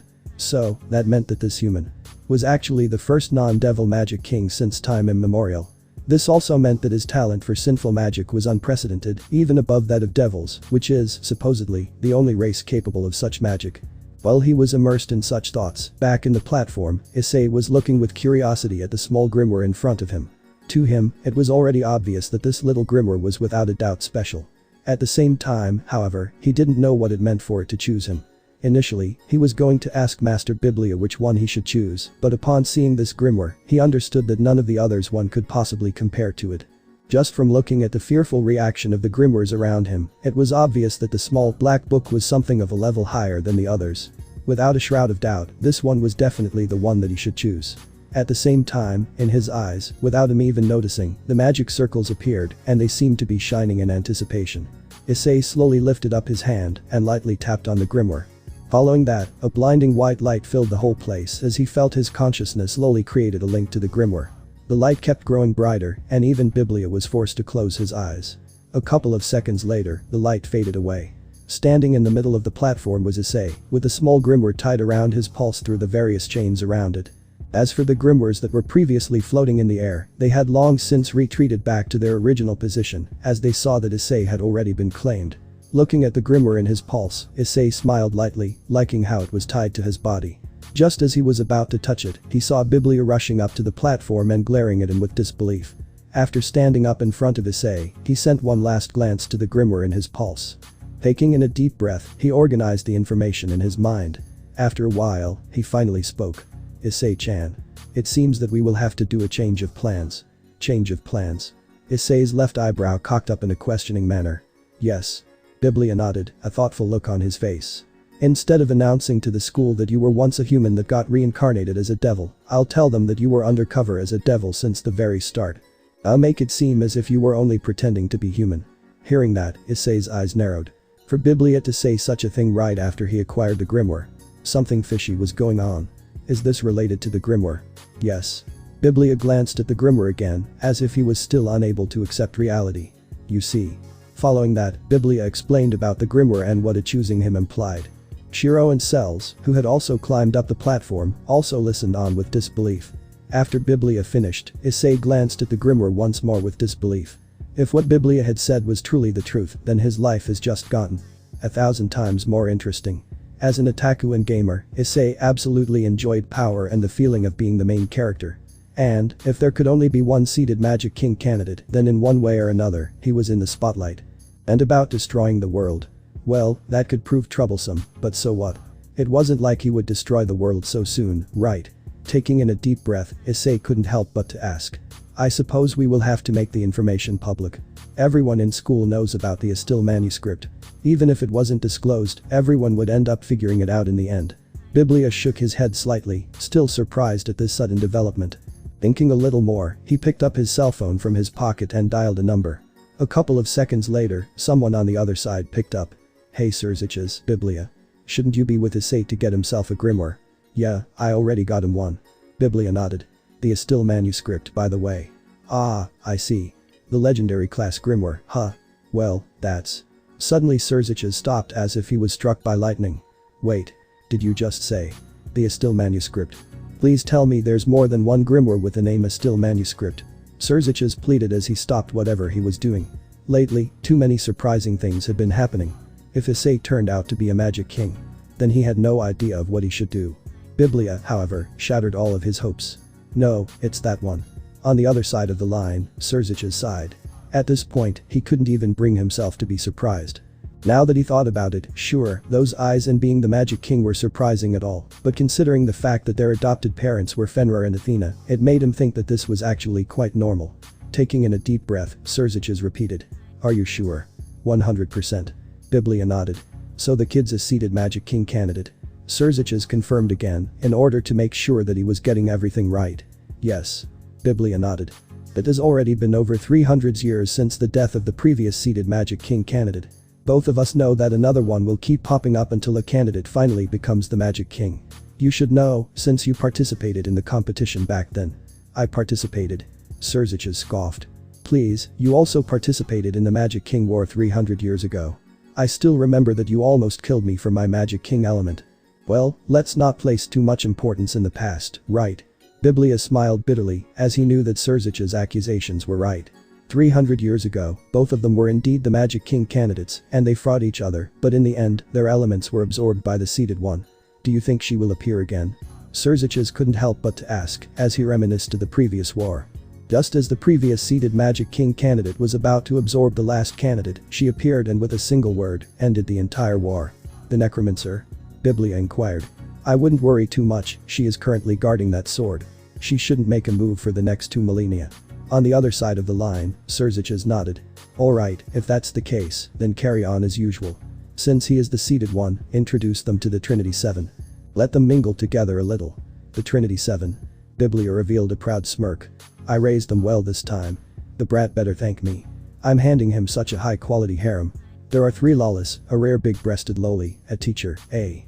Before he could even finish, Surziches ended the call, obviously not interested at his words. Seeing his friend's antics, Biblia couldn't help but to murmur. You are such a strict guy. Fenrir is much better company.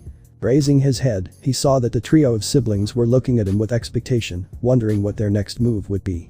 Alright, I'll be announcing your status shortly. He then stopped and glared mischievously at Issei before waving his hands. In the next second, in front of him, a small notebook appeared, which was then tossed over to Issei. With a sly and lascivious smile, he said, "Take a look." Seeing that smile, Issei couldn't help but to grin, as he already knew that there was definitely good stuff there. Without even bothering to hide it from his sisters, he opened it up. Inside, he saw the picture of 7 different girls, their names and their info. Looking at them, Issei noticed that one of them was his sexy teacher, Lilith. Still, he couldn't understand the reason for the smile. Although the pictures were good, there wasn't anything dirty or something of the likes on them. Looking up, he shot Biblia an inquiring look. These girls. Biblia started upon seeing Issei's confusion. Are your harem? My harem? Issei's eyes widened as he looked back at the girls, looking at them with much more attention now. 3 lawless, a teacher. Oh. What's this? A big-breasted loli. Biblia's face suddenly turned proud upon hearing Issei's mumbles. Someone who understands me. After a while, Issei looked up at Biblia, and without even asking why he was getting a harem, how and the story behind it, he smiled. He didn't say anything, but that smile conveyed 1,000 words. By his sides, his sisters, that had kept quiet until now, turned enraged. Shiro pouted as she pinched Issei's sides, while Cells revealed a look full of confusion. You said that those are Issei's harem? Huh? Cells couldn't help but to ask, obviously confused at the situation. In one second, he's a simple human with magic eyes, and in the other, he is a magic king with a harem. Even Cell's brain couldn't follow up to that. It will all be explained shortly. Biblia smiled mysteriously, before walking away. A couple of minutes later, throughout the school. Announcement. Announcement. Announcement. In every corner of the school, Biblia's voice rang out. There weren't any speakers, but it as if his voice was coming from everywhere. Immediately, all of the students looked up in confusion, as this was the first time that Biblia had ever announced anything. At the same time, all of the teachers also stopped their lessons, curious. I'm proud to say that this school now has the addition of a Magic King candidate. Not only that, he's the seated one. Seated Magic King candidate. Throughout the whole school, everyone's eyes widened, including a certain 6 girls. Yes, this is not a joke. I would like to welcome Issei Haidu, the seated Magic King candidate, into our school. Previously, for some reasons, he was under disguise as a human, but after some other things happened, which lead to another events, he has decided to drop the act. Wait. What? The human boy actually turned out to be the seated Magic King candidate. What? What? Alright, that's all for now. Treat him well and no bullying. But that, Biblia finished the transmission, immediately looking over to the trio of siblings who were looking at him with deadpan expressions. Puffing his chest up proudly, he joked. So, surprised at my superb acting skills. Some things happened which led to another events. Issei questioned. You seriously couldn't think of a better lie? Wait, that cannot even be considered a lie. Right at that moment, the door to the room burst open as Lilith rushed inside with a flushed look on her face. Headmaster. That announcement. Was it real? Oh, Lilith-chan. Biblia smiled. You came at just the right time. Please bring the kids back to their class, if you will. But about the Magic King candidate. Oh. That. Biblia smiled lightly. It's the truth, of course. then. Lilith was about to continue, but Issei interrupted her with a polite smile. Sorry, Lilith-sensei, but I'll to trouble you to bring us back to our class. He quickly said, as he noticed that Biblia wasn't really good with lies. If left be, then he would definitely blow his cover. Ah, alright. Lilith was still quite disorientated. Just as she was about to turn around, she stopped. But, about the magic. The class, Lilith. Issei smiled once more, urging her forward. This time, she seemed to have given up and walked out of the door along with the three siblings. While they walked, Shiro and Cells kept stealing glances at Lilith. Before, they had seen her photo on that small notebook, so supposedly, she was to be part of Issei's future harem. Because of that, they couldn't help but to be wary of her. On the way, Issei's eyes suddenly flickered, a magic circle appearing on it for a second before disappearing. In the next moment, Issei halted his steps and looked up. Above him, on the ceiling, there was a dark-haired girl lowly with a ponytail, glaring at him. Her body was covered in a disguise of shorts, but her head was out in the open. Oh, you noticed my presence. The girl in the ceiling smiled lightly, before back-flipping onto the ground, right in front of Issei. Yo. Oh? A ninja.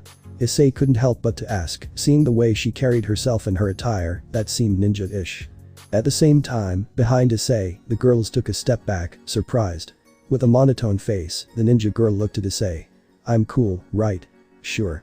Issei murmured as he took a step back, feeling that this girl is strange.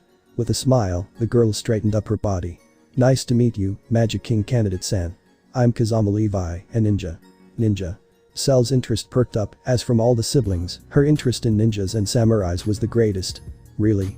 However, even after hearing her question, the girl, Kazama Levi, ignored her as she continued to look at Issei. Seeing that, Cells was about to curse, but Shiro lightly pulled on her shirt. She is an enemy. Enemy. Cell's eyes suddenly widened as she remembered that she had seen her photo in the notebook before. I see. Meanwhile, Issei turned around to ask Lily. Ninja. I thought that this school taught magic. Lilith took a step forward and nodded. There are many types of magics, and some of them include ninja-related abilities. Levi then smiled as she continued Lilith's sentence. For example, ninja techniques, astrology, psychology and even bed techniques are magic here, you know. Be bed. Hearing that, Lilith's face turned slightly red. At the same time, Issei's interest was instantly perked up. Bedroom techniques. Obviously, from all of those listed, this one interested him the most. It could be understood, though. Nai no eki. Shiro pouted as she elbowed him in the gut, while Cells took a step forward and glared at Levi accusingly. Don't go giving ice ideas. Oh? Who are you? Levi looked at them with curiosity. His girlfriends. Just as Issei was about to nod, Cells answered for them. His sisters. Oh? A devilish look appeared on Levi's face. So what's the problem if I give him ideas, huh? It's not your business if I'm interested in him or not. But. While those two girls discussed, Issei turned his attention to Lilith. Am I right to assume that she is part of the Trinity 7? Before, when Issei received the book, he noticed that in total, there were 7 girls, and Lilith was included. As such, he came to the conclusion that they were the Trinity 7. Just as Issei was about to answer, Levi dodged Cells and entered the conversation. That's right, I'm Levi Kazane, part of the Trinity 7. I see. But didn't it say that to be one you must first excel in an area? Issei inquired, as he couldn't understand the area of her power. Of course I exceed in an area. I'm an awesome ninja. She exclaimed proudly. I know everything from assassination and stealth skills to perverted techn. No, you don't. Cells exclaimed as she attempted to stop her. However, she was too late, as her horny brother already peeked up on her sentence. Perverted ones. Could you show me them? Firsthand, of course. Hey. His sisters and Lilith exclaimed. Well, Cells and Lilith exclaimed. As for Shiro. She did the usual, which was a pinch on his sides and a pout. Meanwhile, in the headmaster's office. I wonder if I should call him. Biblia murmured as he laid his head back in his chair. I already know that Surziches is going over to Azazel for help, but I have a feeling that not even he is knowledgeable on such subjects. However, if we are talking about him, then he definitely knows. Even more so when it's regarding such overpowered magic and the status of the Magic King. He then closed his eyes slightly as a smile appeared on his face. On a second thought, I don't really need to call him, right? Since he is already here after all. He then opened his left eye slightly, eyeing the figure that had suddenly appeared in front of him out of thin air. It was an old man, seemingly in his mid to late 60s. His white hair was pulled back while his beard was carefully combed and his hardened and dark face was full of wrinkles. As for clothes, he was wearing a long, stylish robe. In his hands was a large cane. Biblia then continued as he opened his right eye, a dark smile on his face. Isn't that right, Kisher Zorich Schweinerg, or should I say? Kaleidoscope. While walking in the corridor with Lilith, his sisters and Levi, Issei's attention was drawn towards the window, which allowed him a clear sight of the campus. Walking through the school's ground were two girls, both of them on their early to mid-teens. The first and smallest girl was short, only slightly taller than Shiro, and had long, blonde hair. Her hairstyle was short all around with her bangs swept to both sides, along with twin strands on top of her head. As for the back portion of her hair, it was much longer, reaching all the way to her legs. By the side of her head was a small, red ribbon. The second girl, on the other hand, was the complete opposite. She was tall, only 5 or so centimeters smaller than Issei, and had long, black hair. Her legs were long and graceful, covered by a long black skirt that reached all the way to just above her ankles. She had a modest bust, not too small like Shiro's or too big like Cell's, and was wearing a loose dress shirt, akin to Issei, although her sleeves weren't pulled up and hers exposed her cleavage and stomach. On the right side of her head was a small red ribbon tied to several strands of her lush black hair, which covered her entire back. Both of them were walking around the school campus, their expressions serious. Looking at them, Issei felt that they looked familiar. Thinking back, he had seen both of their faces on that notebook that Biblia had handed him. Turning around to face Lilith, he wanted to check whether his theory was correct. Are those two also part of the Trinity 7? Oh. Lilith, who was going to pass by the window without noticing it, suddenly stopped, along with the other girls, turning around to face the window. Seeing the two girls, she nodded. Yes, they are Akio Fudo and Miriamana, both part of the Trinity 7. So it's like that. By now, Issei was already sure of it. His so-called harem was, in fact, the members of the Trinity 7. He already knew Lilith and Levi, and had already seen Mira and Akio. Right now, all that remained were 3 more girls. Nodding, Issei continued walking, ignoring the constant bickering between Cells, Levi, and, occasionally, Shiro, who would chime in once in a while to give snappy yet monotone remarks. As he walked through the corridor, Issei couldn't help but to murmur. It really is mostly girls.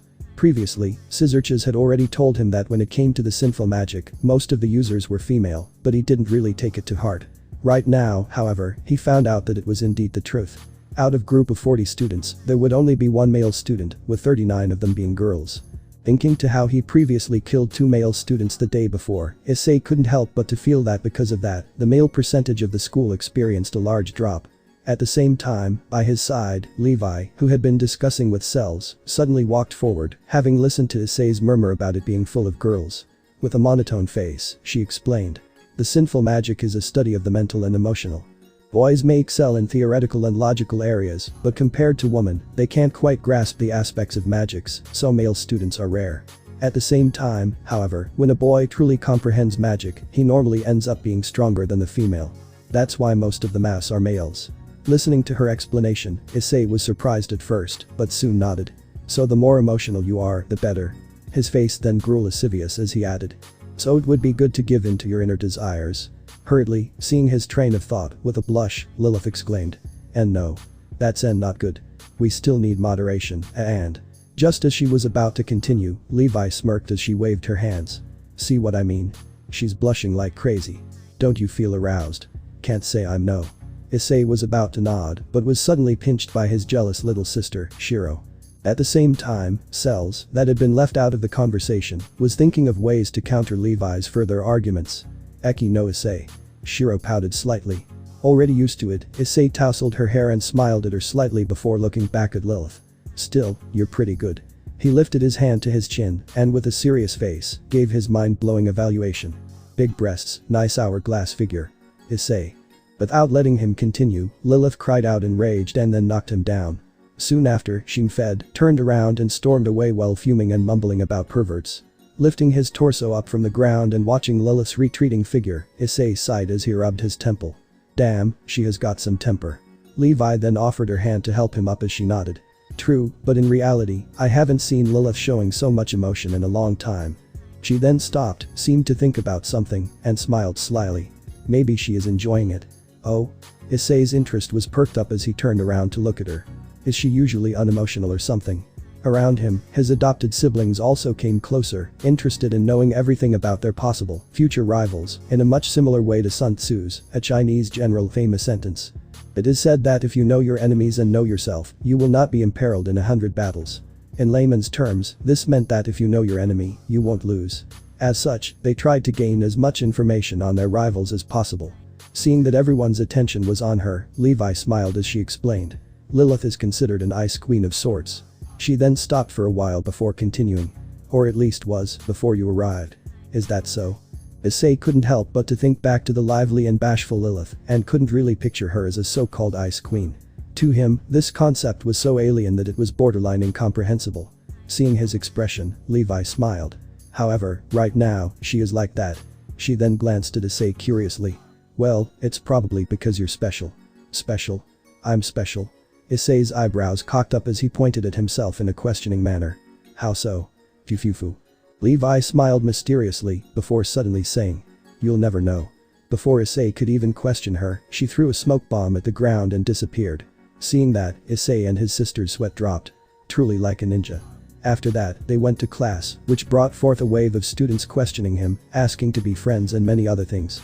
Before, he was believed to be a human, so although some girls fancied him, most of them didn't really make any approaches.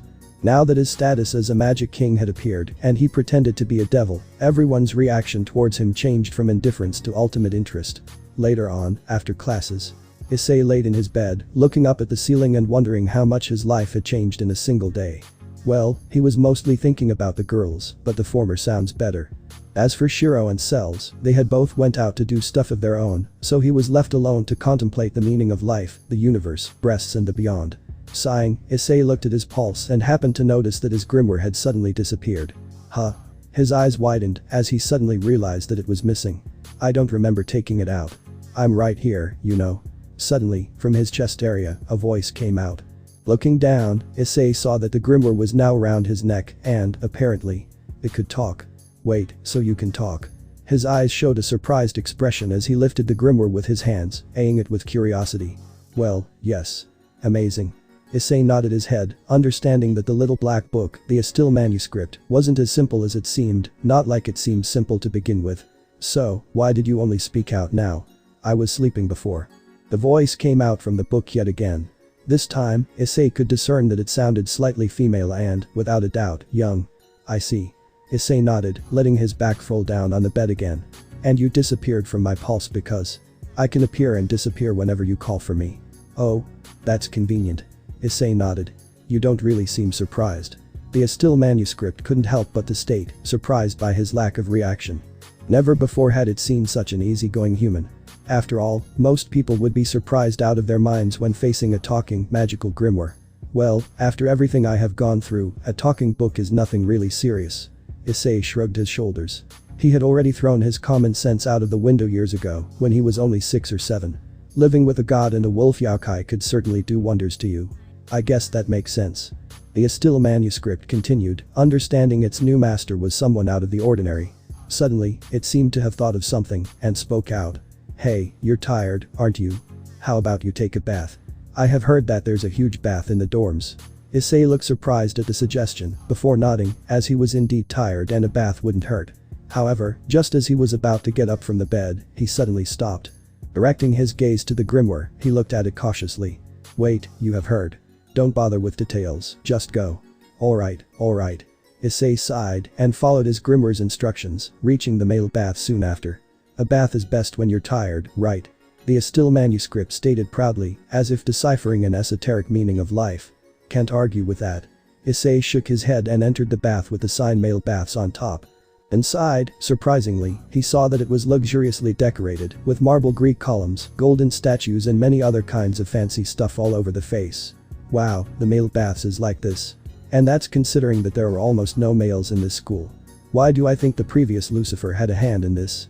Issei couldn't help but to sigh, already blaming the previous Lucifer, in a way similar to Scissorch's. This only means that the females' baths are even better. I can go check it for you next time. His grimoire kindly offered. You can go check it out. Issei's sweat dropped, not knowing how the book was planning on doing this, but in the end, he nodded, not willing to miss this chance. Alright, just make sure to bring me some details about the people inside too. Pictures would be for the best. Wait, maybe a video would be better. My new master sure is perverted. The grimoire couldn't help saying, and with that, it disappeared from his neck, probably making itself invisible or something. It's your fault for choosing me. Issei shrugged his shoulders and took off his clothes, while wrapping a small towel around his waist that reached his mid-tights, revealing his toned body, which was a result of intensive training with Fenrir. Walking inside, the first thing he saw, however, was a naked girl walking by. Her body was petite, slender and cute, a little taller than Shiro, and her short hair was of a light blue-gray color, with a single strand jumping out. On her face was a blank expression as she glanced at Issei's half-naked form, while doing nothing to conceal her completely naked figure, which was barely covered by the fog. Looking at the girl, Issei stopped thinking for a moment before nodding. "Good evening," he politely greeted while looking at her in the face. He didn't look flustered in the least, and in fact, he was quite at ease. "Hello," the girl answered back, also looking at him in the face. With the greetings done, as if there wasn't anything unusual going on, Issei casually walked to a stool and begun to wash himself with some liquid soap. Pumping some of it into his hands, he was about to pass it over his hair, but suddenly, from his side, the same girl from before stopped him. "That's body soap." "Ah," Issei exclaimed as he looked at the label, and just as she said, it was indeed body soap. Without a single word, the girl pointed at another bottle. "That one is the shampoo." She then extended her arms and got it, revealing her bare naked torso to Issei, especially her petite and slightly undeveloped chest area. Although she was small, she was definitely bigger than Shiro, who was almost as flat as a board. Looking at her chest, and then at her facial expression, Issei's sweat dropped. Aren't you supposed to go Kaya? Or something of the like?" "Ah." The girl, with her face still monotone, mused over his words, handing Issei the shampoo at the same time. "Well, maybe you're right." Following that, she slowly opened her mouth, and with a completely straight face, she said, "Kaya." Shaking his head, Issei corrected her. No, you're doing it wrong. It should be." He then coughed a little and exclaimed in the most girly tone that he could muster. "Kaya." "Oh?" The girl looked surprised and nodded. "So, Kaya." "No." By this point, Issei couldn't handle it any longer as he shook his head with vigor. "You have to put more feeling into it, Kaya." The girl tried once more, but just like the previous times, her voice came out as monotone as ever, and her face showed no change in expression. Sighing, Issei could only resign himself to the fact that the girl in front of him was simply unable to Kaya properly. Such a strange girl. Issei couldn't help but to murmur as he glanced at her. Seeing him look at her, the girl thought over for a bit before speaking out. "My breasts are 82C. Listening to her words, Issei shook his head, not willing to endure this any longer. This girl completely broke the image of other girls. It was as if she was completely shattering his reality, and he wasn't liking it even one bit. As such, he decided to put up some distance between them. Who knows? Maybe her personality is contagious. Rushing out of the bathroom with only his towel wrapped around his waist, the first thing he saw was Lilith. "Oh, Issei-san." Suddenly, Lilith stopped as her face turned as red as a tomato. "Put some clothes on." Seeing the way Lilith was blushing, how she held her hands against her chest and how she exclaimed in a high-pitched cry, Issei couldn't help but to nod in satisfaction. "That's what I'm talking about. That's the reaction." He then grabbed her by the hand and started walking towards the bathroom. "I need you to teach a poor soul how to react correctly. Follow me." However, Lilith pulled her hand back as she exclaimed with her blush deepening. What are you talking about?" "Amazing." Issei's expression got even brighter as he looked at her in admiration. "That's perfectly it. The way you say it, the stutter, your body language. It's all natural. You'll definitely be able to fix that stray soul." Just as he was about to continue, however, Lilith hit him in the head and exclaimed, What is going on? What are you doing with only a tea towel?" "Oh." Realizing that he had forgotten to explain the situation, Issei cleared his throat and begun his explanation. "I just saw a clueless, emotionless girl in the baths. I need you to enlighten her." "Ah, is that so?" Lilith nodded, and just as she was about to continue, she suddenly stopped. "Wait. You saw her in the baths?" "Yeah, why?" Issei looked at her curiously, wondering why she suddenly stopped. At that moment, from the entrance of the baths, the small, petite girl from before came out with a towel wrapped around her, covering her vital areas. On her hands was a carton of milk with a pink straw. Immediately, Lilith exclaimed, "Arin-san. That is the male baths." "Ah." The girl, who was apparently named Arin, looked at her. "Oh, Lilith." She then stopped, took a sip of milk, and continued. "There was no one inside, and I like the silence. But there's someone there now." Lilith exclaimed back, blushing even further. Shrugging her shoulders, Arin took another sip of her milk. "I don't really mind." "Please mind." The young teacher exclaimed back. Hearing her words, it seemed as if Arin had realized something. Opening her mouth just like before, she said in a monotone tone, "Kaya. Your timing is way off. Also, what's with that monotone expression?" Lilith's eyes widened as she sweat dropped. Putting his hands on Lilith's shoulder, Issei nodded. "Now you know my pain. Afterward, Lilith brought Orphan to the female baths while Issei went back to his to fetch his clothes. Putting them on, the grimoire appeared on his neck. Girls are complicated creatures, aren't they, grimoire? I don't really know. The grimoire replied offhandedly. But did you enjoy it? Definitely. Issei proudly nodded as he pulled up his sleeves, thinking back to Orphan. Maybe this was meant to raise a flag with her or something. Most likely. Is that a good thing? In most cases, yes. Issei placed his tie around his neck. But that girl is just too strange. She doesn't show any reactions. Sighing, he walked out of the baths and looked out of the window. Still, I feel that the Trinity 7 will play an important role in my life. Ah. Issei-san. Suddenly, Lilith walked out of the girl's bath, and just as she was about to walk over to him, she suddenly blushed. Put some pants on. Oh. Looking down, Issei saw that indeed, he had forgotten about this crucial part. He then looked back at her. Oops. One punch to the head and 2 minutes later, Issei was back in the hall, this time with pants. Lilith and Orphan were already there, both wearing their respective uniforms.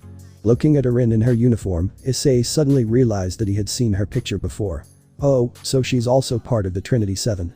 He murmured as he remembered that he had seen her face on the notebook handed to him by Biblia. Well, that makes 5 of them. All that is left is the big-breasted loli and the blonde with big knockers, huh? A couple of minutes later, Issei was back in his room, but for some reason or another, he wasn't alone. Before, it had been mentioned that the headmaster, Biblia, had built a separate dorm for him and his sisters, albeit much smaller than the others. This one only had 10 rooms, but all of them were much bigger than the normal rooms. At the same time, in his room, that was normally occupied by only him and his sisters, there were 3 additional guests. They were Lilith, Levi and the twin-tailed girl who had questioned his preferences on the first day of class, Selena. Looking at his room, which was now filled with 5 girls, Issei's sweat dropped as he directed his attention to his guests. What are you doing here? Collecting data. The small petite girl, Selena, smiled as she took out a notebook. Data collection. Levi smirked. As for Lilith. As a teacher, I just couldn't leave girls alone in a boy's room like this. She cleared her throat with a blush. Huh? Issei turned around and motioned towards his 2 sisters, who were glaring at the other 3 girls like vipers. You know that I live with them, right? But they are your siblings. It doesn't count. Lilith exclaimed as she stuttered, her blush deepening. We aren't blood related. Issei smiled slightly, making the other 3 devils in his room gasp. Immediately, Selena began to scrabble on her notebook while Levi revealed a surprised expression. Lilith simply looked at him with disbelief. To let a boy alone with 2 girls alone. With no blood relations. Just what is the headmaster thinking? By her side, Levi tried to calm her down. Chill, Lilith. It's not like they sleep in the same bed. Sel's eyes immediately widened as she saw this as an opportunity to claim her ownership on her beloved. She then took a step forward and exclaimed. Actually, we do. She then looked at Shiro. Isn't that right? Indeed. The white-haired loli nodded her head. By this point, never mind Lilith, even the straightforward Levi blushed a little. However, that was temporary as she jumped forward towards Issei. Hey, if I call you Nai-san, can I also sleep with you? She smiled slightly while licking her lips, a lascivious expression on her face. She seemed rather eager to try out her so-called perverted arts. Actually, you don't even need to ask. Issei winked at her with a foxy smile. You're free to come whenever you. Nai. Ice. Both of his sisters suddenly called out while pinching him, looks of annoyance on their faces. Shaking his head, Issei gave Levi an apologetic look. Well, maybe not. After everyone settled down, Issei sat on a chair and looked at the girls gathered before turning to Lilith. Hey Lilith. The headmaster didn't explain it very well, so can you please explain to me what on earth is this thing? As he said so, he grabbed the grimoire that was hanging by his neck and showed it to her. All that he knew was that it could talk, disappear at will, and was called a still manuscript, along with the fact that it would only choose the seated Magic King candidate. Since Lilith was a teacher, he expected her to know something about it. At least she should be able to give him a more in-depth explanation about his mysterious grimoire. In reality, if he could, he would have asked the grimoire himself in order to get a better explanation, but it seemed to have entered a state of slumber, as no matter how he tried to call out to it, it wouldn't answer back. So, he needed to resort to his beautiful teacher, Lilith. Looking at the small black book, Lilith was initially confused. In her mind, she thought that she had seen it before, but suddenly, just like lightning, realization struck her. Her eyes then widened as she exclaimed while pointing at it in shock. That's the still manuscript. Immediately, the eyes of Levi and Selena widened, as they were also familiar with that name. In fact, all of the Trinity 7 knew of it. As for Selena, who wasn't part of the Trinity 7, she had her ways. What? The still manuscript? Both of their expressions were of shock, and as the look that they gave Issei turned mysterious and complicated, as if there were some deep meaning behind it. As for Lilith, who still looked surprised, she nodded. There's no doubt about it. Only the Issei manuscript can have that form. This also explains how the headmaster figured out that Issei-san was a magic king. Just as she was about to continue, she remembered Issei's question and turned around to face him. The Issei manuscript is a legendary grimoire that is believed to contain information about another world. Not only that, it can only choose the seated Magic King candidate as its owner. Oh. Hearing that explanation, Issei looked back at the grimoire, surprised about that information. So it is something extraordinary. Previously, he already knew that it was something amazing, seeing that it could talk and all, but containing information about another world certainly caught his interest. Lilith then straightened her back as she continued with a slightly disappointed look. I don't know anything else about this manuscript since it had been sealed away beneath the school for a long time. In fact, most people believed it to be a legend. Sighing, Lilith shook her head as she continued. Anyways, I'm sure that the headmaster has told you, but as your teacher, it would be wise to remind you. As you know, we, devil magicians, all require a research concept, also known as thema, to begin with. Information about this thema is recorded in manuscripts like this. Just as she was about finish, the room suddenly begun to shake violently, making most of the girls fall to the ground.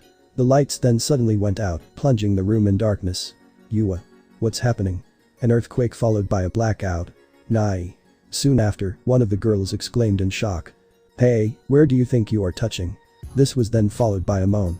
NGHH. Not. There. At the same time, the Issei manuscript that had kept quiet this whole time suddenly awakened. I guess that someone cast a barrier. It then stopped. TCH. I guess it can't be helped, huh? Soon after, the grimoire started glowing, lightening up the room and revealing a rather entertaining scene. In the middle of the room, Issei was lying on top of Selena, with one of his hands clutching Lilith's breasts, the other one grasping Cell's, with Shiro on top of him and his head on Levi's crotch, directly on top of her panties, which were black, by the way. Seeing the situation he was in, not only was Issei not flustered, he couldn't help but to make grasping motions with his hands, enjoying the soft, pleasurable feel that the two breasts brought him. At the same time, he couldn't help but to make a comparison between Lilith and Cell's. The former's was slightly smaller, but softer, while the latter's was bigger, with a more spring-like feel to it. In the end, they were both equally good, but if Issei had to choose a side, he would have gone with Cell's. Sadly, he couldn't analyze it any longer, as a loud, high-pitched cry filled the room. Kaya. In a separate room, further inside the academy, two men were facing each other. The first one was tall, and had long hair, styled in a ponytail. He was none other than Master Biblia, the headmaster of the Royal Biblia Academy. As for the second man, he was old and ancient, seemingly in his mid to late 60s, and was wearing a long robes, a crane in his hands. His eyes were wizened, but from within, shined boundless wisdom and power. This man was Kisher Zelrich Schweinerg, also known as Kaleidoscope and Old Man of the Jewels. Both of these mans were titans on their own right. The first one, Master Biblia, was a devil whose level of power was immeasurable, and 300 years ago, he had been a Magic King candidate who had his Magic King element absorbed. At the same time, however, he was able to easily defeat the current Lucifer Mayu, Scissorches, in the competition. Now, he is the headmaster of one of the underworld's most powerful magic schools, Royal Biblia Academy. As for the second man, in the supernatural world, he is a complete legend. The man who could control the second magic. Kaleidoscope, and also a parallel worlds traveler, Zelrich had once been a human, but now was part of the 27 Dead Apostle Ancestors, a terrifying group. Currently, Biblia had a serious face as he looked at the old man in front of him, who was feared by even gods. This information. Are you sure about it? Zelrich laughed heartily. Why would I lie, Biblia? Oh, I don't know. Biblia rolled his eyes as he crossed his arms. Because you love sparking conflicts? Or is extremely meddlesome and nasty? Let's forget about such matters. Zelrich waved his arms offhandedly. I'm serious here, the kid is much more dangerous than you think. He wouldn't have caught my interest otherwise. Hearing his words, Biblia couldn't help but to admit that he was right. Sighing, he continued. Alright, I see your point. Still, to think that he would have such a combination. Indeed. Zelrich smiled. He has the alpha stigma for eyes and the ultimate energy body. The brat is a complete monster. It's no wonder that he was chosen by the Magic King element as the seated Magic King candidate, although not being a devil. In all of history, there has never been someone with so much potential for magic up to now. Indeed. Biblia nodded. And the most terrifying part is that his talent doesn't only apply to devil magic. Because of his monstrous combination of eyes and body, he is able to learn, copy and develop.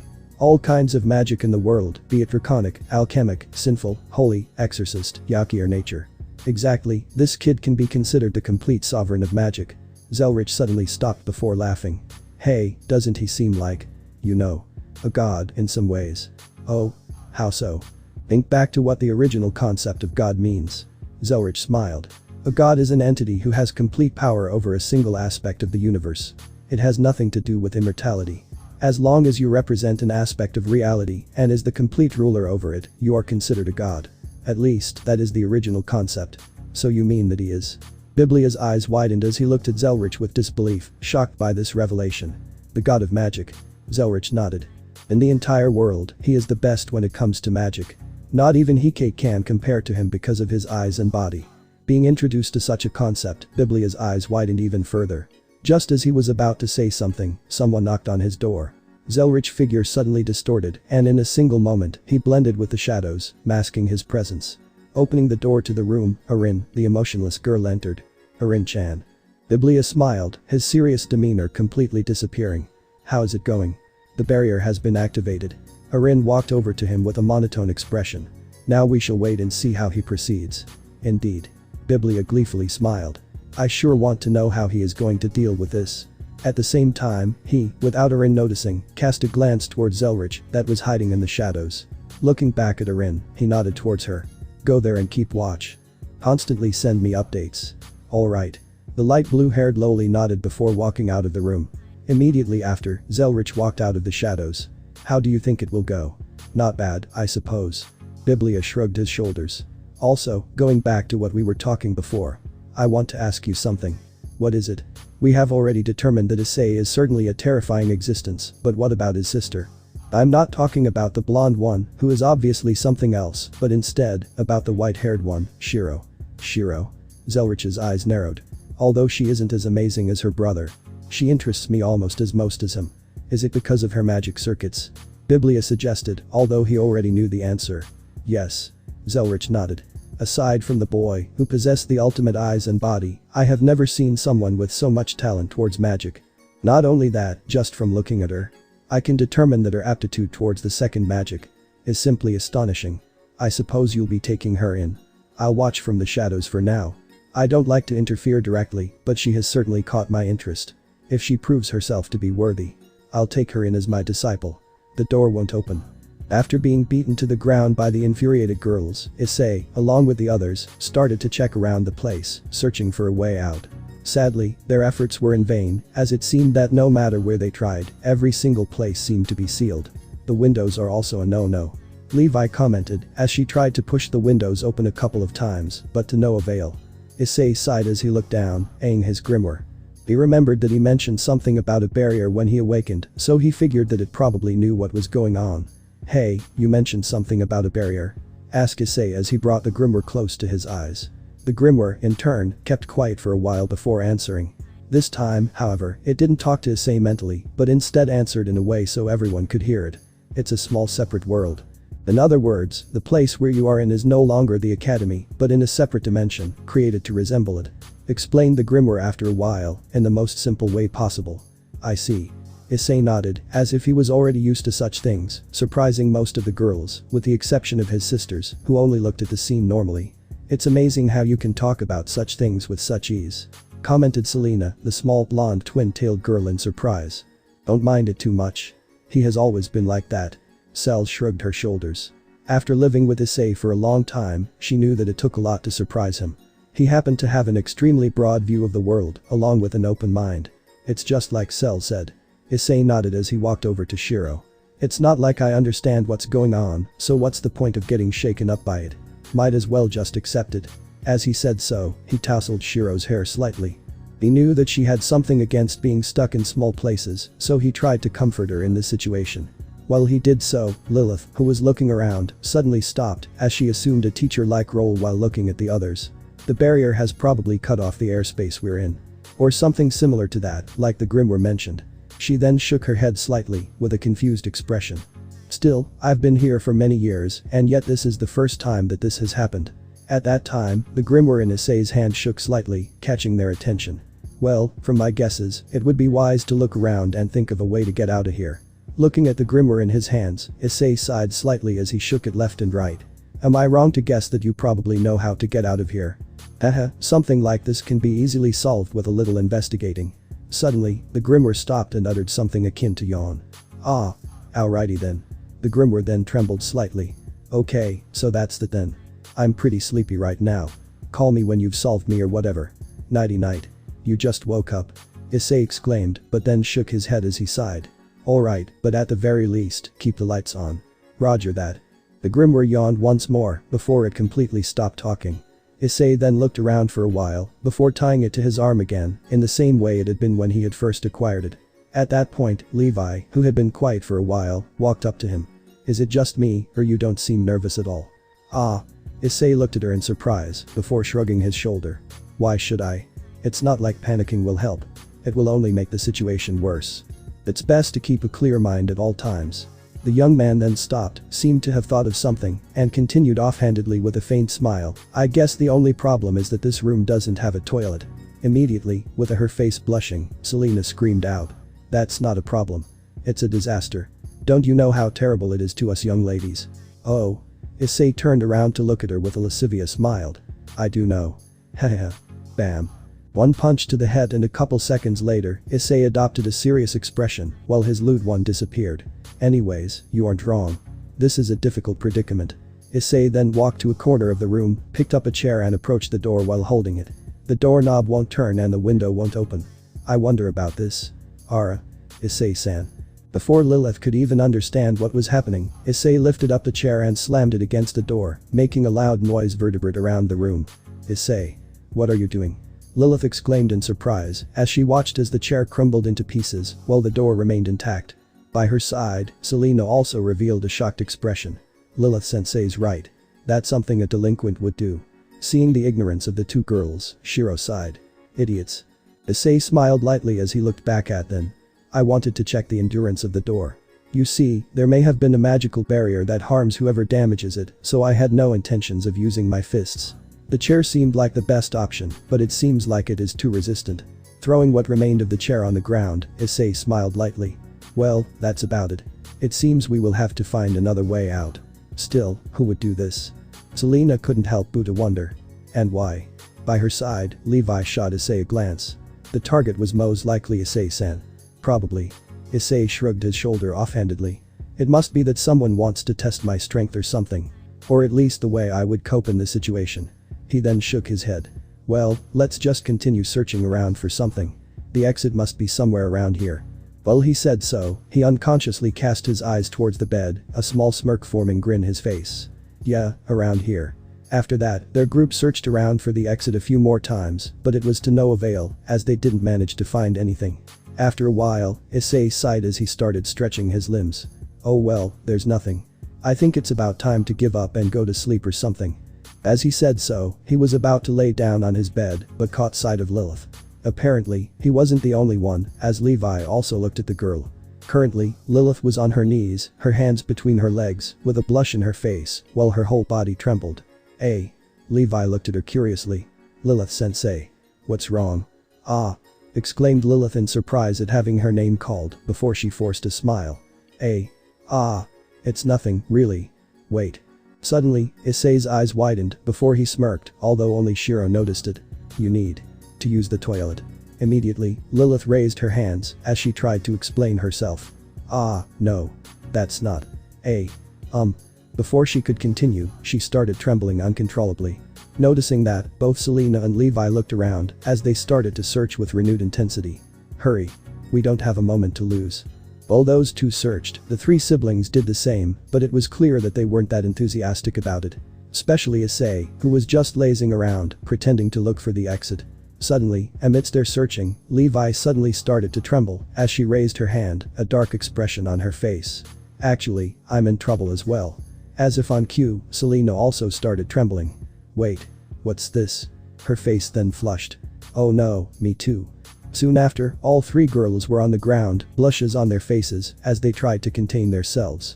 Looking at the situation, Issei sighed, although there was the hint of a lascivious smile on his face. This is kinda bad. he commented, even though his voice had a playful hint to it. Cells only looked at the scene with a passive expression, not really bothered by it. Those were her rivals, and to say the truth, she was rather glad that they were in such a situation. At the very least, they were showing their bad side to Issei, something that she was glad for. Suddenly, Shiro tugged on Issei's clothes, causing him to look down. She had a small blush on her face, as she trembled ever so slightly. I also. Immediately, without another word, Issei nodded and walked up to the bed, under the watchful gazes of all the girls, kicking it up, throwing it into the air. Waving his arms, he kept a passive face as a magic circle appeared in front of him. Annihilation. A small black ball of condensed magic power suddenly flew from the circle, directly hitting the bed. Surprisingly, the sound of something shattering rang out as a magic circle appeared beneath it, only for it to crack. Immediately, under the dumbfounded gazes of all the girls, Issei kicked the door open before looking back at the girls, focusing a little on Shiro. Hurry up. Immediately, all of the girls stood up and rushed outside of the door, with Shiro following them. Although the 3 members of the Trinity 7 still didn't understand what had happened, they decided to leave it for later, as they had other things to do. Only Shiro knew the truth. Soon after, all of the girls were far away from the girl, leaving Issei along with Cells behind. The blonde shot Issei a playful look. Ice-kun, you know that you are bad, right? Smirking back at her, Issei shrugged his shoulders and looked at her in the same, playful way. I wonder what you are talking about, Cells. Inside, however, he knew exactly what she hinting at. Since the very start, he had always known the location of the weak point of the barrier, also known as the exit. His eyes, aside from being able to copy magic, were extremely sensible to it, and he could clearly feel the fluctuations of magic in his surroundings. As such, from the very start, he could clearly see that the bed was the weak point of the barrier, but kept quiet about it. After all, how he would be able to see the girls in such an erotic state if it wasn't for that? Still, the moment Shiro began trembling, he knew that he had been postponing it long enough, so he quickly dropped the act. Haha, you sure are unusual, Issei. The grimoire trembled slightly, but this time, it spoke in a way that only Issei could hear. Mentally. Oh? You awake? Issei smiled, as he talked back with it through his thoughts. I have been awake the whole time. I was wondering when you were gonna say the truth. Needless to say, you didn't disappoint me. I like your attitude, kid. Well, thank you. Issei smiled, as he let his body fall on his bed, raising his arms behind his head. The feeling is mutual. Hahaha, you truly are an interesting one. The grimoire exclaimed happily. I'm really looking forward to the thema that you'll research. Hahaha. Thema, huh? Issei murmured out loud, as he placed his arm around Cells, who had climbed on the bed along with him. Suddenly, the corner of his lips curled upwards. I can't wait either. The blonde looked up at him curiously, wondering what he was talking about, but chose to remain quiet as she relinquished on the warmth that the young man provided. Oh god, that kid's a beast. Biblia roared in laughter as he clutched his stomach, tears falling down from his eyes. By his side, Zelrich gave a faint smile. Ho ho, it seems that he truly resembles his stepfather Fenrir. Zelrich suddenly shook his head as he seemed to have thought of something. Anyhow, I have seen enough. I have got to prepare for the Holy Grail Wars this time. It seems that it will be interesting. Even more, the city it is going to be hosted at. Kukuku. As he said so, he waved his cane, and just like that, he disappeared from sight, leaving Biblia behind. Soon after, the door opened, and the petite blue-haired girl, Orin, walked inside. Biblia immediately turned around to look at her. So, how was it? Biblia smiled slightly.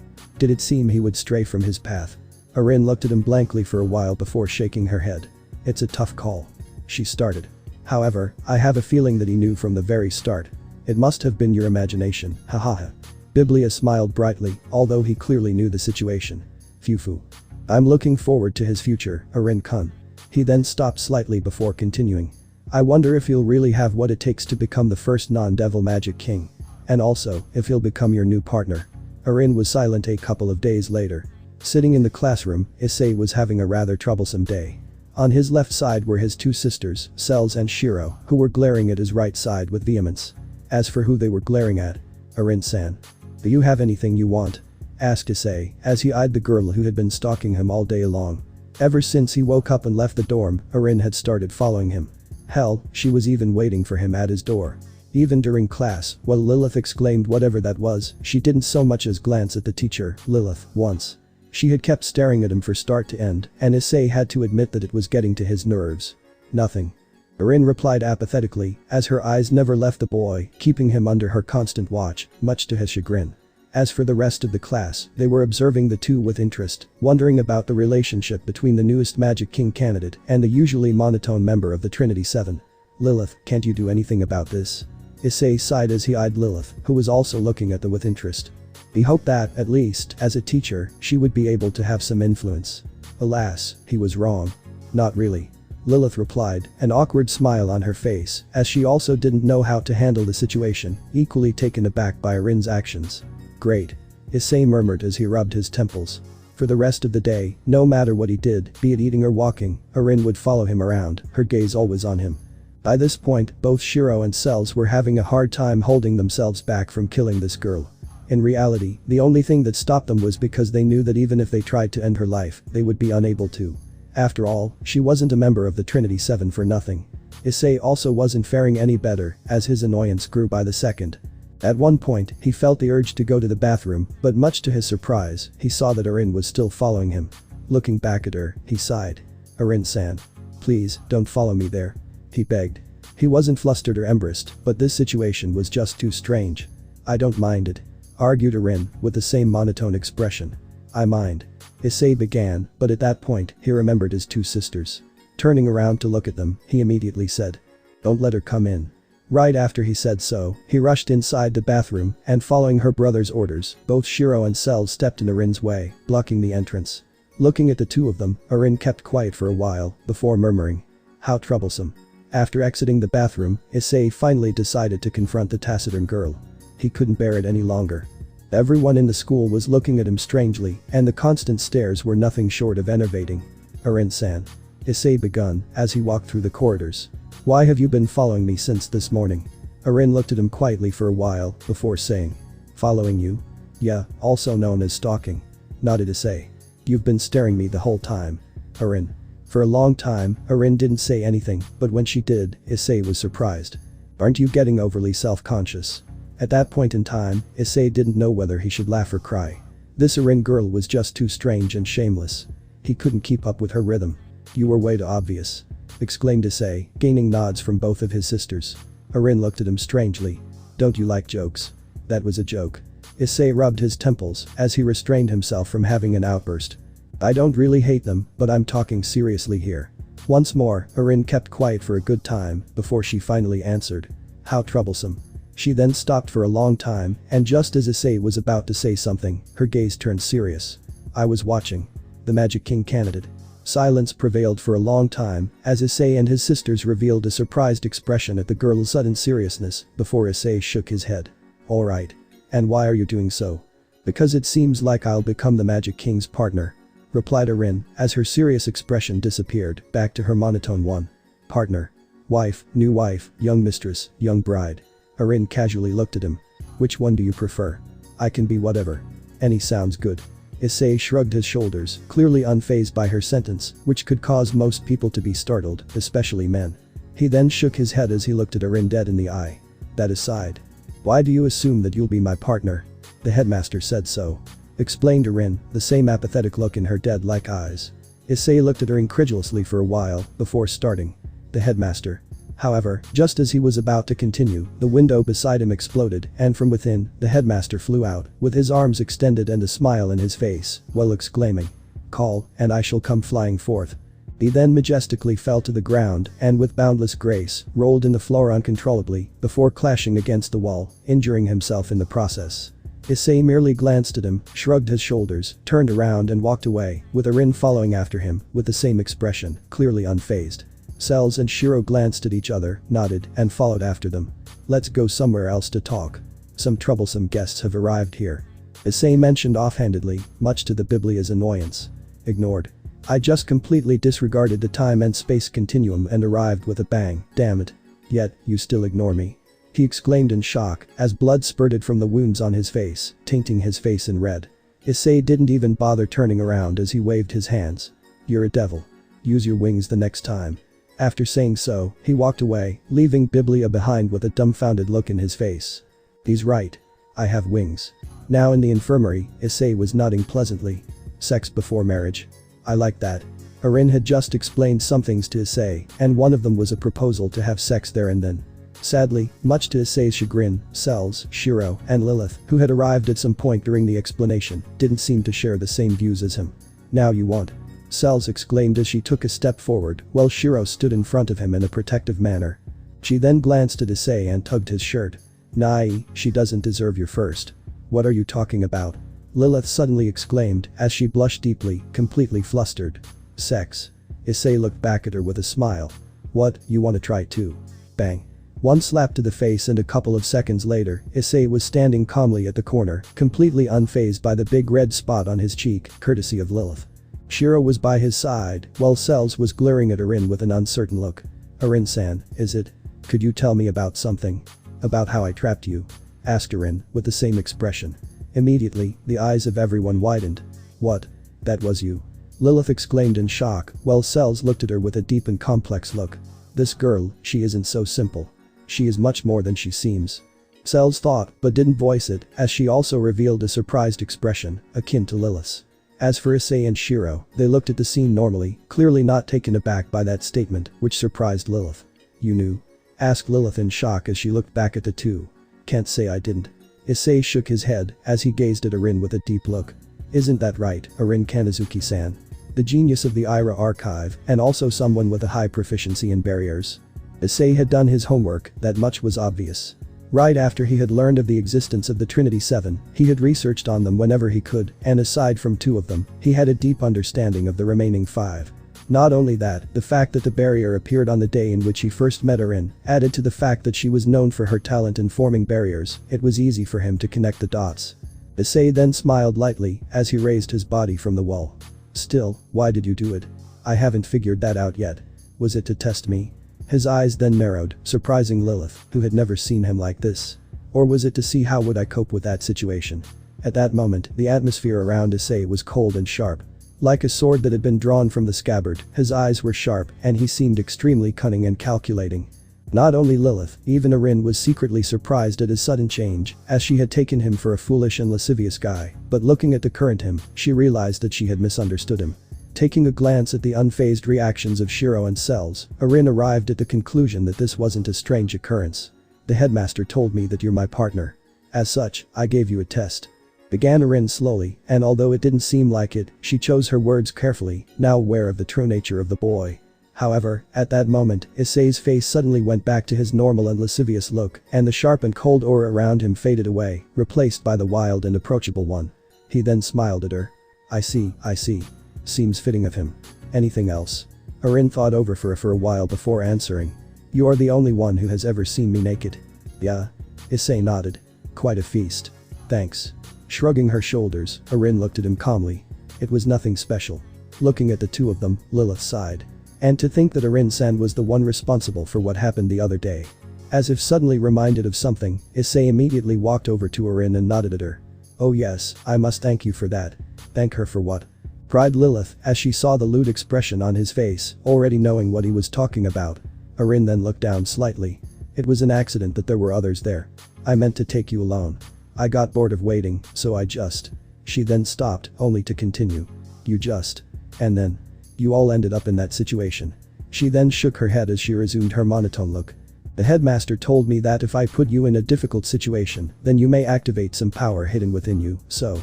Being reminded of his kindred, Issei looked over at Lilith. "I see.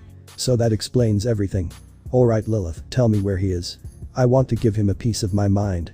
Well, Issei really did say such words, he was actually planning on thanking the guy. After all, if it weren't for him, he wouldn't have had the chance to fondle Lilith's breasts or see her with that erotic face. Lilith, however, shook her head.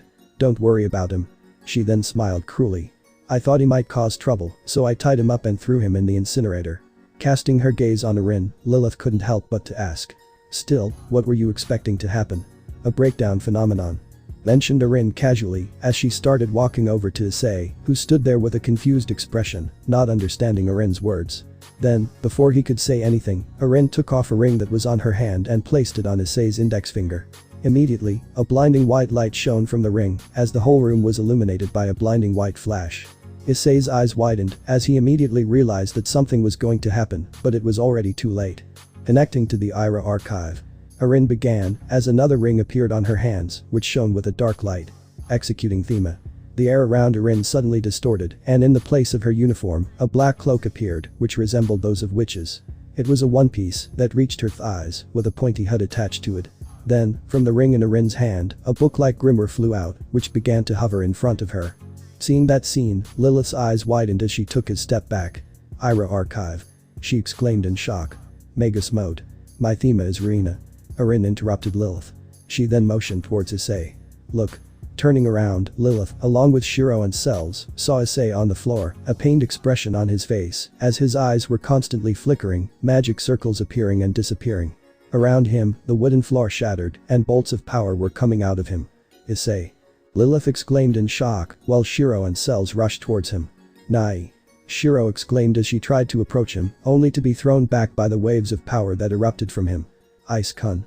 Cells also tried to approach him, and although she could come closer than Shiro, she met the same fate as her adopted sisters in the end, as she was also pushed back. With her face still monotone, Erin explained. "Ever since he gained the Issei manuscript, his powers has been increasing at alarmingly fast rates. This power, however, had been contained by the Issei manuscript. I simply took off the restraint. All the bundled up energy within him is being released." "Hey, are you trying to make his devilish powers go berserk?" exclaimed the Issei manuscript as it felt the energy within Issei growing chaotic. Lilith's eyes suddenly widened. "A breakdown." She then glared at Erin with disbelief. "If that happens, the school will." "That's right." Erin nodded as she walked closer to Issei. "Everything will be engulfed by the breakdown phenomenon." At this moment, Issei suddenly turned his head around, while trembling, his eyes constantly flickering, with the alpha stigma activating and deactivating. "Breakdown? What's that?" "Gwa!" Issei suddenly exclaimed, as in that moment, the seven-colored flame within him exploded with power, covering his entire body. Issei's body convulsed around, as his back formed a perfect arc, his eyes rolling over. Around Issei, the ground started to shatter and distort, only to be transformed into small black particles that flew up into the air. "Everything's turning into particles." Cell's eyes widened, while Shiro kept her eyes glued onto Issei, clearly worried. Lilith suddenly rushed towards Erin, as the walls were beginning to be consumed. "Erin-san, stop this. It's too dangerous." Erin, however, simply nodded. "That's true, it's dangerous, but his existence is the closest thing to my thema. Rena." She then stopped, as a cold look took in her eyes. "To research into something, no matter what you have to do. As long as it serves to improve your thema. Everything is fine, right, Lilith-sensei? After all, we are devils." "But..." Lilith was about to argue, but before she could, the ground started to shake, as all around the school, buildings crumbled. Up in the sky, a black mist covered the sun, and soon, the sun lost its blazing yellow color, becoming completely black. WH, what's happening?" Selena, who was walking around the school with Levi, exclaimed in surprise, while the ninja girl glanced up at the sky, completely calm, unfazed by the situation. "A breakdown phenomenon." She then pointed to the window. "Look outside. A black sun." Selena's eyes widened, as if she couldn't believe what was happening. Meanwhile, near the school's incinerator, a figure untied the ropes around him with ease, as his long white hair tied in a ponytail fluttered behind him. "Breakdown phenomenon, huh?" Biblia glanced up at the sky, a strange expression on his face as he shook his head. "You've gone too far this time, Erin-kun." He then focused onto the black sun that hovered up above. "This may be a fun and unexpected development. But we devils already have quite a debt. We don't have enough money to build this school again." Back in the room, Issei's head suddenly lifted up, as he roared. From his back, two wings, composed entirely of black mass, jutted out. Looking at the situation, Erin revealed, for the first time, a troubled expression. "To think that his power would be so great. It seems that I miscalculated." Lilith suddenly became resolute, as she closed her eyes. "Connect, Luxury Archive." Her uniform disappeared, replaced by a long blouse, with a black tie. A cap appeared on top her head, and a huge gun formed on her hands, with the muzzle directed at Issei. From her back, 4 devil wings jutted out, as she started to gather her power. "There's no helping it," she exclaimed, while slightly trembling. "As much as it pains me, for the greater good." "What?" Lilith's eyes suddenly widened, as Erin suddenly appeared in front of Issei, along with Cells and Shiro. From Erin's back, 4 devil wings, similar to her, jutted out, blocking Issei from Lilith's sight. "Move!" Lilith exclaimed, but was only met with the fierce gazes of Shiro, Cells and Erin.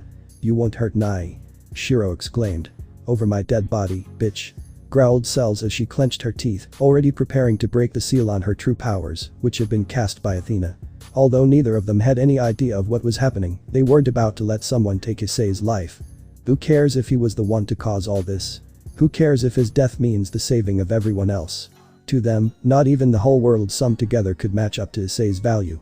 At the same time, Orphan looked at Lilith coldly. I won't let you, Lilith. He's my husband, you know. But if we don't stop Issei, the school will. Lilith exclaimed as she tried to argue with the three girls. Everyone will. Orphan, however, gave her the cold glare. I want to see what lies beyond destruction. The light in the end of the path, the future of the apocalypse. The result of mayhem. Isn't that what pursuing magic is all about? However, at that moment, before she could continue, another voice filled the room. I see. A crack suddenly appeared on the walls of the room. So all we need to do is to kill him, huh? The wall opposite of them suddenly burst open, revealing two girls. One of them was tall, with long black hair, while the other one was small and petite, with short blonde hair on the front and long on the back. The one with black hair grinned. Well, ain't this a surprise? You prevent a breakdown phenomenon in one place, come back and guess what? Another breakdown phenom. She then grinned even further as she took a further step. Could this get more thrilling? Lilith's eyes suddenly widened as she took a step back in shock. Orphan's eyes narrowed as she adopted a battle stance. Cells also revealed a wary expression as she begun the process of unsealing her powers. As for Shiro, the weakest of them all, she stood her ground firmly, unwilling to leave Issei. And no way. Lilith trembled. Aren't you two on a suppression mission? What are you doing here? We wiped them out in an instant and came back, real quick. The black-haired girl explained with a smile, while her predatory gaze was focused on what was behind Orphan's devil wings, the cause of everything. Issei. Fudo Akio, Yamanamira, both of the Trinity 7. Orphan's eyes turned wary. This has gotten troublesome. Suddenly, the small blonde girl, Yamanamira, spoke as the black sun in the sky disappeared at the same time. The breakdown phenomenon has been stopped. She then glared deeply at Orphan. I applied an equal amount of chaotic magic with my own magic, cancelling it out. Mira then took a step forward, a glowing sphere in her hands. On the name of my Thema. Justicia of the Archive Superbia. She begun, as her voice turned cold, directing her gaze at Issei, who was behind Orphan's wings.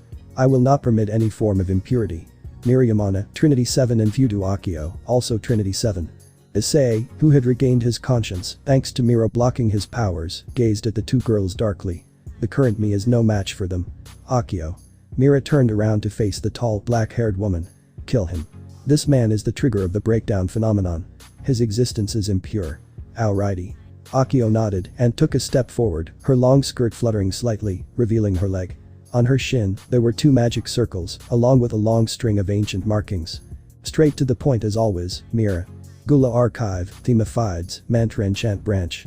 Issei thought quietly, while laying the magic circle, his eyes already in the alpha stigma mode. At the same time, around his arms, the same magic circles appeared, although no one noticed it. Akio-san. Don't do it.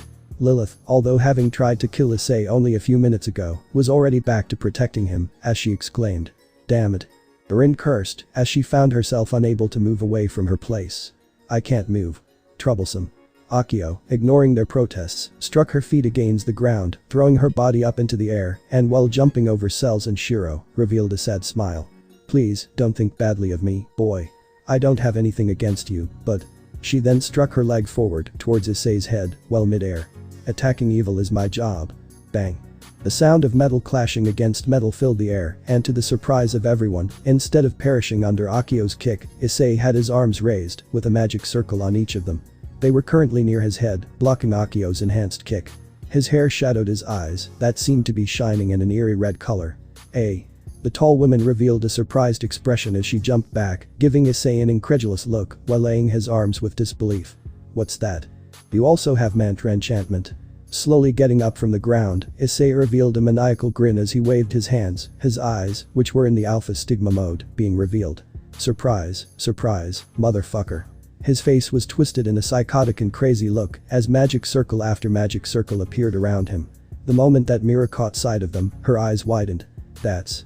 Bang, bitch. Issei smirked, and in the next moment, it was as if boundless pressure had fallen down on Akio, as she found herself unable to move. The same thing happened to Mira, whose eyes widened even further. This is… movement restraint magic. Akio exclaimed in shock, as she realized that this magic was the same as the one Mira had previously used. Looks like someone has done her homework. Issei grinned manically, before he started laughing. Now then, what was it? Attacking evil is my job. Damn, that's hilarious, ha ha ha ha. Stopping his laughing, his expression suddenly turned cold. I'm not evil and neither am I good. He then cast his maniacal gaze all over the room. God. Devil. Hero. Monster. I wonder, what will you call me? He then waved his hands, and one large magic circle of a dark purple color appeared behind his back. You know. I couldn't care less. I just want to kill and slaughter, devour and cause chaos.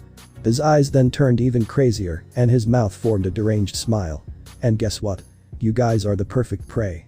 As he said so, he stuck his hand inside the huge magic circle. He then started to slowly take it out, and as he did so, what looked like the hilt of a weapon started to appear. You know. I'm kinda thankful. It was so boring staying there. Now that I'm free, it's time to have some fun. More and more of the hilt started to appear, and it could be seen that it was of a pitch black color, with purple markings. By this point, given the size of the hilt, it was clear that it wasn't the hilt of a sword, but instead, of a spear. At the same time, as more of the hilt appeared around the area, the pressure of magic power started to turn chaotic, as up in the sky, the sun, that had just retrieved its yellow color, turned black once more. Around Issei, the ground started to shatter, and black smoke started to cover the entire area. In another place, Biblia's eyes suddenly widened as he first cast his gaze towards the sky and then in the direction where Issei was. Another breakdown phenomenon. And 1,000 times more powerful than the last. He then stopped as a worried look appeared on his face. This aura. Could it be? By this point in time, the hilt of the spear was already half drawn and only the other half remained within the magic circle. Around Issei, the ground started to crumble at much faster rates, and it was as existence itself was starting to dematerialize, with large cracks appearing in the air around them. That isn't Issei. Cells exclaimed in shock. She then cast her gaze towards Shiro, only to see her approaching the maddened boy, slowly. Nai. Shiro said slowly, as she moved closer and closer to him, getting his attention. Oh. What's this? He roared in laughter, as he continued to pull the spear out. Who's this brat? Does she want to be killed? No, you won't. Suddenly, his expression changed, and his hand that was grabbing the spear released it, only to grab his own head. Don't touch her. His expression twisted again. You brat. Be grateful. I'm saving you here. I told you to go away, bastard. Issei's expression kept switching back and forth as he grabbed his head and started rolling in the ground. What? Everyone looked at the scene, not understanding what was happening. Suddenly, Issei grabbed a rock that was by the side and fiercely stabbed it in his own chest. Get the hell out, bitch. This is my body. Issei roared as he battled the other presence as his body, piercing the rock further into his skin. He was using the rock as threat. He was threatening that he would end his own life. You can't do this. I'm here to help you. His face twisted as he cried out, but it was to no avail as he pressed the rock further inside his chest, dangerously close to his heart. Alright, I got it. Don't kill yourself. Immediately, the atmosphere around Issei started to calm down, the ground stopped to shake, the sun turned yellow once more, and the magic circle behind him disappeared, along with a strange and ominous hilt. However, just as the girls were about to approach him, he was covered in blinding white light, and when it faded, he was no longer there. Before anyone could do anything about it, a figure suddenly appeared in the place where Issei had been. This new person had long white hair and a ponytail, dark red eyes, and glasses. This man Biblia cast his gaze around everyone before murmuring. The rest is up to you, Yui-kun. He then waved his hands, and a huge gate appeared behind him. It was huge, and within, there were thousands of hands trying to climb out of the eternal and boundless darkness, which were the doors. It looked terrifying to the extreme, and was absolutely bizarre. I suppose I'll deal with things here. He shook his head, and the gate behind him started to shine brightly, bathing the entire terrain school at its dark red glow. This lasted for a long while, and when it dispersed, it was as if the rivers of time had flown back. The school's buildings were in a much better state, just like it had been the moment when Mira and Akio arrived. As for Biblia, he was no longer there, but instead in his office, observing the scene from his window. His appearance was pale, and even though he was panting, with beads of sweat trickling down his forehead, he still had a small smirk on his face. Been a while since I used that. Back in the scene, Akio was standing on the ground, having just finished throwing her kick, causing clouds of dirt to rise up. When it cleared, Issei was no longer there. Issei. Lilith screamed when she noticed the absence of the young boy. As for Shiro and Cells, they rushed up to the place their brother had been at, looking at the debris, but not finding their brother, no matter how much they searched. Thank you very much, Akio. Mira smiled as she turned around to walk away. Harara, you're so ruthless, Mira. Akio sighed, before also walking away. I guess that's over. His magic energy is gone, after all. No. Cells fell to her knees as her eyes widened. Her eyes were blank, while her mind reeled as if she couldn't comprehend what was happening. As for Shiro, she didn't give up, as she continued to search through the debris with her small body, unwilling to accept reality. Nai. Nai. Nai. She continuously exclaimed, as tears trickled down her face. You.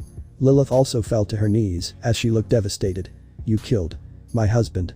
Erin murmured, with a dark look in her face. Well then. Mira looked at the scene calmly, as she stored her crystal ball away. That's our work done. Let's go home, Akio. However, before she could continue, the sun turned black again, and the breakdown phenomenon happened once more, as the objects all around them begun to dissolve into particles. Everyone looked around, and upon seeing the sun, they all revealed surprised expressions. The breakdown phenomenon hadn't stopped. It wasn't over. What? Lilith gazed at the sky in astonishment, and at the same time, hope started to build up within her. The breakdown phenomenon isn't stopping. Mira stopped dead in her tracks as she looked around in disbelief. Akio revealed an expression of surprise, as she also couldn't believe what was happening. What's happening, Mira? Wasn't that kid the trigger of the breakdown phenomenon? Mira nodded, but at the same time, her eyes narrowed as she thought of the only possibility. There was no mistaking it, but while she said so, she glanced down at her crystal ball that she quickly called back. There's only one explanation for this. You don't mean? Lilith and Erin turned to face her, while the former cried out. Issei. The breakdown phenomenon hadn't stopped, which meant that Issei was alive. Immediately after realizing this, both Cells and Shiro revealed expression of pure bliss. Nai. Shiro exclaimed out, with a jubilant look in her usually monotone face. Where are you? Ice-kun. Cells also cried out, as she began to look around with renewed intensity. Where am I? In a dark place, Issei's eyes slowly opened. I was battling that presence for consciousness. What? Slowly, his memories started to come back to him, and he remembered how some sort of spirit had invaded his body the moment he blocked Akio's attack. He then thought back to how he tried to protect Shiro from the being that tried to take over his body. His eyes slowly widened. What was that back then? He then stopped as he adopted a thinking expression. That being that took over my body. Isn't he that voice? The one that gave me my eyes? Right at that moment, before he could think any further, he heard the soothing and pleasant string of musical sounds. A violin, murmured Issei, as he clearly managed to detect what sort of instrument it originated from, since Athena had the same one, which she used to play regularly. At that moment, he also noticed that his grimoire had also disappeared, but paid it no mind, as he started to follow the sound, intending to find its source. After walking around for a while, a large white door appeared in front of him, making a great contrast with the black space all around him. Looking at the door, Issei thought of his options for a while before sighing. Might as well, huh? He grabbed the doorknob. Staying here won't change anything, anyway. He then pulled the door open, and on the other side, he caught sight of a surprising scene. In front of him was a room, and judging from the decorations on it, it belonged to a female, if the endless amount of plush toys, pink decorations, various laces and heart-shaped pillows were anything to go by. The most eye-catching thing, however, was a girl who sat in the middle of the room with a violin in her hands. She was slightly tall, more so than most her age, which seemed to be either 16 or 17, with a large bust that certainly caught Issei's attention. Her hair was long and white, reaching her back, and the most eye-catching part of it being the short upward ponytail that was the result of gathering the hair that covered her forehead and tying it together. Some seconds after Issei opened the door to the room, the girl stopped playing, looked at him and smiled brightly. Welcome to Yui's room, Issei and Ison. Her voice was sweet and harmonic and was just as soothing and pleasant as her violin. Issei simply stood there, taken aback, before he revealed his usual, lascivious yet straight and serious, smirk. Not bad at all, commented Issei slightly. White hair, big bust, golden eyes. Yup, you're totally my type. Not bothering to understand the situation, just going along with it and displaying his shameless and perverted attitude, that was the kind of man that Issei was. Staring up at the skies, in one of the corridors of the Biblia Academy, was a young female, in her mid to late teens, with a vibrant red hair. Her figure was buxom, with large breasts and a curvy shape, while she wore the normal uniform of Biblia Academy, which showed off her perfect figure. Her gaze was locked onto the sky, which was facilitated by the lack of the ceiling, which had been lost because of the breakdown phenomenon that had already affected most of the areas in the humongous school. The breakdown phenomenon, although not too uncommon in the world of devils, wasn't normally of this magnitude. In layman's terms, breakdown phenomenons happens when a magician's magic go haywire. Normally on those who possess the magic king element, which causes it to go around devouring everything in existence.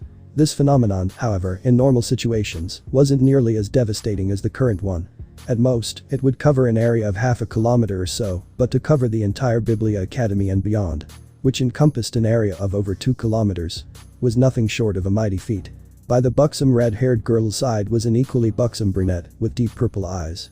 Her long and luscious hair was tied in a long ponytail that reached her ankles, and her normally playfully and teasing eyes were, strangely enough, set in a serious expression as she gazed at the sky with serenity comparable to the redhead. "But you, this..." The black-haired girl began slowly, as her gaze never left the sky. She knew that if let be, then it wouldn't be surprising if the entire school ended up being devoured. And, what troubled her the most was the fact that she had no idea of what caused it. Momentously setting her sights on the redhead, the brunette couldn't help but to ask, "What should we do?" For a long time, the red-haired devil didn't answer. In the end, she averted her gaze from the skies and sighed. "I'm not sure, Akeno." She began slowly, a deep and profound look in her eyes, as she seemed to be thinking of every course of action possible, but didn't find anything fitting. "This situation has probably gone above our abilities. I guessed as much." The brunette, Akeno, sighed as she gazed at her best friend, the heiress of the Gremory household, Ria's Gremory. The black-haired devil then stopped before looking around, as if searching for someone. "Ria's," she began, using the girl's first name. "Should I call them?" "Yes," nodded Ria slightly, as her gaze once more wandered around before landing in the blackened sun above, up high in the sky. "We need to regroup as soon as possible." She then stopped, seemed to have thought of something, and continued. "If my guess is correct, my brother should be contacting me at any given moment. It would be best if we're prepared when the time comes." Without saying a single word, Akeno nodded, closed her eyes, and activated her magic. Accessing the NVIDIA archive. Akeno murmured slightly, as the magic around her started to churn and recoil, before it covered her completely, enveloping her in a cocoon. Thereupon, it started to shatter, before it revealed Akeno once more, but this time, dressed in a shrine maiden's outfit. After successfully entering her Magus mode, which was the state in which devils could infuse their archive into their souls, increasing their affinity for magic. Akeno waved her hands, and a small book appeared in front of her. It was of a black color, with vines around her, and the occasional spark of thunder. "Virgina Sanctuarium. Horatio," murmured Akeno softly, as in front of her, 2 small magic circles appeared. Her hands moved quickly, and she grasped the 2 magic circles, closing her eyes in the process. "Kiba-san, Kaneko-san," said Akeno, as she focused her mind on transmitting her message through the 2 circles. "Meet me and Butchu on the 3rd floor." Thereafter, the 2 magic circles shattered, and Akeno turned around to gaze at Ria's. "It has been done, Ria's." The red-haired girl, who had already noticed it, nodded absent-mindedly, trying to think about a way out of the situation. Meanwhile, Akeno once more lifted her head to gaze at the black sun, an equally dark look on her face, as she slightly touched her clothes, not having used them for a long time. For a devil, her robes in her Magus mode were certainly exquisite. Primarily, shrine maidens were the representation of purity and chastity, while devils didn't seem to share the same ideals. This, however, was already a given. She had been reincarnated as a devil by Ria's Gremory when she was younger, and was not originally one. Before her ascendance into a devil, she had lived in a shrine temple with her mother. Magic was the representation of a being's inner desire, and in the sinful magic, it was the culmination of one's sins and memories. As such, everyone had different Magus modes, depending on their experiences, personality and temptations. Akeno's, however, was still considered unique. Not only that, she was also the only devil in existence who researched the shrine maiden-based spells of the NVIDIA archive, the Virgina Sanctuarium thema. Originally, such a thema didn't even exist, but it seemed that Akeno's past was so deeply rooted within her soul, causing an integration with magic to occur, which then led to the creation of a new branch in the NVIDIA archive. This was a branch that belonged only to herself, and it was most likely impossible for other devils to learn it, since it was basically created out of her own soul. There was a famous saying, whose author was unknown, but that was still famous amongst devils, humans, angels and the other races. Magic is boundless and endless. Everything can be considered magic. Magic is what guides us, the light in the end of the tunnel, the flame of hope. Magic can be found on all things, all living beings. Magic is all around us. Apparently, it wasn't that wrong. "Kiba-san, Kaneko-san, meet me and Butchu on the 3rd floor." As soon as Yudo Kiba heard that, his head snapped to the side, and so did the young girl near him, Taoju Kaneko. Both of them had been wondering where their Butchu had been, and were also anxiously waiting for orders, and as such, weren't surprised when it finally came. This duo was composed of 2 students. The first one, Yudo Kiba, was a handsome male, with rather effeminate features, coupled with a blonde hair and green eyes. He was lean and relatively tall, while the small girl near him, which could barely pass as a grade school student, was vastly different. Kaneko Taoju had a petite and small stature, comparable to a grade scholar, along with small white hair and feline-like creatures, with a stoic and emotionless face. However, if anyone was fooled by her cute and small appearance, they would greatly regret it. That girl could pack quite a punch. Quite a punch indeed. "Kaneko-san, let's go," exclaimed Kiba, looking at the young girl near him. The blonde man then turned around and quickly ran towards the staircase that led to the third floor, soon after followed by Kaneko, who nodded slightly as a reply. At the same time, they made sure to keep away from the disintegrating pieces of the building, not wanting to take their chances and risk being caught in the breakdown phenomenon. That definitely wouldn't lead to a good outcome. Within the headmaster's office of Biblia Academy, the headmaster himself was sitting on his chair, a profound look within his eyes as he eyed the situation happening on the other side of the window. His appearance, although it seemed compassed, was in an extremely weakened state. His skin was pale, while his lips were purple and dry, and his eyes seemed to be growing darker by the second. His gloved hand was constantly trembling, and it was obvious that it paid a great price and other to use that magic back then. It was at that moment that a small spatial fissure opened in the middle of his office, and from within, an old man, in his mid to late 60s, walked out with an abstruse and profound look in his eyes as he stepped into the office. Instantly, his eyes laid on Biblia, and upon seeing his state, he sighed. "You shouldn't have done that." Zelrich reprimanded Biblia slightly as he walked closer to his old friend, grabbing his clothed hand in the process. Looking at him deeply, he couldn't help but to ask. "How is the situation?" "Only a little discomfort." Biblia smiled lightly, shrugging his shoulder nonchalantly, but because of that slight movement, he felt unbelievable pain, although his face didn't betray his inner struggle. Looking at his old friend's state, Zelrich only shook his head in disapproval before pulling back the glove on Biblia's hand. Immediately, before his eyes, what was revealed wasn't a hand. No, it would be more correct to call it a claw. A nasty, grotesque claw. It had 5 talons, akin to fingers, and it was of a pitch black color, with bulging veins covering its entirety, continuously pulsating. If one looked closely, they would be able to see that the area which the claw covered was slowly increasing, extending up to Biblia's arms. Zelrich clearly knew that if let be, then it would completely corrupt his body. "You call this a little discomfort?" sighed Zelrich as he used his free hand to grab a vial from his clothes. It wasn't big, only 5 or so centimeters, but was filled to the brim with a dense and golden liquid. In the instant it was taken out, the whole perimeter of the room was covered in a dense, holy aura, and if any devil weaker than ultimate class came close to it, their only fate would be death. Taking out the lid of the vial, Zelrich deposited the liquid in a specially made syringe, which he then brought over to Biblia's hand, deeply penetrating the needle into one of the bulging veins. In the next moment, he pushed the plunger down and emptied the holy liquid, which could make even Mao-class devils cower in fear, into Biblia's body.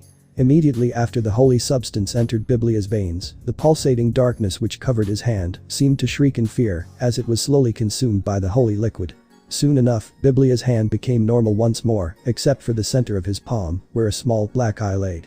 This eye, however, was currently closed, and all that could be seen was a thick slit running across his palm. Thank you, Zelrich." Biblia smiled faintly as he forced himself to utter words of gratitude, all the while trembling as he suppressed the holy liquid within his body, which hadn't dispersed even after fulfilling its deed. After a while, he finally subdued it. "Be careful next time, Biblia," huffed Zelrich as he stored the syringe and the empty vial in his clothes. Sighing, he gave one last glance at his old friend. "Try to not use your powers next time. I only have so much of his blood. The remaining portion is with that person, and I doubt that it would be willing to share. I'll keep that in mind." Biblia rolled his eyes before murmuring, "Mom." Zelrich sighed at Biblia's words and only turned his gaze towards the window, his eyes suddenly growing serious. "It seems that it has awakened sooner than we expected, hasn't it?" Hearing Zelrich's words, Biblia's easygoing expression also turned into a serious one as he realized that they would be talking seriously now. Taking in a deep breath, he nodded. "Indeed. Truthfully, I was hoping that it would take a couple more years for it to come up. It coming out right now limits our possibilities," Zelrich concluded with a faint nod. "Although this was outside of our plannings, it isn't something that we can't adapt to, is it?" As he said so, he faintly glanced at Biblia. "I guess I can make some adjustments." After a while of thinking, Biblia shrugged his shoulders while keeping his gaze on the scene outside, paying close attention to the girls. Nodding slightly, Zelrich waved his hands and a spatial fissure appeared in front of him. Before walking inside, however, he glanced at Biblia once more. "You already know how to proceed. If it wakes up next time, you are to take action." Reaching that part, his tone grew slightly dark. After all, neither of us want to see that happening again. Biblia's eyes then narrowed, as he clearly knew what Zelrich was talking about. With a dark look in his eyes that contained many deep emotions, he thought back to that events that happened millennia ago, before he sighed. Certainly, it would be troublesome. When he raised his head to look at Zelrich again, however, he noticed that the old man had already disappeared. Already used to his antics, Biblia merely sighed before he closed his eyes, laying back in his chair. At the same time, he placed the glove back on his left hand, glancing at the closed yi in his palm thoughtfully. You just can't leave me alone, can you? Surzicha-sama, are you sure that I shouldn't head over? Within the Lucifer's mansion, a silver-haired maid, Graphia, earnestly questioned the Lucifer Satan and also the one who she served. Even from the distance they were from the academy, she was still able to clearly sense the breakdown phenomenon that was taking place. The fact that even those Surzichas could clearly feel it and yet did nothing about it startled her. No, this time, it isn't our time to interfere. The red-haired man, acclaimed to be the strongest Mayu, merely shook his head as he gazed in the direction that the fabled Biblia Academy was situated. Biblia has already told me that I'm not to interfere. But, Graphia, I will not repeat myself. Surzichas gave her a stern glance before sighing. Softening up his gaze, he smiled at her bitterly. Look, I also want to help out, but this truly isn't our role. The most I can do is to tell my little sister. Aside from that, I'm powerless. Biblia wouldn't let me. At that point, Graphia suddenly noticed something in his sentence, which surprised her greatly, although her expression didn't betray her inner thoughts. Surzicha-sama. I have been wondering this for a while now, but why are you so respectful towards Biblia-san? It doesn't seem like the relationship between you is as simple as friends. Graphia looked at Surzichas questioningly. This wasn't the first time that such a doubt appeared in her mind, but this was the first time that she had stated it out loud. My relationship with Biblia. Shooting Graphia a deep glance, Surzichas sighed as he looked outside of the window, a faraway look on his face, as he seemed to be thinking about past times. Well, I guess you could say that I owe him my own life. What? Graphia's eyes widened ever so slightly, which made Surzichas chuckle slightly, appreciating the ephemeral surprise on Graphia's face. It wasn't every day that you could see such a sight. Do you remember the previous war for the Magic King position? Suddenly, Surzichas questioned. Immediately, Graphia nodded. After all, every devil knew about it. That event was considered so famous that it was recorded in every textbook in all the Underworld's academies. How could she possibly not know about it? The legendary war, in which Surzichas and 7 other devils participated, one of them being the current headmaster of the Royal Biblia Academy, Master Biblia. It was believed that before the war, the underworld was larger by about 1/10. Apparently, in the end of the war, some kind of accident happened, which led to a huge explosion, obliterating a huge chunk of the underworld. This part, however, was considered as forbidden information, and only 2 devils knew about the facts that had taken place. One of them was right in front of the silver-haired maid, while the other was the Master Biblia himself. Graphia had always wondered what had truly happened, but never got around to questioning the Lucifer Satan. Surzichas, seeing that Graphia was deep in thought, smiled faintly before coughing slightly, gaining her attention. Now that he had her focus on him, he sat down on his chair as he prepared himself to tell the truth that he had never told anyone. Not even his wife, Misao. It all begins in the start of the war, when I challenged Biblia for his Magic King element. Meanwhile, in a separate dimension. Not bad at all. Commented Issei lightly, as he gazed at the girl in front of him. White hair, big bust, golden eyes. You're totally my type. In front of the brown-haired boy, with a violin on her hands, was, just as Issei described with preciseness, a beautiful girl, in her mid to late teens. Her figure was buxom yet slender, with long white hair, and an overall soothing and graceful appearance. As for the girl, upon hearing Issei's words, she revealed a surprised expression, before laughing it off and continuing to another subject, as if it was something from the past. Clearly, she had no intentions to talk about his rather lecherous comment. Placing her violin away, the girl, who had introduced herself as Yui, smiled brightly at Issei, looking at him curiously, a funny look in her golden eyes, which contained a strangely shaped sclera. Wait. Are you older or younger than me? Huh? Looking at her strangely, Issei initially didn't understand where that question had come from, but remembered how she had called him Ani-san as soon as they met. Smiling lightly in realization, Issei shrugged his shoulders. Older, I guess. Ah, so I was right. The Yui girl exclaimed happily, flashing Issei her beautiful smile, as she turned around to open a vault near her bed, motioning for Issei to follow after her. The young boy merely nodded, as he looked around the room puzzledly. You mentioned that this is your world. Can you explain that? Issei could clearly see that although it seemed like he was still in the Royal Biblia Academy, he, at the same time, wasn't. His eyes were constantly flashing between his normal mode and his alpha stigma, and he could clearly see the true foundations of the area he was in. Everything around him was made of magic condensed into reality. Even the floor, ceiling and walls were completely created out of a high condensation of magic that reached such a high density that took shape. From his guesses, aside from being able to copy magic spells, his eyes were also extremely sensible to magic, able to gaze at any type of magic and peer into its deeper secrets. Because of that, figuring out that the place he was in was apart from reality wasn't really too difficult to him. Listening to his question, while she opened the vault, Yui smiled at him slightly, a look of mocked anger on her face. Well, Ani-sen was almost killed by Akio-chan's kicks. I had to bring you to my world, or else you would have been blown to smithereens. Saying that, she finished opening the vault. Turning around, she motioned for Issei to come over as she continued her explanation. I brought you here right at that last moment, but because of that, the situation inside and outside of here has grown slightly chaotic. It was also at this moment that Issei gazed inside the chest, only to see a screen that occupied its entirety, showing the situation that was happening outside on an aerial view. It clearly conveyed him the images as the school was collapsing, being turned into small particles. Oops. Upon seeing such destruction, Issei couldn't help but to scratch the back of his head sheepishly. I guess I messed up, huh? Messed up? Yui looked at him with disbelief before giggling. Ani-san is joking. Saying that, she shook her head. Because of you, at this rate, the entire school will crumble away. And you call that messing up? At this point, Issei was no longer paying attention to her words as he gazed at the scene with a little bit of consternation and worry. He knew that Shiro and the rest would be alright. Biblia would definitely protect them, so there was no need to think about that. The problem, however, was how much he would have to pay to reconstruct the school. If the situation got any worse, then he would be afraid that he would become broke. Ani-san. Pay attention to me when I'm talking. Suddenly, Yui puffed out her chest angrily as she noticed that everything she had said had fallen into deaf ears. Because of that, she couldn't help but to grow irritated at being ignored, which led her to forcefully interrupt the brown-haired boy's train of thought. Sorry, I was thinking about something. Issei shook his head slightly before he turned around to gaze directly at Yui. Alright, I'm all ears. Now that she had gotten his undivided attention, Yui could finally proceed, smiling sweetly, as if she had already forgotten her previous words of complaint. Ani-san, you're aware that you're the cause of it all, right? I guess so. Issei could only nod, as he knew that information better than anyone. However, he couldn't help but to compliment with some words of his own. Still, it really isn't my fault, is it? As soon as he said so, his own eyes widened as he seemed to have realized something. Wait. This doesn't count as my fault.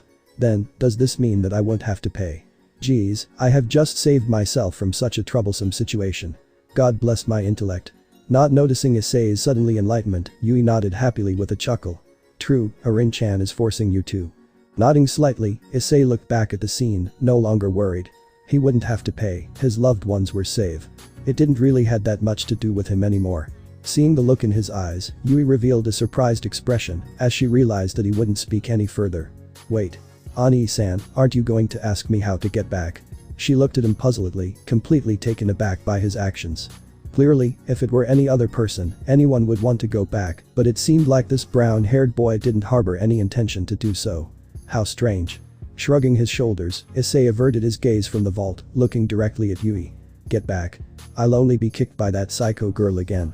Wait. At that moment, he suddenly realized something else. A crucial information that had initially passed unnoticed by him. Looking at the Yui girl with a serious expression, Issei asked. Wait. You said that you brought me here after the psycho girl kicked me? Yes, why? Yui tilted her head to the side cutely, looking at him puzzledly. What? Then what about the time where that voice took control of my body? And how I went batshit crazy, almost killing everyone? Could it be that it didn't happen? Thought Issei as his eyes widened in shock. Glancing at Yui, she truly seemed to be clueless about the situation. Something is definitely fishy here. For now, I'll play along with it and see where it leads me. I believe that the headmaster had something to do with this. After all, he seems to have the habit of sticking his head everywhere. Sighing, Issei gazed at Yui deeply before adopting his calm expression. Well, forget about that. Continuing on. You mentioned why I don't want to go, right? Yui, although finding his behavior strange, nodded nonetheless. Well, aside from not wanting to face Psycho-chan, I don't really know how to stop this thing called breakdown phenomenon, right? You actually remembered that. Yui looked at him with shock, realizing for the first time that Issei truly wasn't something to be trifled with. Even under this situation, he was still able to keep his cool and carefully analyze the situation. This was truly a talent that not many had. Shaking her head slightly with a small smile, Yui murmured. "You truly are interesting, Ani-san." After saying so, she explained. "Ani-san, in order to stop the breakdown phenomenon, you must first control it. Take it into your own grasp and use it at will." "And how am I supposed to do that?" Smiling brightly, Yui brought over a book from a shelf not too far away from them and opened it up on a page in which there were 7 different drawings. The book seemed ancient and the pages withered, but the images were clear. "In order to control your breakdown phenomenon, you must find your own archive and then choose your theme. If you do that, you'll be able to control your own power." As she said so, Yui slowly pointed towards the image on the book. The first one she pointed at was of a man, wielding a scythe, attacking another one. "That's Ira, which means wrath."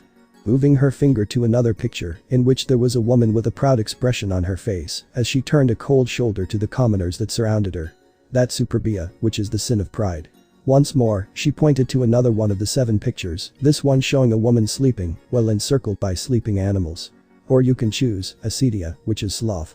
Pointing towards another image, this one of an old and ugly lady watching a couple, Yui smiled lightly. "This image represents the sin of envy, invidia." As for this one, her finger landed on an image of a woman surrounded by wealth, sitting in a golden throne. "It is Avaricia, of greed." Now, there only remained 2 pictures. The first one was of a man eating food while drinking wine from a huge pot, while the other was of a man proposing to a woman.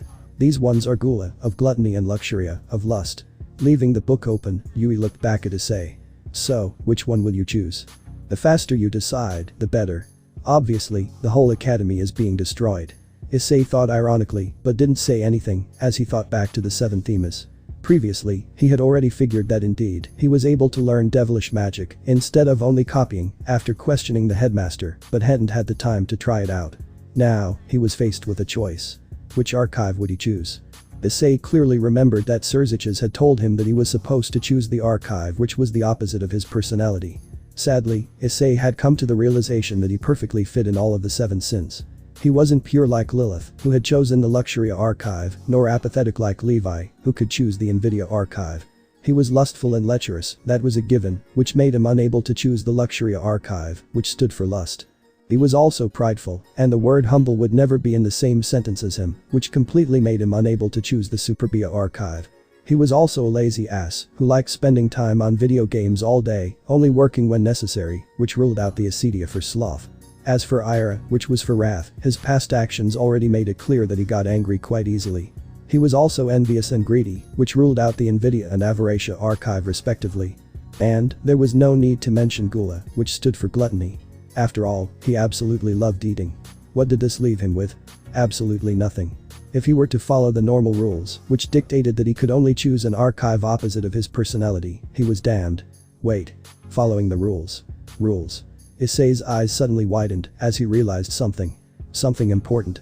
Something that would change the entire situation. Those rules. They applied for devils, and yet, he was a human. His ability to practice magic was already an infringement of the rules. So why could he not break them again? He could only choose an archive opposite of his personality. So what? He could only choose a single archive. So what? His existence was already against the rules. Why would it matter if he broke them again? At that moment, Issei's eyes seemed to shine with enlightenment as he realized the path that he would follow. His path would be something unprecedented. Never before seen. Even between the previous magic kings and candidates, no one had ever dared to pull off what he was planning. In the eyes of others, it would be simply preposterous, ridiculous and absurd, but to him, there was no other way. Fuck the rules. It was also at that point that within Issei, the 7-colored flame that he had felt before seemed to have increased its intensity. Noticing that, Issei felt the flame and realized yet another thing. It had 7 colors. 1 for each sin.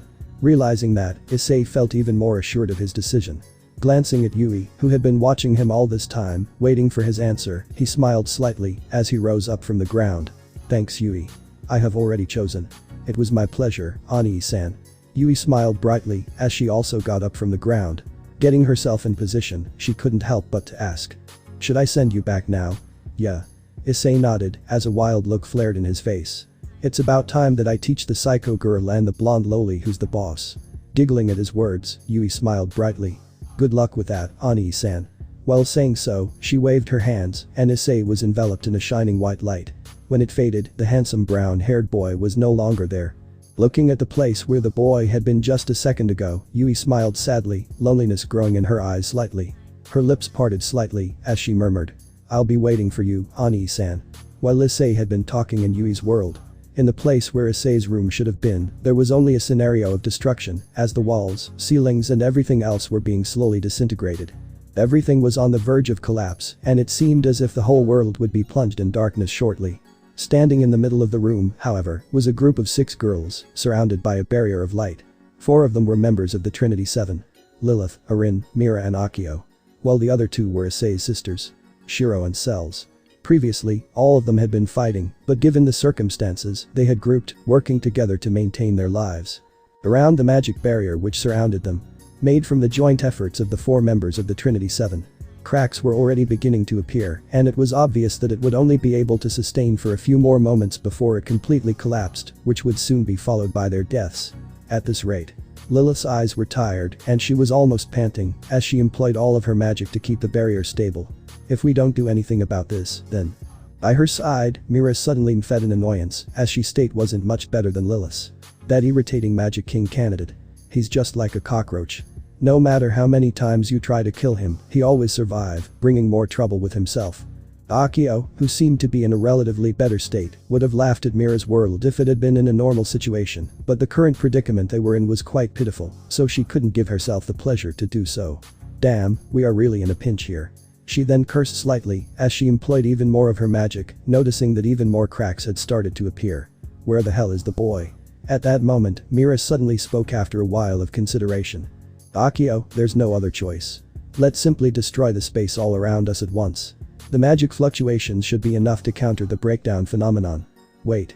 Suddenly, a foreign voice filled their air, causing all of the 6 girls within the barrier to look around, only to find a red head flying in their direction, a pair of devil wings on her back. She was followed by 3 other devils, who were also flying in their direction.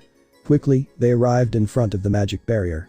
Thankfully, they were also surrounded in a magic barrier of their own, courtesy of Akeno, and were able to maintain their calm, although they weren't in a much better state than the other group. Seeing the buxom red-haired girl, along with her group, Lilith's eyes widened slightly, while Mira only gave them an apathetic look. "Who are you?" She looked at them with disinterest and annoyance, clearly not welcoming their presence. She then shooed them away. "This is not the place for you to be at. Try to escape the school or something." At that moment, she truly couldn't bring herself to care about this other group, but in order to do what she planned, the less people around her, the better. Destroying the airspace around them would already bring forth many causalities and quite a few deaths. Even she wanted to avoid committing a mass murder. Much to her surprise, however, the red-haired girl not only didn't heed her words, she also displayed a proud expression. "I'm the heir of the Gremory household, Ria's Gremory." She then shot Mira a dangerous look. "And you, Mira Yamana of the Trinity 7, are to stay put in your place. I won't allow you to cause even more deaths than you're already caused." Reaching that point, she motioned towards the handsome blonde boy and the petite white-haired girl, who were by her side. "It was Ani-sama told you to. We must act quickly." "Hi, but you." Kiba and Kaneko exclaimed before they went down to the ground, starting to lay a spell formation. Previously, Surziches had made contact with Riaz, telling her the best way to stop the breakdown phenomenon. Contrary to what Mira had been planning, the best way wasn't to use an equally strong magic. It would be best to simply nullify the magic by cutting off the magic source in the region.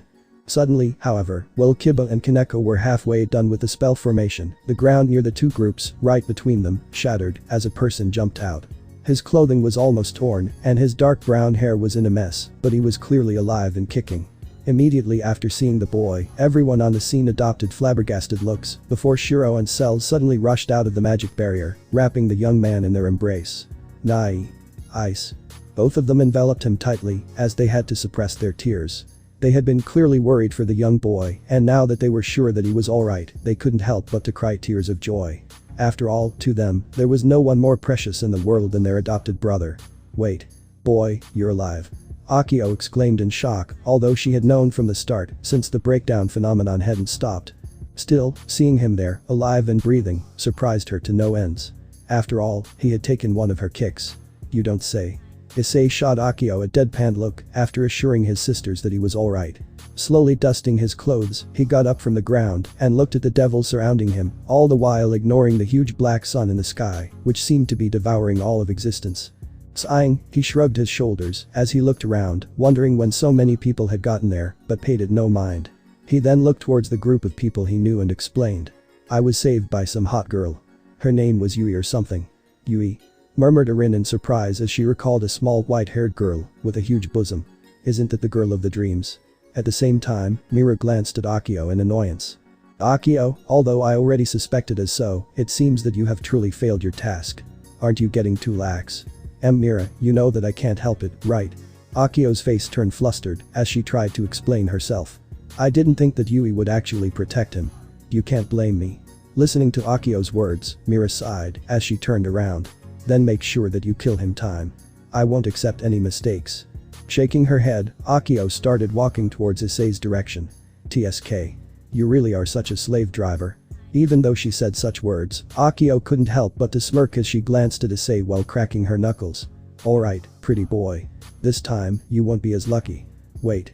Suddenly, Riaz exclaimed as she jumped in front of Issei, followed by the rest of her peerage. Looking at them warily, she stated. This male is under the protection of the Lucifer Satan. You are not allowed to harm him. Riaz clearly remembered how Surziches had warned her to not let any harm befall on Issei. Not only that, he had made sure to drill that point in the red-haired girl's mind, which made Riaz even more sure that the brown-haired boy's background was truly not simple. You are? Inquired Issei as he gazed at the mop of red hair, which looked strangely familiar. In front of him with a weird expression, wondering when this girl, along with the two other girls and that blonde boy, had appeared. At the very least, they weren't there before he had gone berserk. Well, he said so, Issei was also paying close attention to his surroundings and noticed that no one was giving him looks of fear. Not only that, Akio had been confident when she said she would kill him. This all meant that they had no recollection of him going berserk. Most likely, their memories were just like Yui's. Erased all to the point where Akio had kicked him. At least, this is for the best, thought Issei, as he realized that at the very least, no one would know how he almost killed everyone present. He certainly didn't want to deal with their questions later on. Still, I wonder, just to erase their memories. Or, was it only a simple memory erasing? From what I have seen so far, it could have probably been something much greater than that. Ria's Gremory. Suddenly, Issei came to the realization that the red-haired girl had been speaking this entire time, telling him who she was. Trying to recall what she had told him, he could slightly grasp the content, even more so after he had heard the last word she had said. Ria's Gremory. Wait, doesn't she mean that she is? Thought Issei, as his eyes widened, finally realizing why her red hair was so familiar.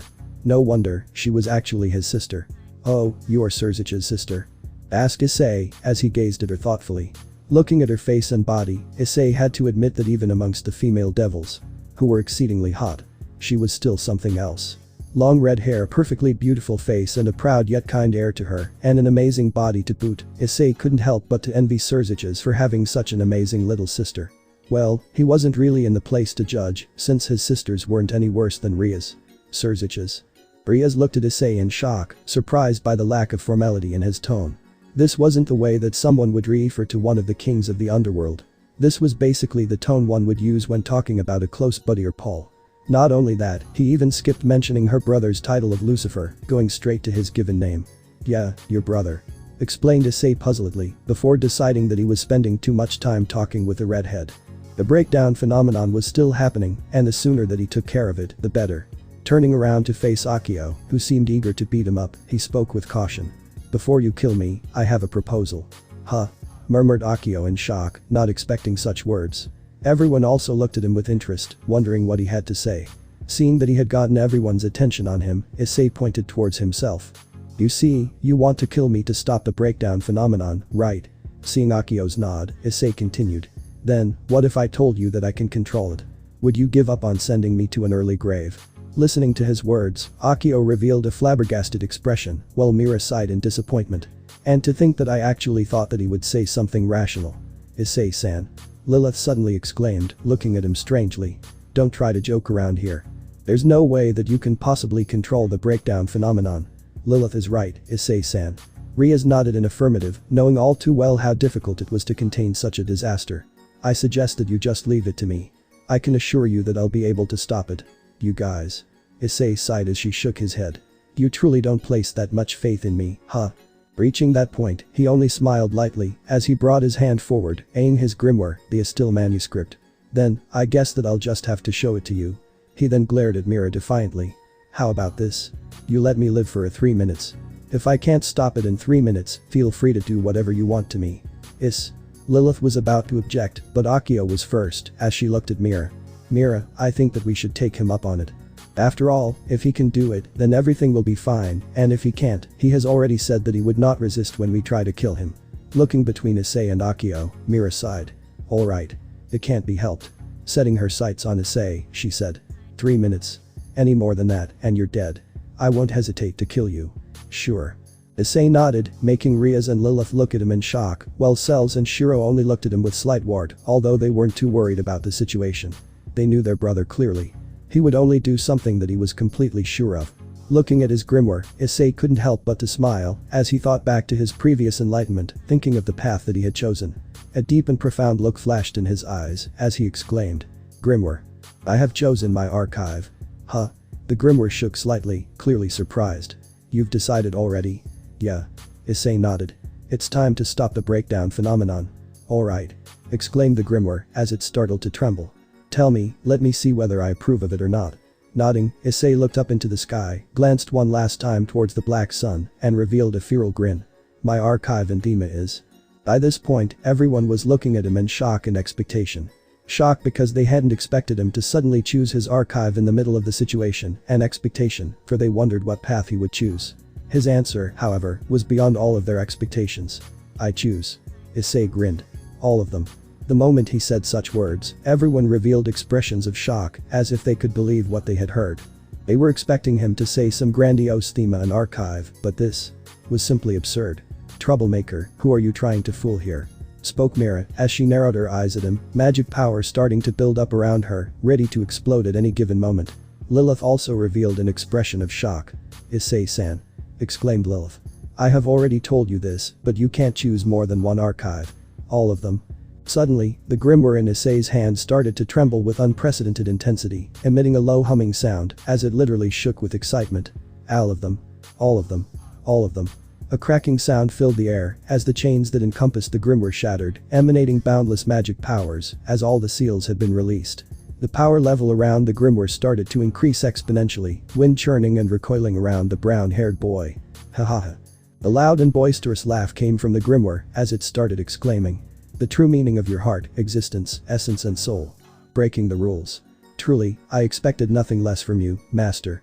Around Issei, everyone revealed looks of surprise, as if they couldn't believe what was happening. It actually worked. But that should have been impossible. How can this be? The Astilla manuscript. Chanted the grimoire, as it began to the contract. Swear that I will contract with my master, who has decided on choosing the Superbia, Ira, Gula, Luxuria, Invidia, Avaricia and Acedia archive. The perfect 7. The sinful 7. Master, say it. The grimoire suddenly exclaimed. And it'll be a contract. Remembering the words he had heard many times since he arrived in the academy, Issei closed his eyes, grabbed the grimoire in front of him, and begun chanting the magical words that would bring out his true potential. Connecting to all the archives. Executing my thema. The 7 deadly sins. In the next moment, a blinding white light flashed from the grimoire, as all around Issei, power flooded into his body, completely enveloping him in magic. What?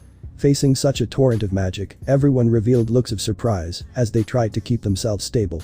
As soon as it happened, however, the light suddenly faded, and Issei was once more revealed. The current him, however, no longer wore the same uniform.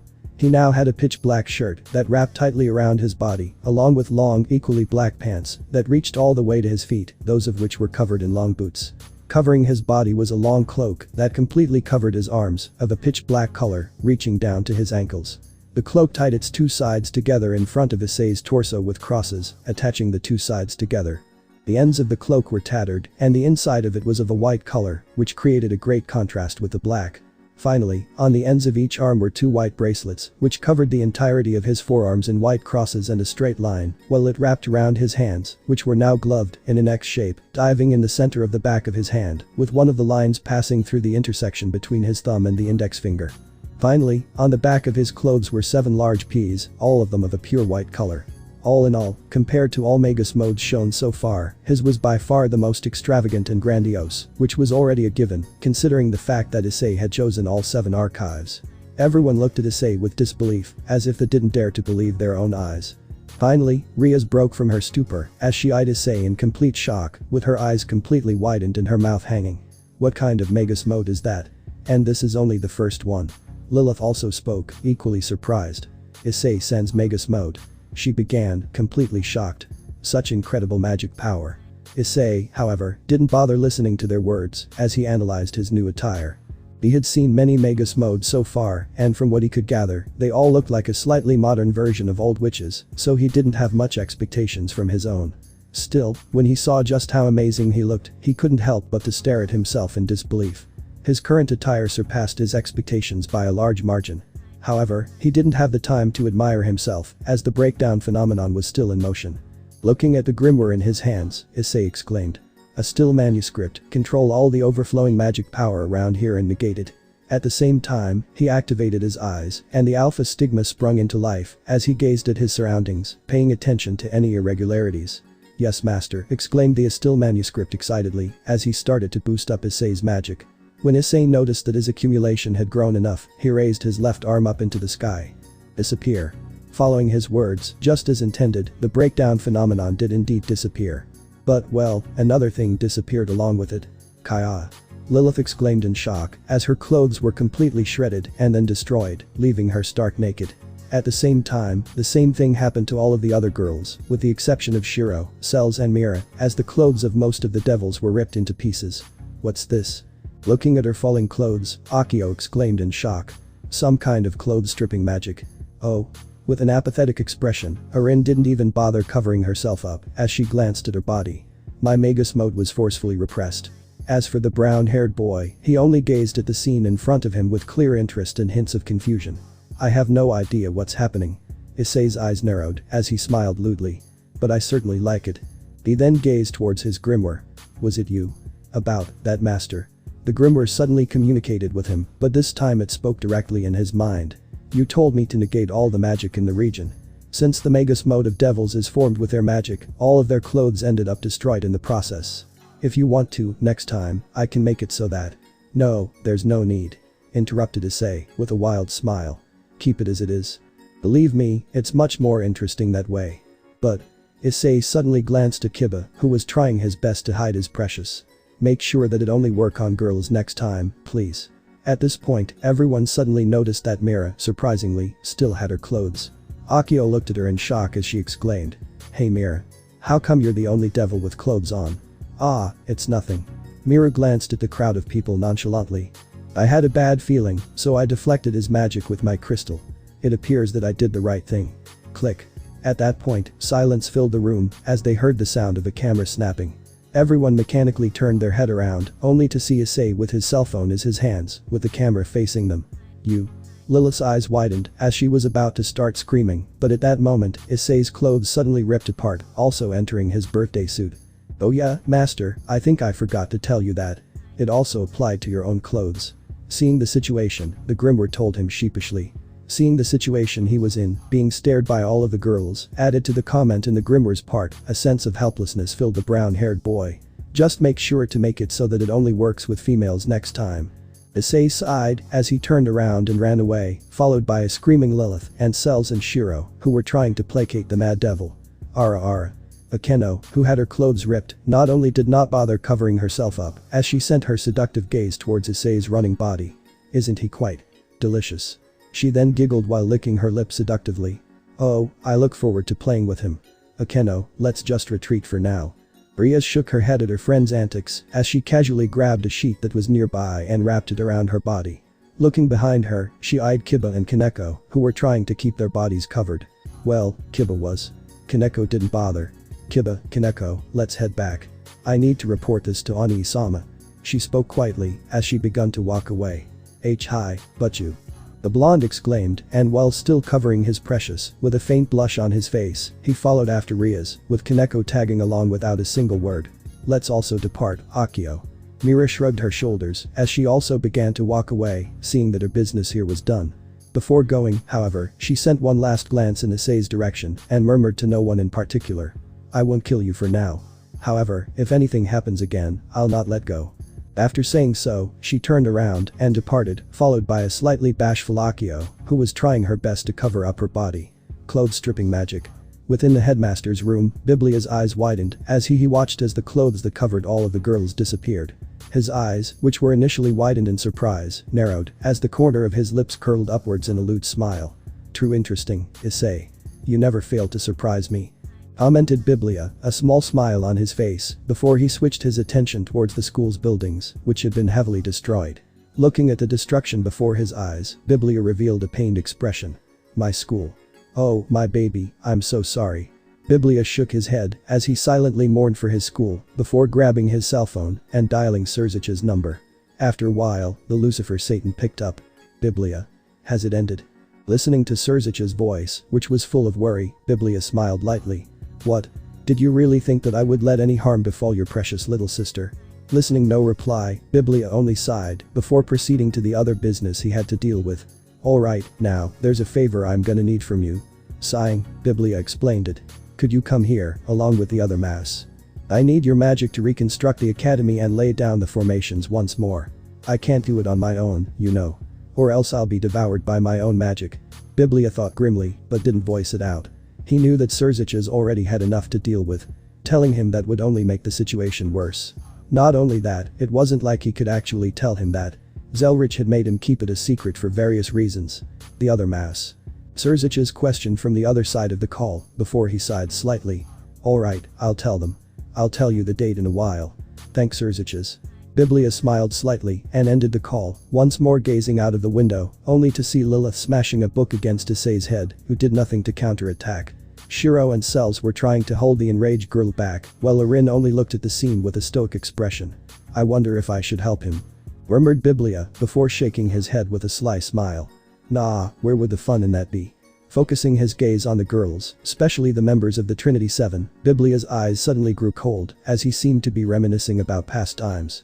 After a while, he shook his head and looked at them deeply. "This time, I won't let it happen again." He then closed his eyes, let his back rest on his chair as he laid his hands in his laps, trying to catch some sleep. Just as he was about to, Biblia suddenly murmured slightly. "Not this time." Unbeknownst to him, his eyes teared slightly as small droplets fell from his cheek, some of it making their way through his mouth. Tasting his tears, Biblia smiled bitterly. "After all this time, I still cry. I thought that I had moved on." Sighing, he finally let his thoughts rest as he entered a peaceful state of slumber. Before he did so, however, he thought to himself, the past is past. Right now, I must focus on the present. In a different part of the underworld, far from the territory of the devils and the one belonging to the fallen angels, was a huge castle, which extended up high into the artificial skies of the underworld. That castle was of a pitch black color and was grandiose in length and height, extending for thousands of kilometers on both measures. This castle belonged to an area considered the danger zone of the underworld, where not even the leaders of the Grigori, nor the Satans, dared to set foot in. This castle had always been there, long before the two races had taken the underworld as their home, and both races had a silent agreement to not come close to it. Within the castle, there were various rooms, along with a basement, which extended for a great length, covering the entire area beneath the castle. The basement, however, was completely empty. Aside from one area. Right in the middle of the basement, bound by countless chains, was a longsword. Its hilt was wide, with a gem incrusted in the end, while the guard extended in what seemed to be something akin to two horns, of a completely black color, and a gem in the middle of the intersection. Extending from the guard was a long blade, almost 1.5 meters tall and over 15 centimeters wide in its widest part, while it was of an intricate design. The corners of the blade were of a pure blood red color, while the flat part was pitch black, with various light purple gems. This sword, which possessed boundless power and exuded an aura of darkness, was embedded in an altar, well sealed by the countless chains, which sprung up from the ground. Not too far away from the sword was a large black throne, in which a female sat. She was of a small stature, with long white hair parting around her metallic forehead protector. She wore dark purple clothes, with white stripes, and also parts of a suit of armor, on her chest, legs, forearms and the sides of her long dress. Her eyes were closed, and she had been in this state for a long time, ever since a certain war, hundreds of years ago. This time, however, her eyes suddenly opened, revealing azure eyes that seemed to shine with slight shock. She didn't say anything, and only looked forward, as if peering past the walls and into a different space, before her eyes closed again, returning to her deep slumber. As for the terrifying sword, it shook slightly, emitting a low humming sound, before also returning to its normal state, also going back to slumber. Meanwhile, Issei, who was in a promissory room, provided to him by Master Biblia until his door was reconstructed, suddenly shuddered as chills ran down his spine. By his sides, Shiro and Cells looked at him strangely, but seeing that he said nothing, they pretended that nothing had happened as they continued to do whatever they had been doing. As for Issei, he only kept staring straight ahead towards the ceiling with a deep look on his face as he recalled that immense feeling of fright that he had suddenly felt. It was as if boundless power had pressed down on him, almost squashing to death before it suddenly disappeared as fast as it came, not leaving any traces behind. With his alpha stigma flaring, he looked around, searching for any irregularities, but upon finding nothing, he narrowed his eyes while wondering just what was that. That power. I have never felt something so terrifyingly oppressing before. In the end, Issei simply shrugged his shoulder and opened his grimoire, wanting to distract himself with something else. Turning it to the first page, he peered into the words written. The grimoire was where a magician recorded his thema and his experiences when researching it, and the Estill manuscript was no exception. In it, however, there was only a short string of words. Archive. Superbia, Ira, Acedia, Gula, Luxuria, Invidia, Avaritia.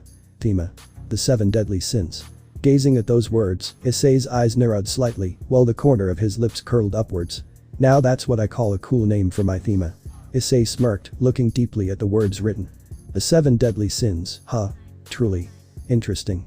At the moment, walking through the corridors of Royal Biblia Academy, followed by Shiro and Cells, Issei was heading towards Biblia's office, as he had received a message some time ago, telling him to head over. It had already been 2 days since the incident in which Issei almost ended up destroying the school. During this period of times, the classes had been suspended, as practically half of the school had been completely destroyed by the breakdown phenomenon. However, when Issei woke up that morning, the school had magically reappeared, as if nothing had happened in the first place. Soon after, Issei had received Biblia's message, and now, 10 minutes later, he was approaching the man's office. Ever since the breakdown phenomenon, Issei had been eager to have a talk with Biblia, as he had way too many questions haunting his mind, and had a deep and mysterious feeling that the normally unreliable headmaster happened to have the answer to most of them. At the same time, however, there was still one thing that he was reluctant to ask, which was about what he had felt the night before. The feeling of boundless and infinite power that had invaded his body. Issei feared that not even gods could match up to that. Even though he had yet to experience the power of one, the brown-haired young man couldn't bring himself to imagine a power above that one. It was simply boundless, and more than anything, terrifying to the extreme. Even though he had only felt it for a slight second, it was as if he would be consumed by all of his fears and his internal darkness. He didn't know what it was, or what had released it, but that power was definitely something that shouldn't be opposed. While immersed in his deep thoughts, before Issei even knew it, he was standing in front of the large door which led to the headmaster's office. Issei had to admit that however reconstructed the school had done a marvelous job. Even the engravings on the door were exactly the same. What level of precision was required to pull this off? Should we knock? Asked Cells, as she glanced at her brother curiously. Ever since the day of the breakdown phenomenon, she had become even more protective of him, and more than anything, worried, for she feared that her precious brother might somehow snap at any moment and cause yet another breakdown phenomenon. Issei had tried to reassure her countless times that he was fine, but in the end, seeing how stubborn the blonde beauty was, he simply gave up, unwilling to discuss any longer. Not only that, Shiro had also experienced the same change, as she seemed to be sticking to the brown-haired boy even more. Sighing, Issei simply shook his head, his face suddenly adopting a sly grin. Why would we? Did I ever knock before? Saying that, he casually pushed the doors open without a care in the world. Issei never had any respect for superiors, and even though so much had happened, he wasn't about to develop some respectful attitude overnight. Strolling inside the room, Issei discovered that there were also other people inside aside from Biblia. In one corner of the room, sitting in a chair was the crimson-haired girl from the day before, Ria's Gremory, who happened to be the little sister of Surzich's Lucifer. As for the other one, Issei had no idea. She was sitting opposite of Ria's, and she had a cold look in her eyes, which were adorned with glasses. Her black hair was cut short, while her figure, although not nearly as buxom as the red-haired girl, was still slender and fit. This girl, although clearly beautiful, wasn't exactly Issei's type, but still managed to catch his attention. He liked the opposites. Or she had to be a lowly, or buxom. Midterms rarely appealed to him, but depending on the personality and the face, it wasn't impossible. Both girls were currently looking his direction curiously, probably wondering who the hell was arrogant enough to not knock, but upon noticing who it was, they all widened their eyes slightly, clearly taken aback by Issei's sudden appearance. The only calm person in the room was Biblia, who walked forward to greet the three newcomers. Issei-kun. said Biblia before smiling at the two girls. Shiro-kun, Cells-kun. Following that, Biblia focused his attention back onto Issei. I'm glad that you could make it. After saying so, Biblia turned around to look towards the two girls. Alright, I suppose that some introductions are in order, huh? Smiled Biblia as he pointed towards the red-haired girl. I believe that you guys are already familiar with each other. Hello, Issei-san. Greeted Rias politely, getting up from her chair. She then turned towards Shiro and Cells, and also greeted both of them with respect. Rias-chan, is it? Smiled Issei brightly, clearly disregarding the lack of familiarity between them. In his eyes, there was no need for previous history with beautiful girls. He was already familiar with them by nature. Issei then set his eyes on the other girl. And you are? Sona Citri. The black-haired girl smiled as she got up from her chair. It's a pleasure to meet you, Issei-san, Cells-san and Shiro-san. Likewise. Nodded Issei with a polite smile before setting his sight on Biblia. So, what's this all about? Was there some reason why you called me, or you simply missed me? There's a reason. Replied Biblia with a small smile, clearly ignoring Issei's little joke. And that was to introduce you to two of the most influential girls in the school, aside from the Trinity Seven. You may not know, but those two are sisters of two Satans. What's this? Introduce me to them. Blind dating? Asked Issei plainly, clearly ignoring Biblia's words. However, he couldn't help but to shoot Sona a surprised look. You are sister of a Satan? Which one? So far, Issei had only met one Satan, which was Surzich's, and he had to admit that he seemed like a nice guy, so it could be said that Issei's overall impressions of the Satans wasn't a bad one. Much to the brown-haired boy's surprise, however, upon the mention of Sona's sibling, the dark-haired girl adopted an expression of annoyance. You could say so. She murmured through gritted teeth, clearly annoyed with someone or something.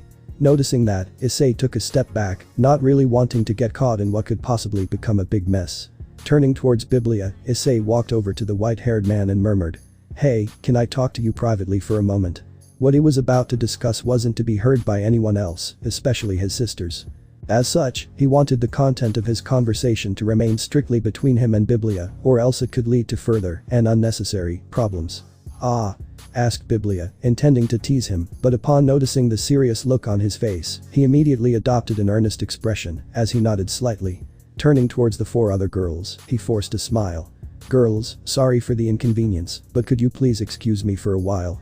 Initially, the four girls looked surprised, but upon seeing the serious expression on Issei's features, and how Biblia's smile was more forced than usual, they quickly complied. Of course, Master Biblia.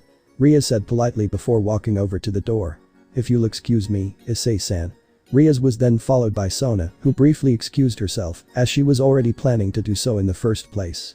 Previously, before Issei had arrived, she had already discussed the matters that she wanted to with Biblia, so there wasn't really any reason to remain in the room any longer. As for Shiro and Cells, they seemed slightly less willing, but upon seeing the look on their brother's face, they quickly nodded and also left the room, although they made sure to keep a close distance to it.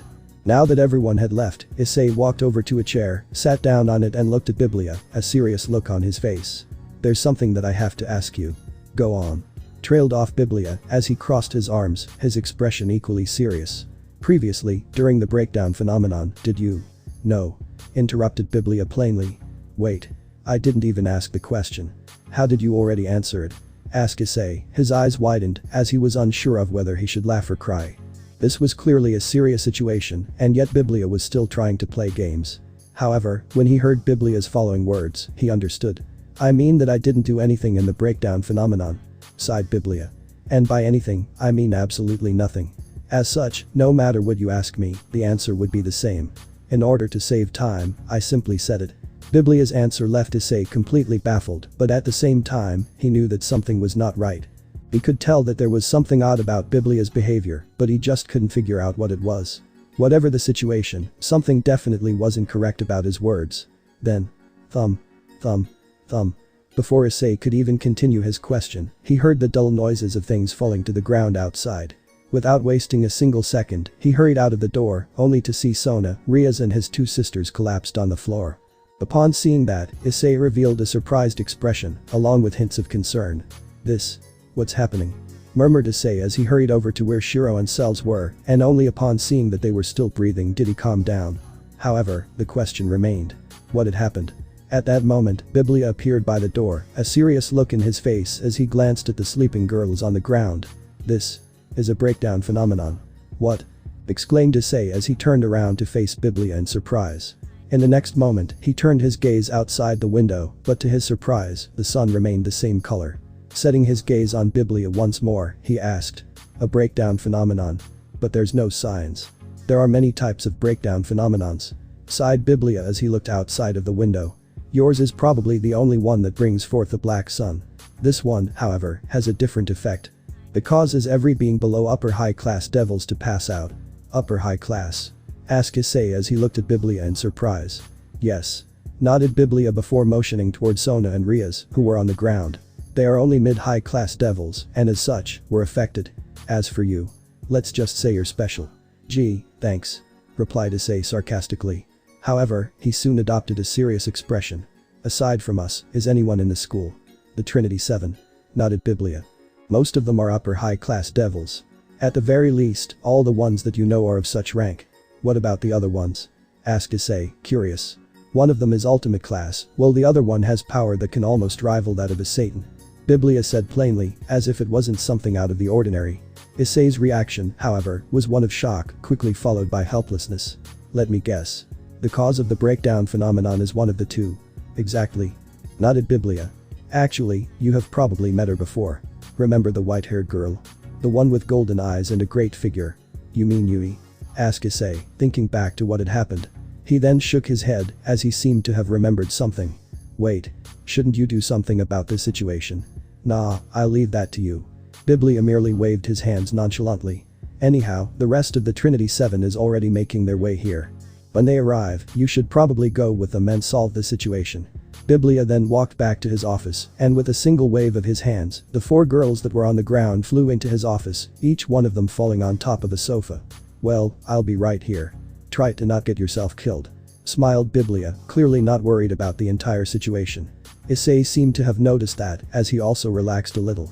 Soon after, just as expected, 3, the members of the Trinity 7 Issei was acquainted with and had good relations with, entered the room, and upon hearing Biblia's orders, the 3 of them, along with Issei, headed into what seemed to be the underground area of the academy. On the way, Levi explained that she was also good friends with Yui, and they somehow ended up meeting Mira and Akio, who had been trying to reach the underground level by their own, apparently unwilling to cooperate. At some point, however, it got too tough for them to handle with just the 2 of them, so they unwillingly joined forces with Issei's group. Afterward, upon killing dozens of demons that seemed to have spawned as an effect of Yui's breakdown phenomenon, it wasn't that difficult to find the underground room where the white-haired girl resided.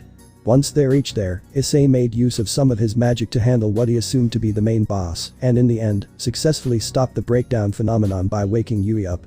It was also at that point that Issei discovered that her true appearance was unlike that in which he had seen before.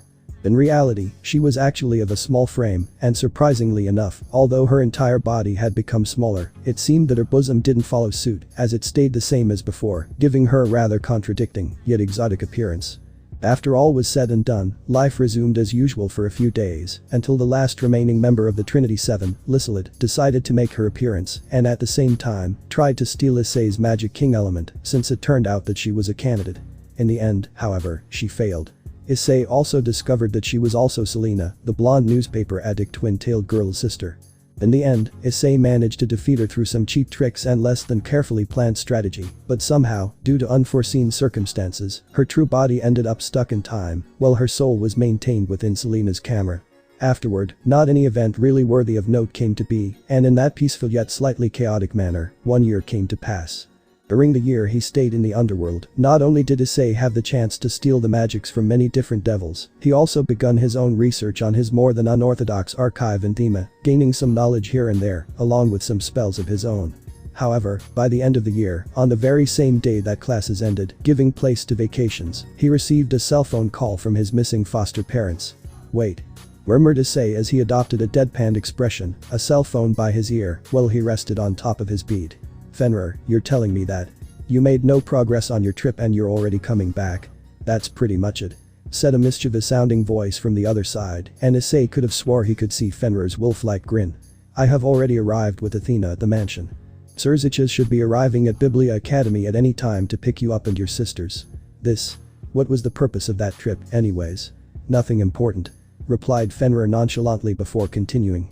Anyways, as I said, pack your stuff. Your days at hell are over, I'm bringing you back to the surface. Then do you mean we'll be studying at a normal school now? One without devils or things like that?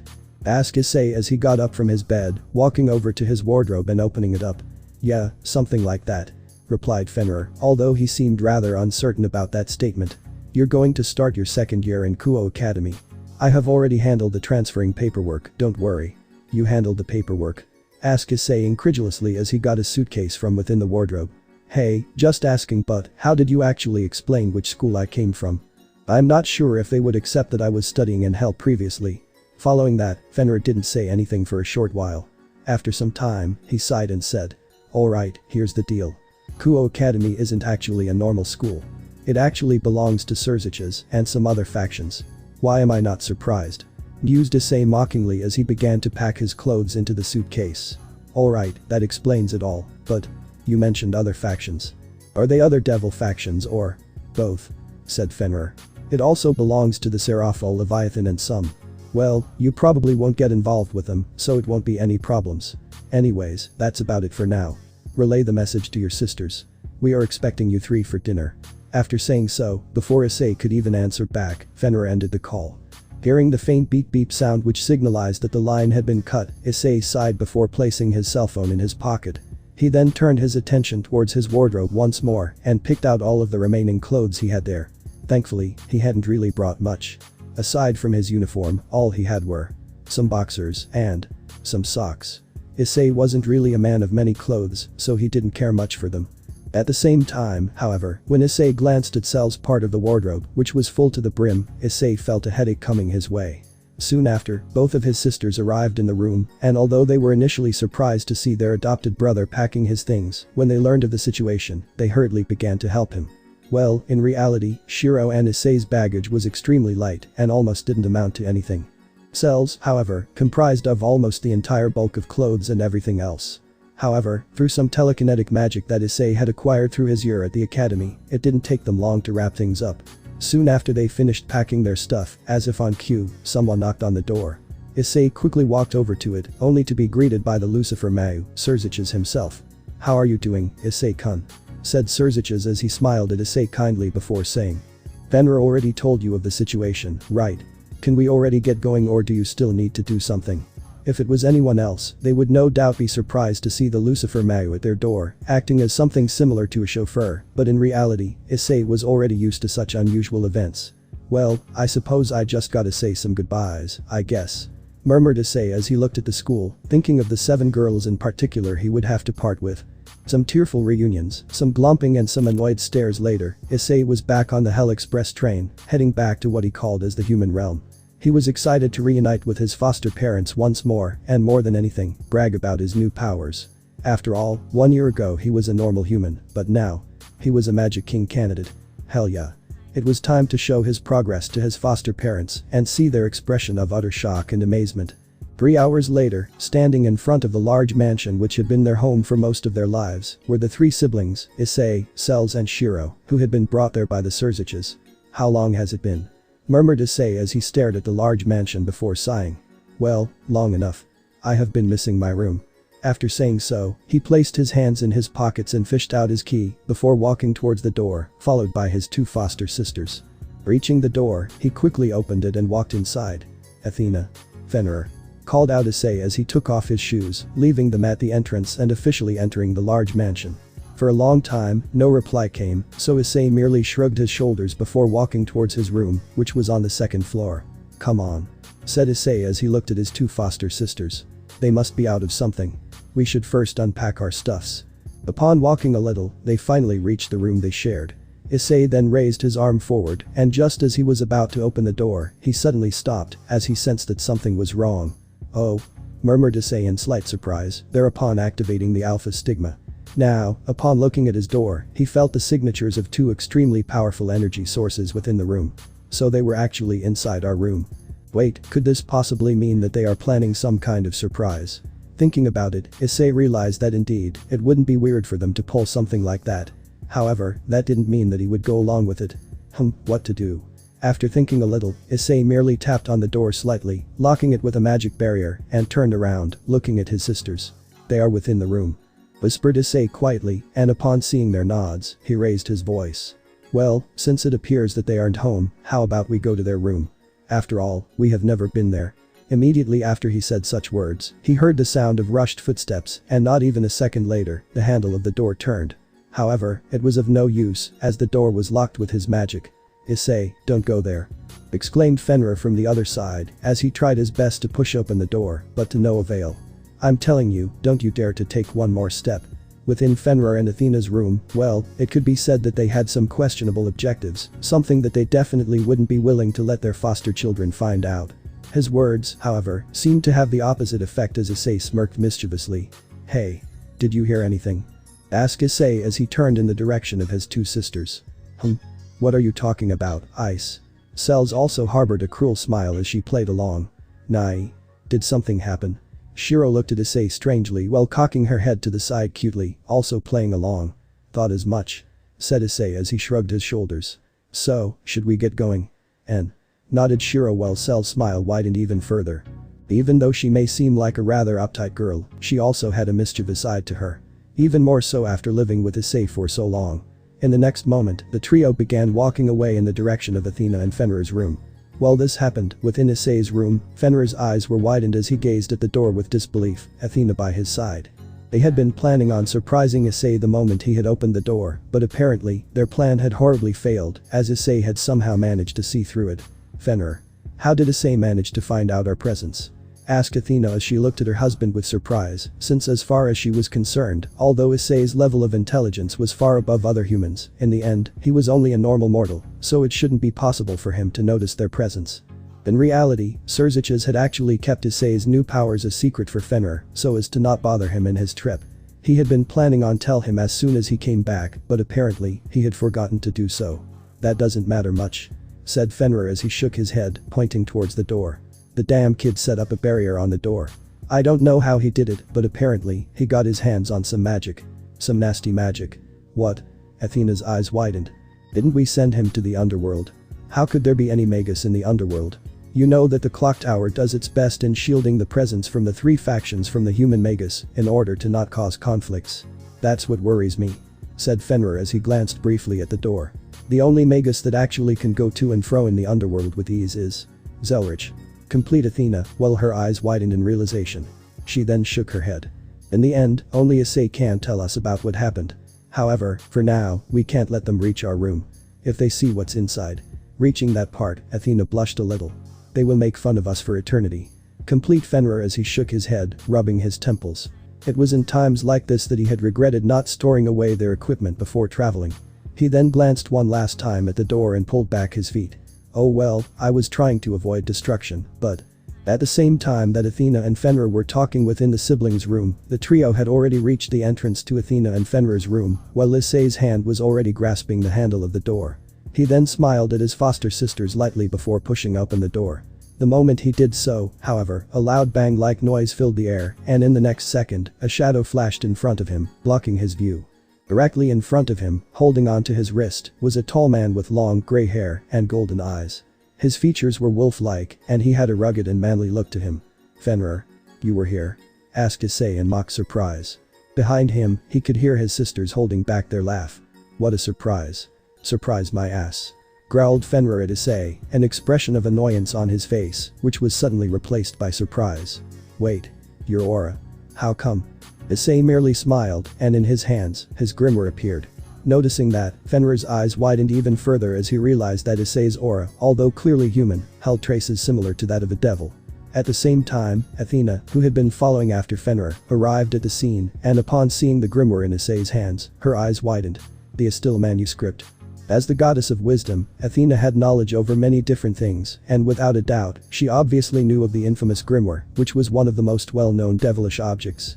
However, because of that, her expression of surprise grew even greater. As for Fenrir, the moment he heard that name, he focused his gaze on the grimoire in Issei's hands, and upon realizing what it was, his gaze suddenly grew serious. He then focused his feral gaze on Issei's face. I've got some explanations to do. Oh well. Issei shrugged his shoulders nonchalantly. I might as well. However, can we do it during dinner? And… Issei then glanced at his arm, which was still being held by Fenrir. Would you mind releasing me? It kinda hurts. MNN. Fenrir looking down, and upon seeing that his hand still tightly gripped Issei's wrist, he immediately released it, smiling awkwardly. "Sorry about that." "No worries," said Issei as he massaged his now purple-colored wrist lightly, trying to enhance the blood flow that had almost been suppressed. After a while, he said. "Alright, we'll discuss everything at dinner." He then walked past Fenrir, but before he continued, he paused slightly and murmured in a tone only the old wolf could hear. "However, some interesting things you got there, huh? I'm surprised. Never knew you and Athena were that kinky." After saying that, Issei continued walking, followed by his sisters, leaving a pale-faced Fenrir behind, who had realized that in that split second, Issei had still been able to see what was inside. Athena seemed to notice his look of despair as she asked. "Fenrir, everything alright?" Fenrir immediately shook his head and sighed. "Yeah, nothing wrong, dear." 2 months later. Kuo Academy. Walking through the corridors of the most respected academy in Kuo Academy was a young, brown-haired man who wore the same uniform as all students surrounding him. He was handsome, and his eyes had a strange and mystical feeling to them. Around him, he received some occasional glances from the female population, but nothing exaggerated. After all, he was handsome, but not that handsome. Slowly, he made his way to the classroom that he had been assigned to. Some time before, he had left Shiro, his sister, behind on her classroom, while Cells had already gone ahead of the two. Because of the age difference between the three, while Shiro had been sent to the first year, Issei had been sent to the second, while Cells to the third. Apparently, differently from the underworld, the humans were more strict about the age difference. Soon after, Issei reached his classroom, and upon opening the door, he noticed that it was already half full. After a quick survey of the area, he found a chair in a relatively good position, and chose it for him. After setting down his material on the table, Issei finally let his gaze wander around the room, searching for something or someone that could pique his interest. After a brief observation, Issei realized that there weren't many unusual people in his classroom. The number of people remarkably interesting could be counted on both hands. Between those people were 2 male students, one of them being bald, while the other one was relatively short and wore glasses. Surprisingly enough, even though they were clearly at school, they were ogling at what Issei assumed to be a porn magazine. Aside from those two, there were 2 girls who stood out from the crowd a little. One of them had what Issei assumed to an equally perverted look on her face. She wore glasses and had her brown hair tied in braces. What was surprising, however, was how she literally kept glancing at the crotches of all males who entered the room, sometimes nodding, other times revealing a surprised expression, and even shaking her head on others. "Alright, not that's weird," though Issei with surprise. However, at that moment, he noticed that the girl had looked in his direction, and without noticing that he was looking at her. Her gaze focused on his crotch slightly, and in the next moment, she almost fell down from her chair as she assumed an expression of utmost disbelief. From the corner of her lips, a little bit of drool came out, but the moment she noticed that Issei had his attention on her, she immediately looked away, a small blush on her face. From time to time, however, she kept stealing glances at his crotch. "I should probably keep my distance from her," thought Issei with a sweat drop before looking in the direction of the last remaining interesting person in class. This girl, however, differently from the other 4, wasn't doing anything special. What had caught Issei's attention, instead, was her appearance. She seemed to be about Issei's age and had long, wavy black hair tied into twin tails with black ribbons. She was beautiful, that was for certain, and although her figure wasn't exactly perfect, her graceful face covered that up. Not only that, she had an unusual eye color with turquoise blue eyes that seemed to shine with intelligence. "Ho, seems like this class isn't so bad," murmured Issei with a slight smile as he sent one last look in her direction. At that moment, however, it seemed that the girl had sensed something as her head turned around, looking back at him. Their eyes met for a split second, and in the moment their gazes locked, Issei felt a tremor run through his body as he realized that this girl was no simple human. At the same time, the girl revealed a surprise expression before she quickly covered it up with a polite smile and a nod in his direction before looking away. If it was anyone else, they would have quickly assumed her demeanor to be a polite one, but Issei quickly saw through it. She was obviously faking it. However, this was the least of his concerns. During the moment their gazes met, he had felt magical power within her. It was clearly faint and suppressed, but there was no doubt about it. Ever since he had unlocked his magical eyes, he had become extremely sensible to magic, and even if he didn't activate them, he would still be able to retain some of his magical awareness. That aura. She isn't a devil, and clearly a human. Yet, she possessed magical power. And, given the level of suppression, it's clear that she has some control over it. Could she be a mage of sorts? While Issei thought about what had happened, a bell rang, and in the following second, the teacher entered the classroom. After a simple introduction, the teacher began the roll call, and the classes started. Classes were normal, and were what would one expect from what would be taught in a normal classroom in a normal school. Nothing about magic, devils, fallen angels and angels. Initially, Issei kinda missed such topics, since, to be truthful, he would rather hear about those naughty fallen angels than about geometry, but, well, in the end, he got used to it. After classes ended, just as usual, he headed back home with his sisters, did whatever his homework was, begged for Athena and Fenrir to release him from school, and well, the usual. Slowly, in that manner, 2 weeks went by. A few days before, the third years and the first years had went on an excursion in a city near Kuo, since the subjects learned in history of the first and third years seemed to have overlapped. The second years, however, remained at school. As such, Cells and Shiro, who after much struggle, had left Issei behind for a few days. Coincidentally enough, both Athena and Fenrir also had to head out for a few days, which meant that Issei would have the house all for himself. Currently, the brown-haired young man was heading towards the house, while taking a shortcut through the famous park near their house. This day, due to some activity and some nagging from some of his classmates, the young Magic King candidate had stayed in school until late, and by the time he headed out to his mansion, it was already late at night. As such, while he walked through the park, he failed to notice something on the ground, which caused him to trip over it. Before he fell, however, his instincts kicked in, and with a simple wave of his hands, a magic circle flickered near him, which stabilized his footing on the other side. Immediately after regaining his balance, Issei turned around and looked towards the ground, trying to search for whatever had been the cause for his little trip. However, when he looked closer, his eyes widened in surprise. "Blood," murmured Issei in astonishment, as the ground near him was covered in blood. And, moving further along, was a cloaked figure, lying prone in the ground. Due to the dark robes the figure wore, Issei had failed to notice the presence, but now that he looked at it closely, he could clearly see the faint outlines of a woman. A murder. Issei then came closer to the cloaked figure, and upon placing his finger by her neck, he realized that although faint, there was still a heartbeat. At the same time, however, he realized something else about her. Within her, although it was only a faint traces, was clearly magical power. This magical power, however, was different than that of a devil, and although similar to that of a human, still had some differences. It seemed artificial, and at the same time, eternal. "This. What should I do about this?" said Issei as he gazed at the almost dying woman near him. Quickly, however, he made his decision, as he picked her up from the ground, carrying her bridal style. While he did so, the hood that covered her face fell off, which revealed light purple colored hair and an extremely beautiful face. At the same time, however, it also revealed her more than unusual ears, which were pointed, similar to what one would expect from an elf. Issei seemed to notice that, but because of the situation, paid it no mind. As for the woman's face, it was clearly pale, and under the faint moonlight, Issei could clearly see the anguished expression on her beautiful features. The area around her lips, which sported a purple lip gloss, was tainted with blood, which clearly showed that she had coughed up some blood not too long ago. Now that Issei could see how serious the situation was, he immediately turned in the direction of his mansion and ran, for he knew that if he didn't hurry, the life of this woman would clearly be in danger. That's it guys, hopefully you guys enjoyed with that, take care.